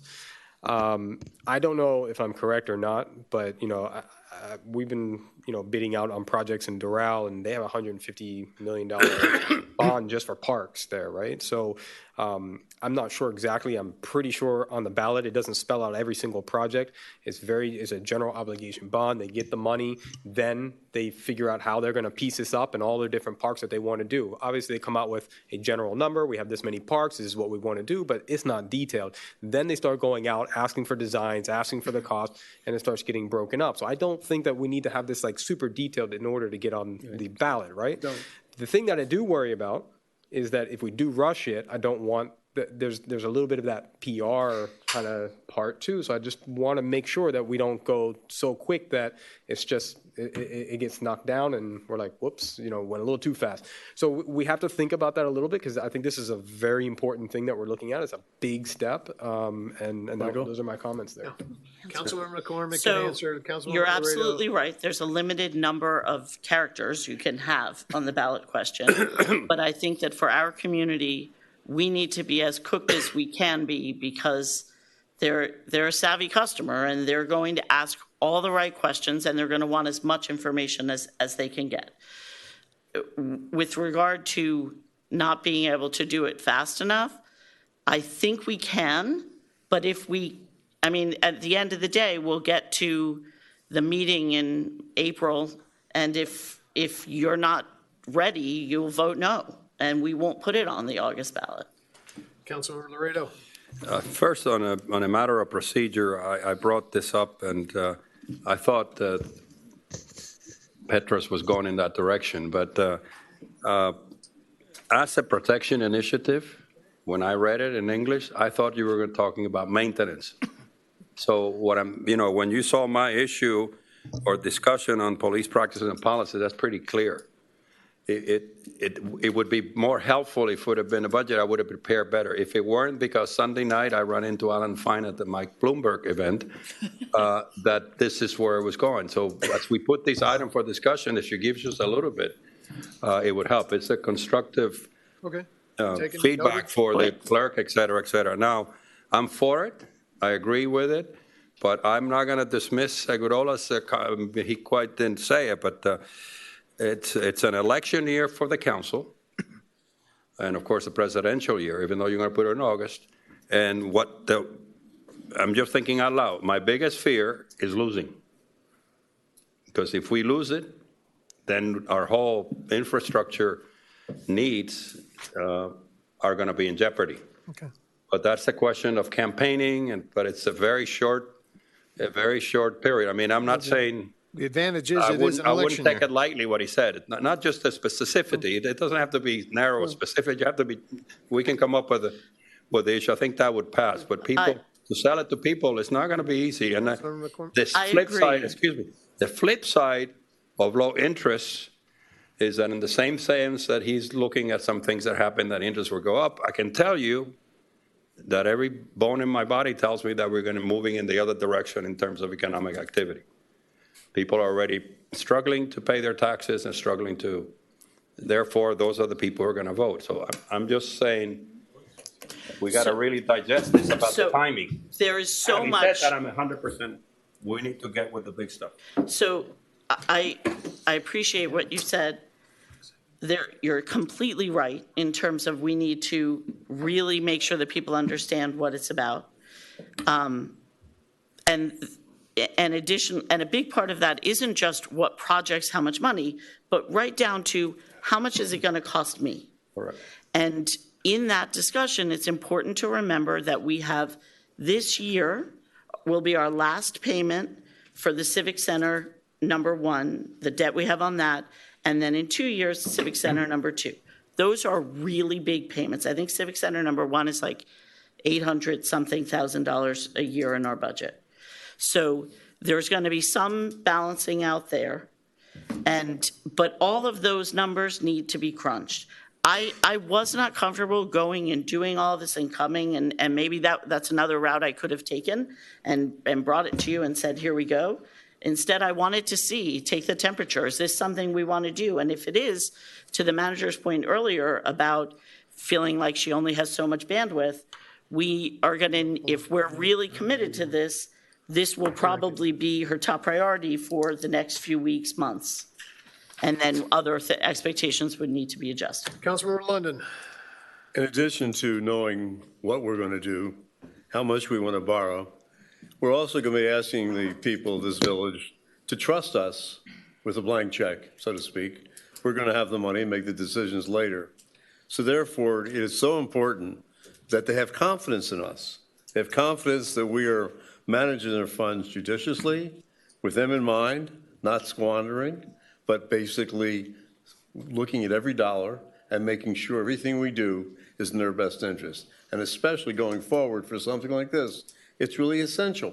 But if they think we're making decisions like we're spending other people's money, we're not spending our money, then we might have a problem at the ballot box. So I think it behooves all of us going forward to make sure any expenditures we make or anything we purchase, besides just getting, I'm not going to reiterate, competitive bids, but being efficient, be economical, and getting the biggest bang for our buck is the most important thing to give people in this community confidence in us in order to spend that money, that 100 million or whatever, judiciously. Councilmember Petros.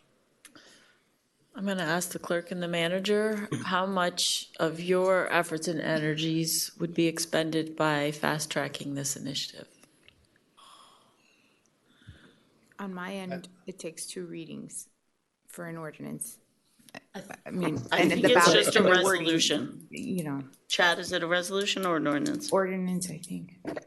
Is this a time-intensive thing we're asking about? For me, yes. How much time? I wouldn't, so we spoke about it this afternoon, so this is a very big concept to come kind of, so we talked about reaching out. Doral, I think, was a great example of a municipality who has done this. So I know also municipalities who have tried, and we can learn from their lessons because it didn't pass.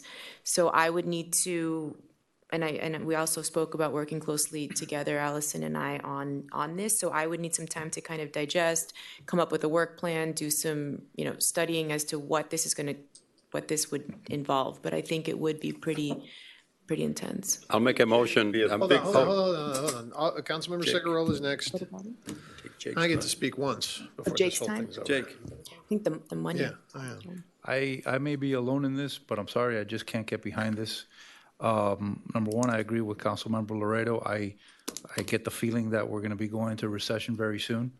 But even beyond that, when you're talking about borrowing and indebting this village $100, $120, $150 million or more, a couple of percentage points of interest suddenly become only one part of the problem.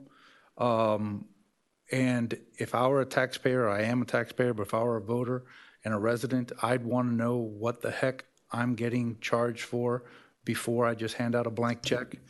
As a perfect example, Councilmember McCormick, with the community center, yes, we are finishing 2 payments on it, but at the same time, we're talking about a $15 million or $20 million. Civic Center. It's the Civic Center, not So the. this building, that building. a Correct. few other- I'm sorry, I stand corrected. We're talking about a $15 million to $20 million expansion of the community center. So we finish paying one off, we start indebting ourselves with the other one. We have a lot of debt, a lot of projects already in the pipeline. Again, I'm all for coming up with a master timeline of all the projects that we want to do, but I'm not ready to ask the taxpayers to give us carte blanche for $100 to $150 million of their money for these projects between now and August. I just can't do it. May I ask him a question? But just very briefly. Okay. Would you I share a lot of your feelings completely, 100%. Plus the other one, which is the first rule of politics, you got to get elected. In this case, you got to get the bond passed. Would you mind, would you support a resolution just starting the process that would give us the I can't in That's good fine. conscience He's made vote for himself that. clear. No, I meant not an Ignacio, ordinance. just to be clear, the big projects that we're talking about, the majority of them, I envision we would be using this money for. I understand, but there's too many. No, that's fine. But also, just to be clear, you're being asked if you're comfortable asking the community Correct. what they feel, not what you feel or what you would vote in the ballot I box. do not feel comfortable asking the community Okay. that in August. Mayor, is the August the only date you think? No, or- well, August is the best date. It's the primary date. Otherwise, we And have to we wait can until do it. November. And Once then a November special comes, election. Then there's going to be, no, we can't do special elections because We the charter cannot? revision, no. Oh, okay. That was 2011, I believe. Steve, you worked on that. I just want to say I'm 100% behind this. I think there's a lot of challenges that lie ahead between now and May 29th, but let's get going. I mean, we've been talking about this since we campaigned. Those of us who campaigned, we talked about doing the big projects. We talked about doing underground. We talked about all these things. Now is the time to get going. I understand you have concerns, but the taxpayers of this town, to your point, I get why you called it an asset protection initiative. I understand why you're confused because I didn't understand what it was either, but it is an asset protection initiative. I mean, we have $8.2 billion in taxable assets here in addition to, and that's not market value, that's taxable assets. So it's really about $12 billion. So we have to protect these assets. And frankly, we should, when we're working in Tallahassee, and we're working with the federal government, we're working to protect these assets. That's been our message to them. We protect other people's assets in doing the beaches and doing everything else. So bring it forward, bring it up. Councilmember Laredo, I believe you wanted to make a motion to direct the manager to work with the council member. A timeline or I a work second the plan. motion, and let's call it. Yeah, it's, Okay, all Those in favor? Aye. Opposed? No. Okay. Thank you. Motion carries. Mayor, can you possibly take over the item before, I know that we have Steve here. Which item? It would be with Segurola and on Let the him thing. stick around for a while. He misses these. All right, we'll bring him up. Come on, let's go. We'll go Well, I to tried. village attorney request from advisory legal opinion from water from Florida Attorney General regarding stormwater. We're also including council Bring another members.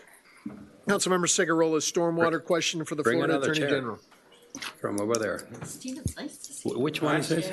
Nice to see you too. Oh, he took your chair, Chad? That was like, he sidled right in there. Yeah. Good to see you all. You so, too. For some time now, there's been an ongoing discussion about the use of public money and, in particular, stormwater fees to pay for the cost of maintaining, operating, repairing private stormwater systems. We've rendered from this chair on several occasions an opinion that we do not believe that public money can be used for that purpose. We believe there is a on-point Attorney General's opinion on this particular issue.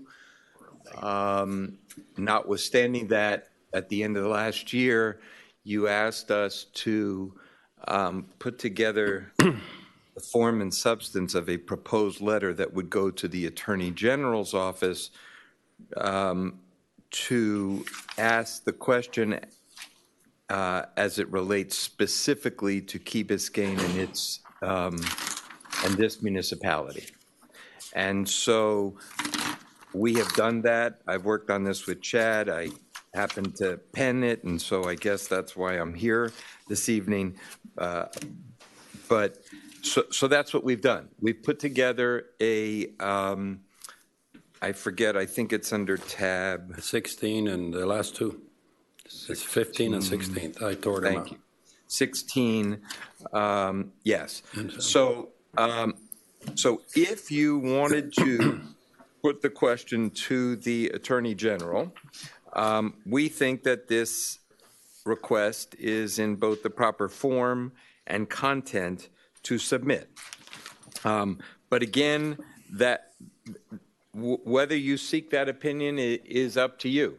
You're advising that we don't.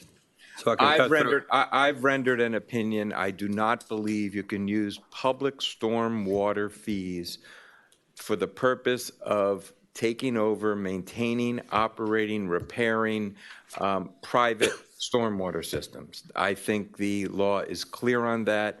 I think the Attorney General has already opined that on that issue, but I've shared that with this council a couple of times, and this is still an issue.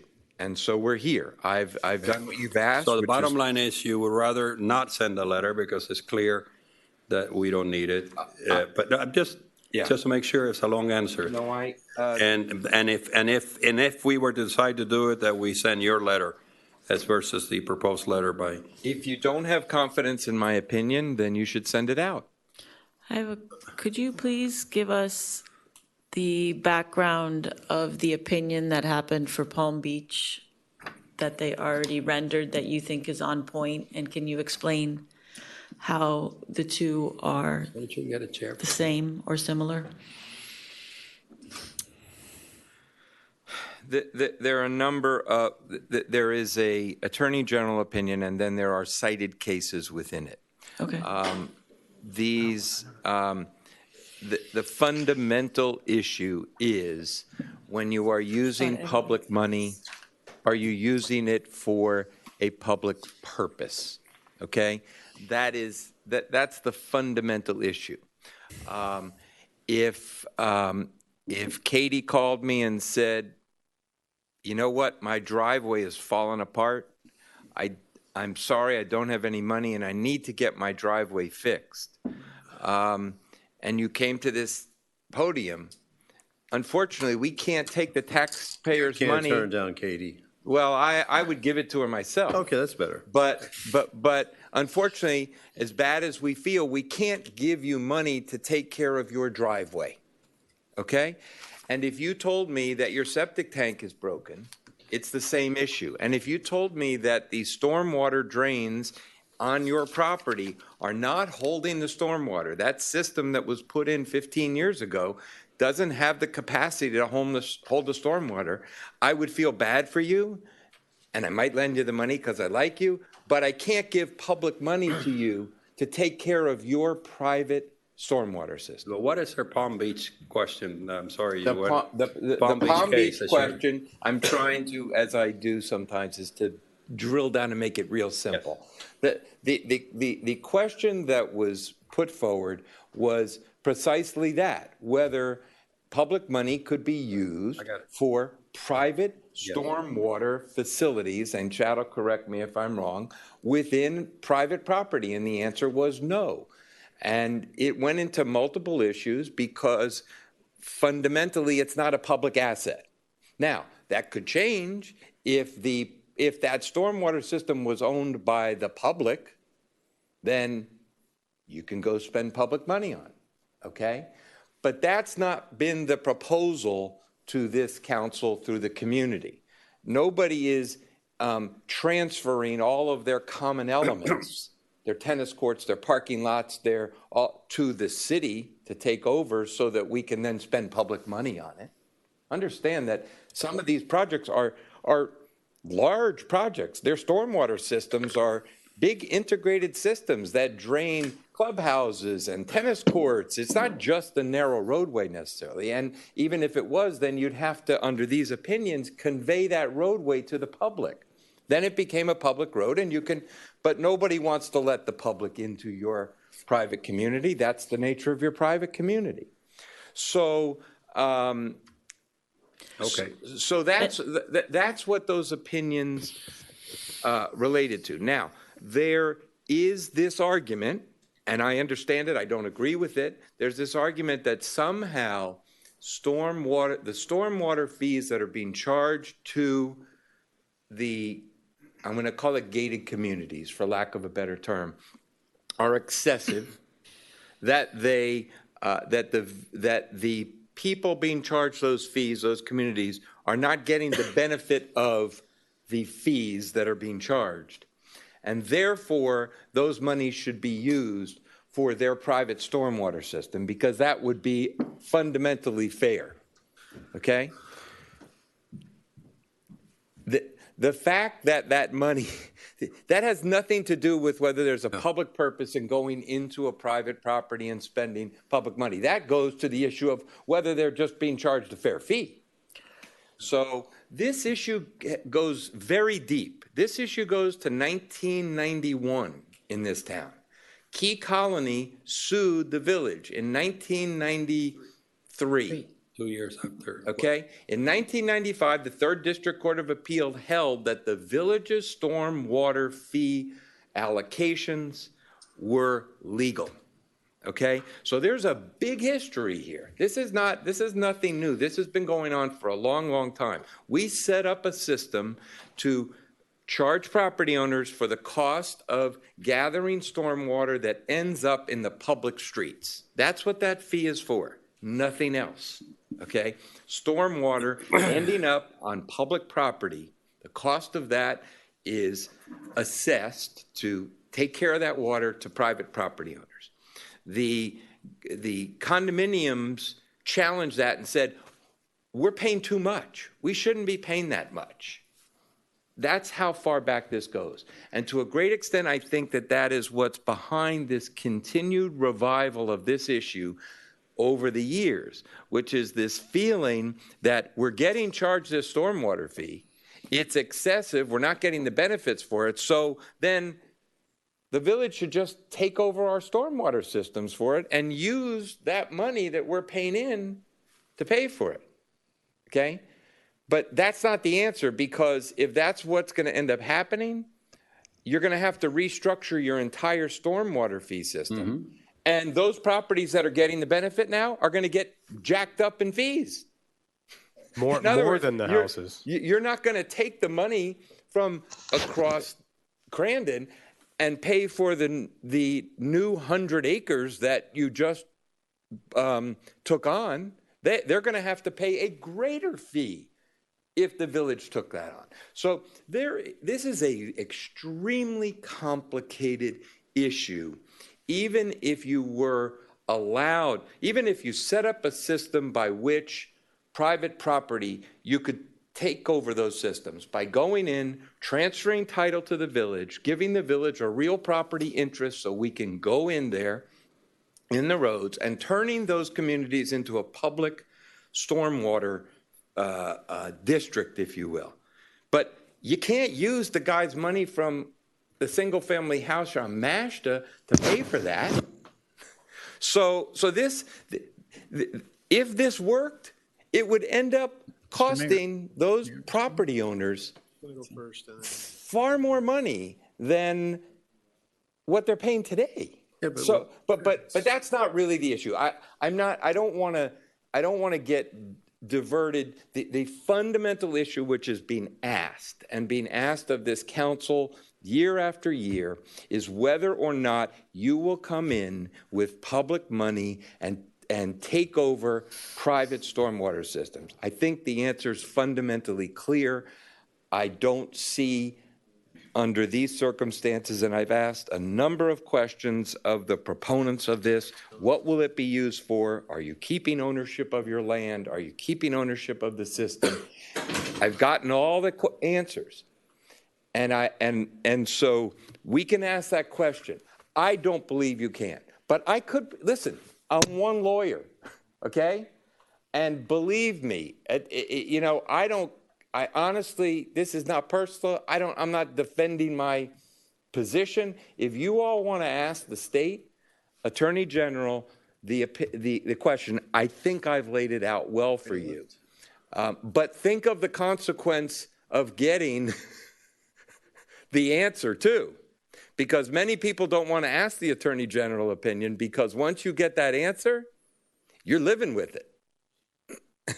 And the consequence of that is you need to think about, are you prepared if they come back and say, yes, you can do that, take it over? Are you prepared to completely restructure your stormwater fee system and take over private systems? That, I don't know, that's a policy question, not a legal question. Down the road. Councilmember Cigarola.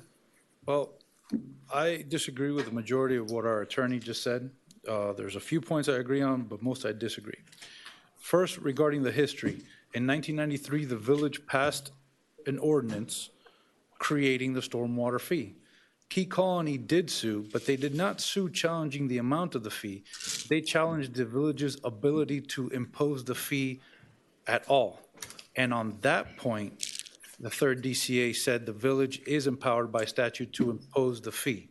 The amount of the fee was never discussed, and I'd be happy to circulate that third DCA opinion to the council through the clerk. Now, what's being discussed now, the question being brought up at this point is not that the gated communities or the condominiums are being charged an unfair amount. There is one simple question.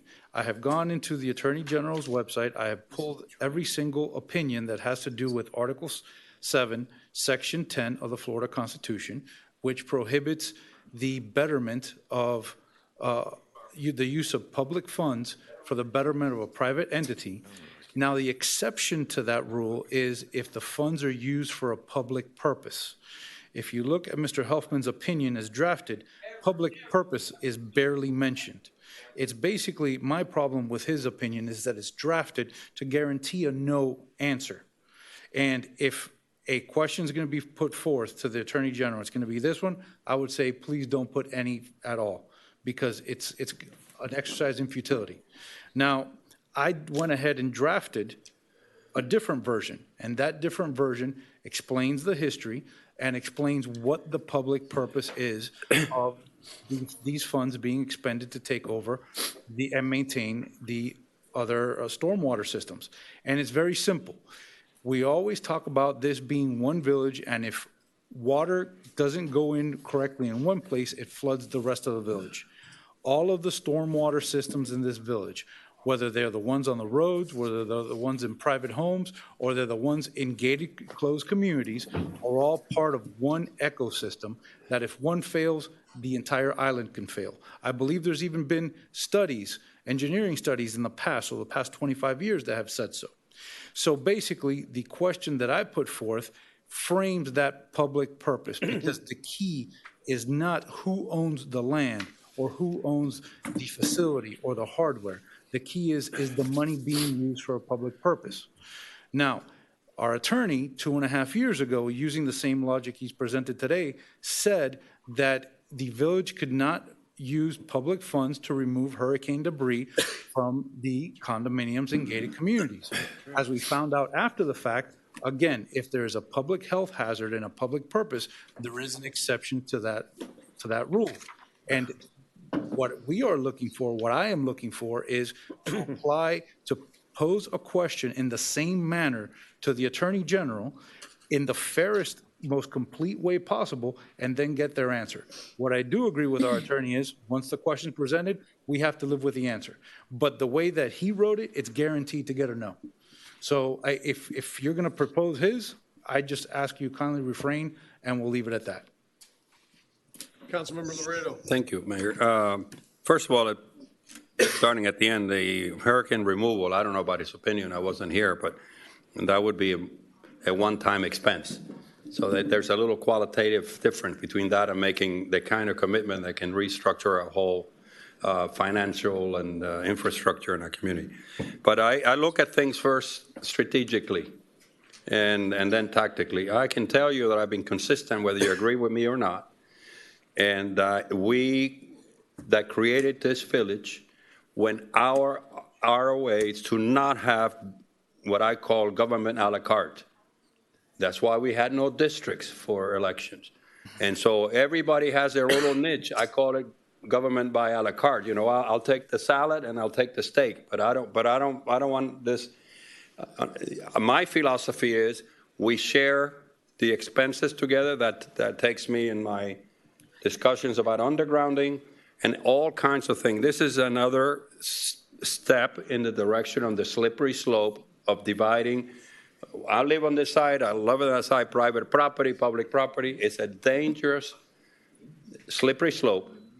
And it is one that the founding fathers and mothers took great pains to do. So we have a sense of community no matter what side of Crandon Boulevard you live with. That's on the strategic. On the tactical, it becomes evident to me, everything I read, that this has been addressed by all the courts, by all the opinions of the Attorney General, and this will be, remember that moving any of these letters, in fact, it's also going to cost us legal fees. And I certainly am not going to support, now that he, in fact, agrees that not to send even our attorneys. I would only send my attorneys, our attorney's letter, to move the conversation forward, I make a motion to deny that we send any letter, that we live with the system we have. Councilmember London. As far as fairness goes, obviously it cost us more money if we had adopt all the gated communities things. But that's fair. I mean, it's something that happens, we do it. The other thing that was brought up to me, I don't know if it makes any legal sense, was that could the condominiums, the gated communities, grant us an easement over their roads and their storm sewer system? And in that way, we would be taking care of the things going through an easement, but not a deed to the property. If you have a actual real property interest in the property, an easement. In other words, not an access easement to get in to spend public money. Okay, that doesn't do it. That's just the right to come in and spend public money there. If you actually owned the property that you were coming in to maintain, then there's a public purpose for maintaining it. So if they want to, if a condominium association has the power and authority to transfer ownership or even a full-blown easement, not just an access easement, to you, and they want to do that, then this may take on a different character. Then you have a public facility that you're taking care of. They're transferring that, the land and the area to you, and it becomes public. And that's what developers do when they build a community. They build the infrastructure, they put in the roads, and then they give it to the government and they say, it's yours. So if those communities want to hand over their Excuse me, parking Steve. lots and No, I'm not talking about that. I know. No, That an gives easement them a alone. dedication of the entire thing. The- I'm talking about, yes. suppose they said, fine, and our biggest storm sewer is the 24-inch diameter pipe. We're going to give you a 3-foot deed along the storm sewer pipe. Would that be significant property interest to take care of? Along with an access easement. Well, obviously, you have to be able to get to it, yeah. Would that do it? It's still private property. No, the access It might. easement would allow you. It might. If they're just handing over their equipment to you and And a the right to land. go in. No, that. The land, in other words, here they're saying, here's the storm. I understand what you're saying. You're Oh. saying the pipe is within a narrow area. Yeah. And we'll give you 3 or 4 feet on either Yeah, side of whatever, it. yeah. And we'll transfer it to you. Yeah. And it becomes a public system. Okay, the next thing is, if they did that, and they gave us an access to go there. Yeah. Is it an access for the public to go there, or for us to go there to maintain our own system? If it's just the pipe, there's And the nothing land. for the public. No, the land. In other words, let's say for argument's sake, we had a pipe, a 2-foot diameter pipe, and they gave us 4 feet, a foot on each side of it, okay? So now we have this long, skinny, assume there's only one pipe, one long, skinny thing. Now we have to go take care of it. So fine, we have an access easement to go take care of this pipe. And our land, we own the land.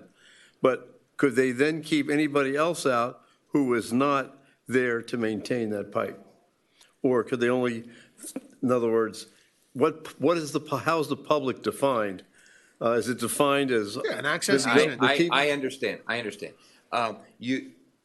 We could try to slice up these communities into pipes, but the truth is that the stormwater system is more than a pipe. It is, in most instances, a right-of-way, which has swales which collect the stormwater and then into a piping system underneath. So you're conveying the right-of-way. But assuming they only want to do that where the main thing is, let's say, the swales and everything else. Yes. These are all structural items that have been built into the road system. We're going to go around, and this letter's dead. Giving the We're equipment gonna have a workshop alone on is this. We're not gonna workshop sufficient, this. and the right to get to the equipment is not going to. And owning the land where the No, equipment well, is. now we talk about owning the land. That's a different issue. Now you're talking about owning the land and the equipment.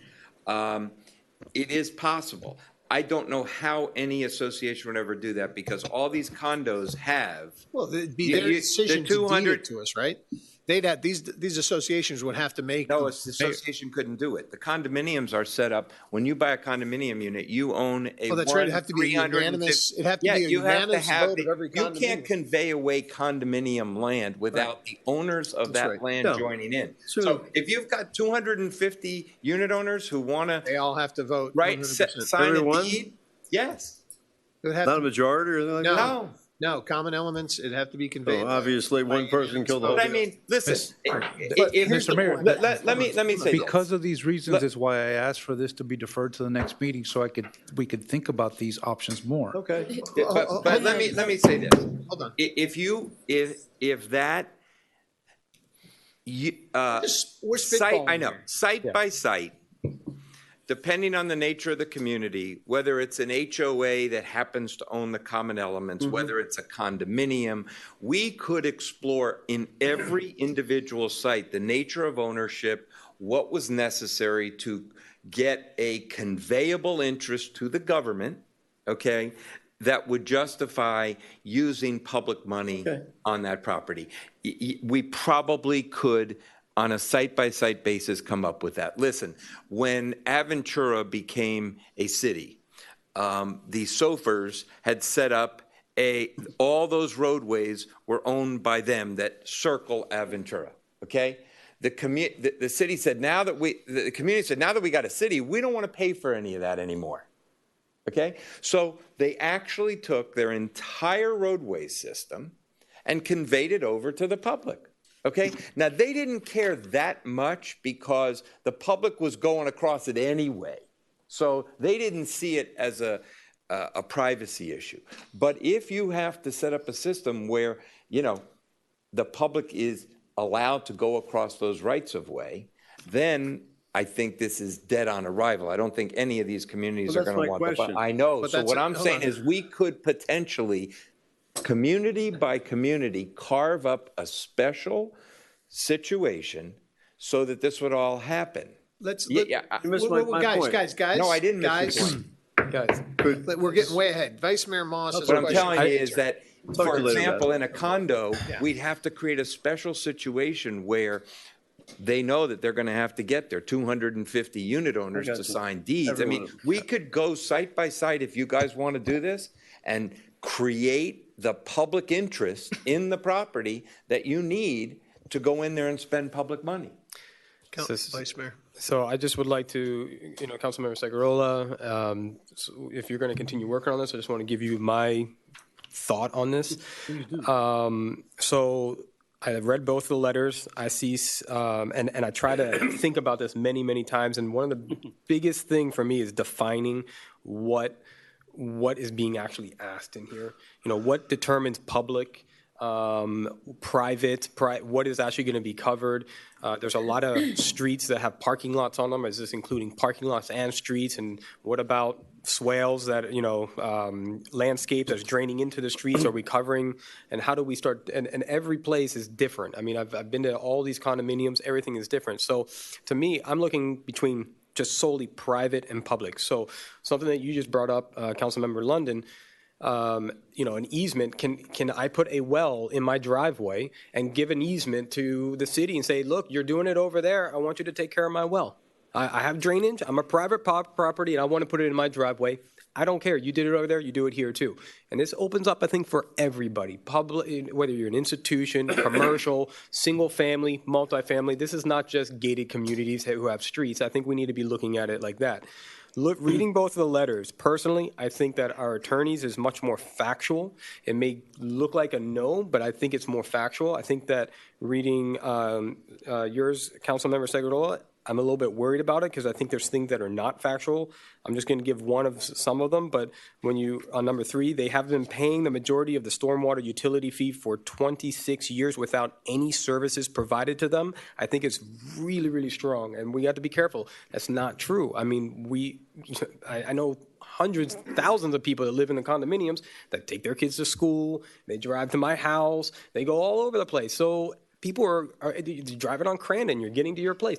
I mean, everybody is getting it. You have to be very careful how you do that. So if you're going to bring something back, we need to make sure it's very, very factual, not emotional, not, you know, kind of misleading in those things. So for me, if we're going to send something, I would lean towards Steve's right now, our councils. But that's where, if you're going to continue it, you kind of know where I stand on that. Councilmember Segurola. Again, your criticism of the letter is, I think, is fair. I have absolutely no problem changing that. And again, my whole point, what I said at the beginning was, I believe this should be deferred to the February 11th meeting. Give me some more time to think about it. Let me talk to some other people, and I'll come back on February 11th. Yeah. I think it's good to get our feedback too. And please, through the clerk, send me any feedback you have, and I'll address it the best way I can. Councilmember in the next Petros. draft. Okay. I also read both letters. I've looked at the facts on the Key Colony challenge after we incorporated. I read some of the case on the Palm Beach. I've spoken to our attorneys and just trying to get my head around what's right and what's fair in this community and how you deal with gated communities, which, as opposed to a single residence, and where the public roads are and where they are not. And the fact is, the easiest way for me to see this is each one of these gated communities is basically one gigantic house. And the stormwater system that sits within those gated communities is independent of the public stormwater system, and they have to maintain that, just like we have to maintain water within our properties on the single units. And it's a much more complicated system, but that is the simplest format that when I try to think about how are we moving forward, and it's not just about stormwater systems, but in general, because this has been posed to us. You brought up the debris management that I was on council when we made the decision that we could go in there after a hurricane when there was significant concern about debris management, and just that would be a single sweep of the streets in order to allow people to safely get to and from their homes. And that would be an exception, and they provided us a one-time access, I think, for us to do that. If I could be incorrect, but I don't think any one of these units is looking to open up their gates and become public roads. Has that ever been a consideration when you're analyzing this? That has been a consideration. The possibility of easements has been a consideration. For example, a lot of these communities have, and that's why I want to explore the legal aspects of it, they have fire hydrants inside them, and they are serviced by the county. But that's not opening the roads to the public. So that's a very different. Well, not really, because the philosophy, the legal theory behind it, I would say may be the same. Let's try to get away from legal theory, though, and let's just think practical theory right now, because we really need to be thinking about, try to keep things simple, not complicated. Yes. And then the other thing is, we do give a credit in our stormwater, which when I spoke to our attorneys, a lot of communities don't give a reduction on the stormwater fees within gated communities. So that shows that this was analyzed. That's what was upheld in the courts in 1993 or 95. The other thing that really struck me, that let's say we spend more time with our attorneys, you spend more time analyzing this, we decide to send a letter up, and I agree with Councilmember Moss. It needs to be objective. It needs to come through our attorney. I would not, I mean, that's how our system works, and that's where I would feel confident agreeing to it. And let's say they say yes to something, and then we have to devise a whole new system, and it's going to cost everybody more money at the end of the day. So what have we accomplished? The way I see it, you got to take it step by step. No, but what if that happens? What have we failed? No. Why would we have failed? If we've cost everybody more money, no. Have we failed? I mean, that's not the goal, right? No. Well, okay. On the flip side of that, the condominiums for 26 years have not been getting zero benefit, but they have been getting less benefit than the single-family homes from the mains of the system. I don't know if I can agree with you on that, if I analyze them. When there is a stormwater grate sitting 2, 3, 4 feet outside of the boundary of a property, and whenever there's rain, water runs off the property and into the stormwater grate, it's a disingenuous argument to say, gee, everyone's getting the same benefit. Because that house, I know we have all kinds of ordinances of how much water a property has to soak up, but the reality is the water rolls off into the stormwater system from the private homes. The condominiums are paying the stormwater fee, and then on top of that, they're paying through their maintenance to maintain their own stormwater systems. So they're paying double. Now, I disagree with your double. Well, they're paying two prices for the same thing. Now, different things. Theirs and the public. Stormwater. Okay, but now again, we have ours on our independent lots that people pay to make sure the water doesn't drain off of the system. Also, in your large gated communities, you have many, many owners paying into a system because you have many more people living in a much higher concentrated area. Correct, but they're still paying 2 fees for the same thing. No, they're paying one for their system and one for the public system. They're paying 2 fees for stormwater. That is true. So step number one. Anyway. Hold on, guys. Yeah, this is getting into. Mayor, I made a motion. Can I say something just to help? Let me say this. I have studied this now for years. I've prepared a letter. If you want me to send the letter, I will send the letter. I think Councilmember Laredo is going to make a motion. There is no further changes to this letter. You can study it for another 2 years. I'm done. Okay, I'm not wasting your money or our time. Can I? You want to make a motion? Yes, sir. What's your motion? I'd like to make a motion that we send follow our attorney's advice to send no letter. That if the downside of that is more, and that's the practical. And I'll tell you, it's got serious policy implications if we start down this road of a la carte government. So I would specifically, and I don't even want to argue about caveat emptor or what I experienced at the Public Service Commission with this kind of problem when the developer sold their last lot and they handed it. So Is there a second it's for in his our motion? interest is to not send any letter I'll at this time. second it. Okay. All those in favor? Aye. Opposed? Nay. Motion carries. Good to be I with would you. like to just on this issue, we have to have a storm. I think we got to educate the public. We have to have a real in-depth discussion. We need a workshop on this because there is disagreement. There is whatever we want to call it. We have our community has to understand what's going on with their stormwater. I think there's some valid arguments on both sides. I think let's see where we are, and let's do a little work on this. So I'd like to, I don't know if we're going to do it in April or May, but I think we need a stormwater so everybody understands what we're talking about. I think too many people, when we talked about the rates, people got confused about what we're trying to do. Well, and maybe we should be reevaluating the proportion. Absolutely. That's a different discussion too. But I think let's have a workshop on stormwater for the next meeting. I'll get some dates together. I'll talk to the manager, see if we can put something together. But I think that's the next step for this. So let's move on. We've got about 7 minutes. So Councilmember. Anything can be deferred. Vice Mayor Moss. Routine No. maintenance Anything system can for be quality deferred so we can control go. of physical assets. I'm going to leave.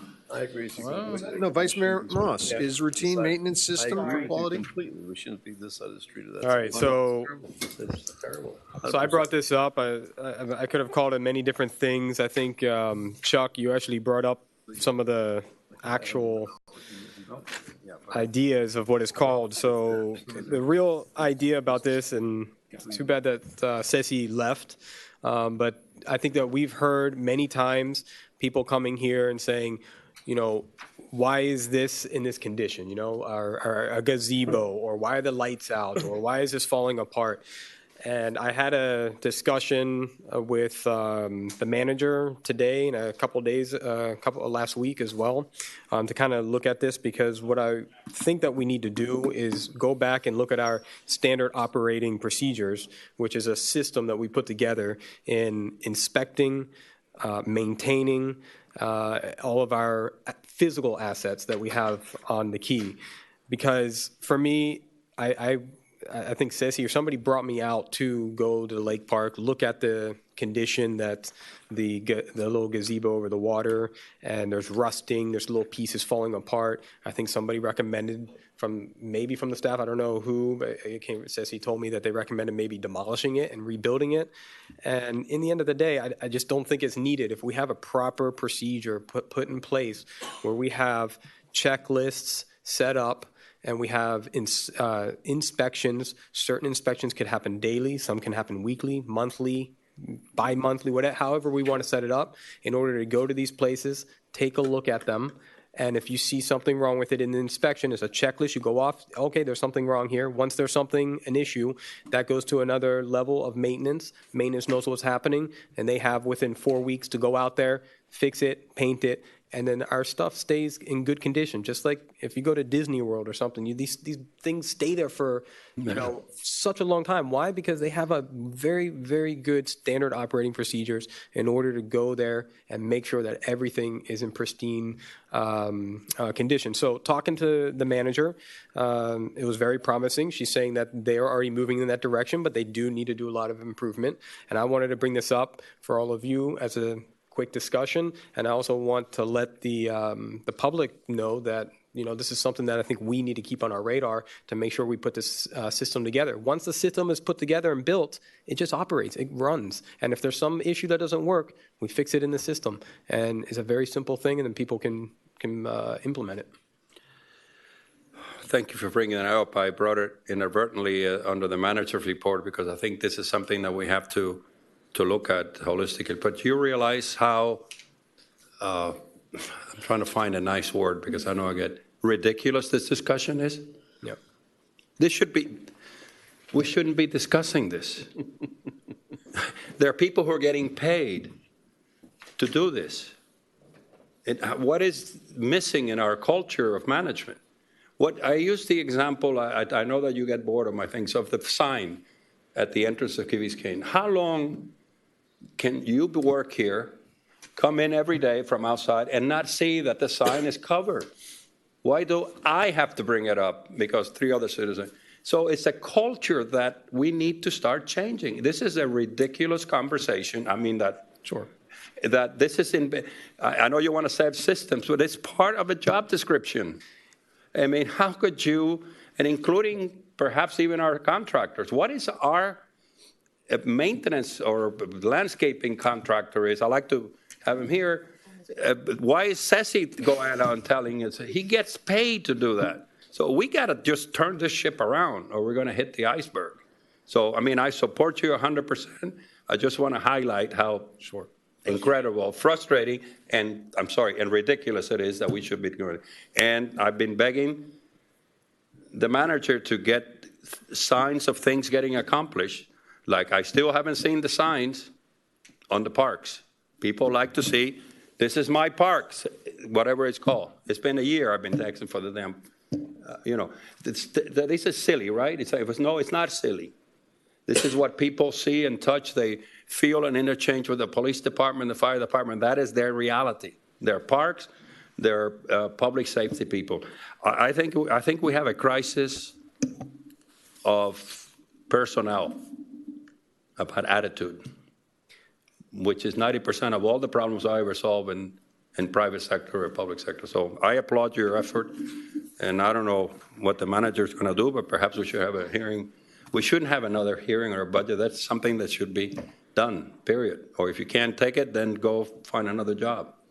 And I think it takes a while to build these systems. I mean, it's not, I don't know what a while, I don't know how much it will take, but you need to go through all the inventory, see what it is, and somebody has to set it up of how inspections happen, put the checklists together, because I think it needs to also be documented that somebody went there on this day, they checked this off, they signed out, and it went into our document that, yeah, they were there, and this inspection and everything checked out, or no, we had one little thing, and making sure that if there was an issue, then who does it go to, and whose responsibility is it, and how do they take that in order to rectify it, and that is also documented that happened, so that way that everybody knows and who the positions are responsible I'm going to for. make a motion So- for an extension of 7 minutes, and then, look, we're. Second. I mean, if you guys are okay, All we those can in move on. favor? Okay, perfect. All right. All right, and I want, Seven hard minutes. okay, and I want to take the rescheduling up because that's the most important item. The what? The rescheduling of the rescheduling of the strategic Oh, meeting. wait. Number Oh, 12. boy. When's that? Number 12. That's scheduled for, when is it scheduled for? It's not the February 8th, but it's not on our schedule of events. Okay, so February event, the February 8th, Councilmember McCormick can't make it. The meeting adjourned before I checked all of my calendars. Yeah, she has like 18 calendars. No, it's all right. 4 kids, We're in this 24 together. calendars. Oh, okay. So how does everybody feel about the 15th? Is that a bad weekend? The boat show.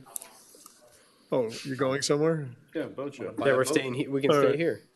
Perfect. You want to do the 22nd? I'm good with It's the 15th. Washington's Oh, birthday. we're not I good with the can't do the 15th? 22nd. Okay, all For right. the 15th, no? 15th's okay? I can do the 15th. I'm not here the 15th 's okay? 15th, You're not here the Oh, man. 15th? Well, that kind of and shoots that one Monday's down. President's Day. Okay. You're talking February now? February 29th? Oh, 29th, no. What? I think the yacht club is having that big thing. What yacht It's club? the rib-off. Oh, the rib off. Yeah, no. Day or night? Okay, Can it March be on a weekday? 7th? No. I can do March 7th. I'm good. What? March 7th? Yeah, March 7th. I cannot do March 7th. You're killing me, Marty. You're killing me. March 14th. I can't do March 14th. Oh, no, I can do March 14th. I can't do March I 21st. can do March 14th. Yeah, check through. You're going to have to just either stick with February Okay, 8th. well, that's what I'm looking at. I mean, unless we need- it's, Have you oh, looked at your calendar? Yeah, but half of them have been shut down. They have, it's, between my other travel, March it's, 14th? No, February 8th. You can't do You can't do February it 8th. either? So we just lost How two about March people. 14th? March Is everybody 14th. good? March Ed, 14th, I'm good. catch up. Is that too late? I'm good. Make that work. Can we do it? Well, we don't have any choice. I see. I mean, like, we got two people out, unless you want to do it February 1st. That's the day before Super Bowl. That's next. That's not enough time 3 to days from now. prepare. Come on. March 14th. No, she doesn't. Call that Pi Day. Hold on. Has anybody got March 14th? Hold on, let me, Strategic planning session. looks all right. Like we did last year. Oh, I was not gonna. Where is it going to take place? That I don't know. I'm just trying to get a date. Don't give me a hard time now. Saturday the 14th, yeah. Saturday the 14th, Why good? don't we do it Good? here, but we Good? just get some catering? Then just one more item regarding the town hall by Congresswoman Donna Well, Shalala. hold on, I'm not done, but I just want to confirm, are we good with March 14th? Is everybody Yes. here March 14th? Ed? Yes? Yes. Katie? If something I'm comes- not 100%, but I could probably What, maneuver half of something. you's going to be here? You got to tell Jake, March Jake, what else- 14th, what Benjamin. else you have? Guys, inside, please. No, it's not. It's not dance.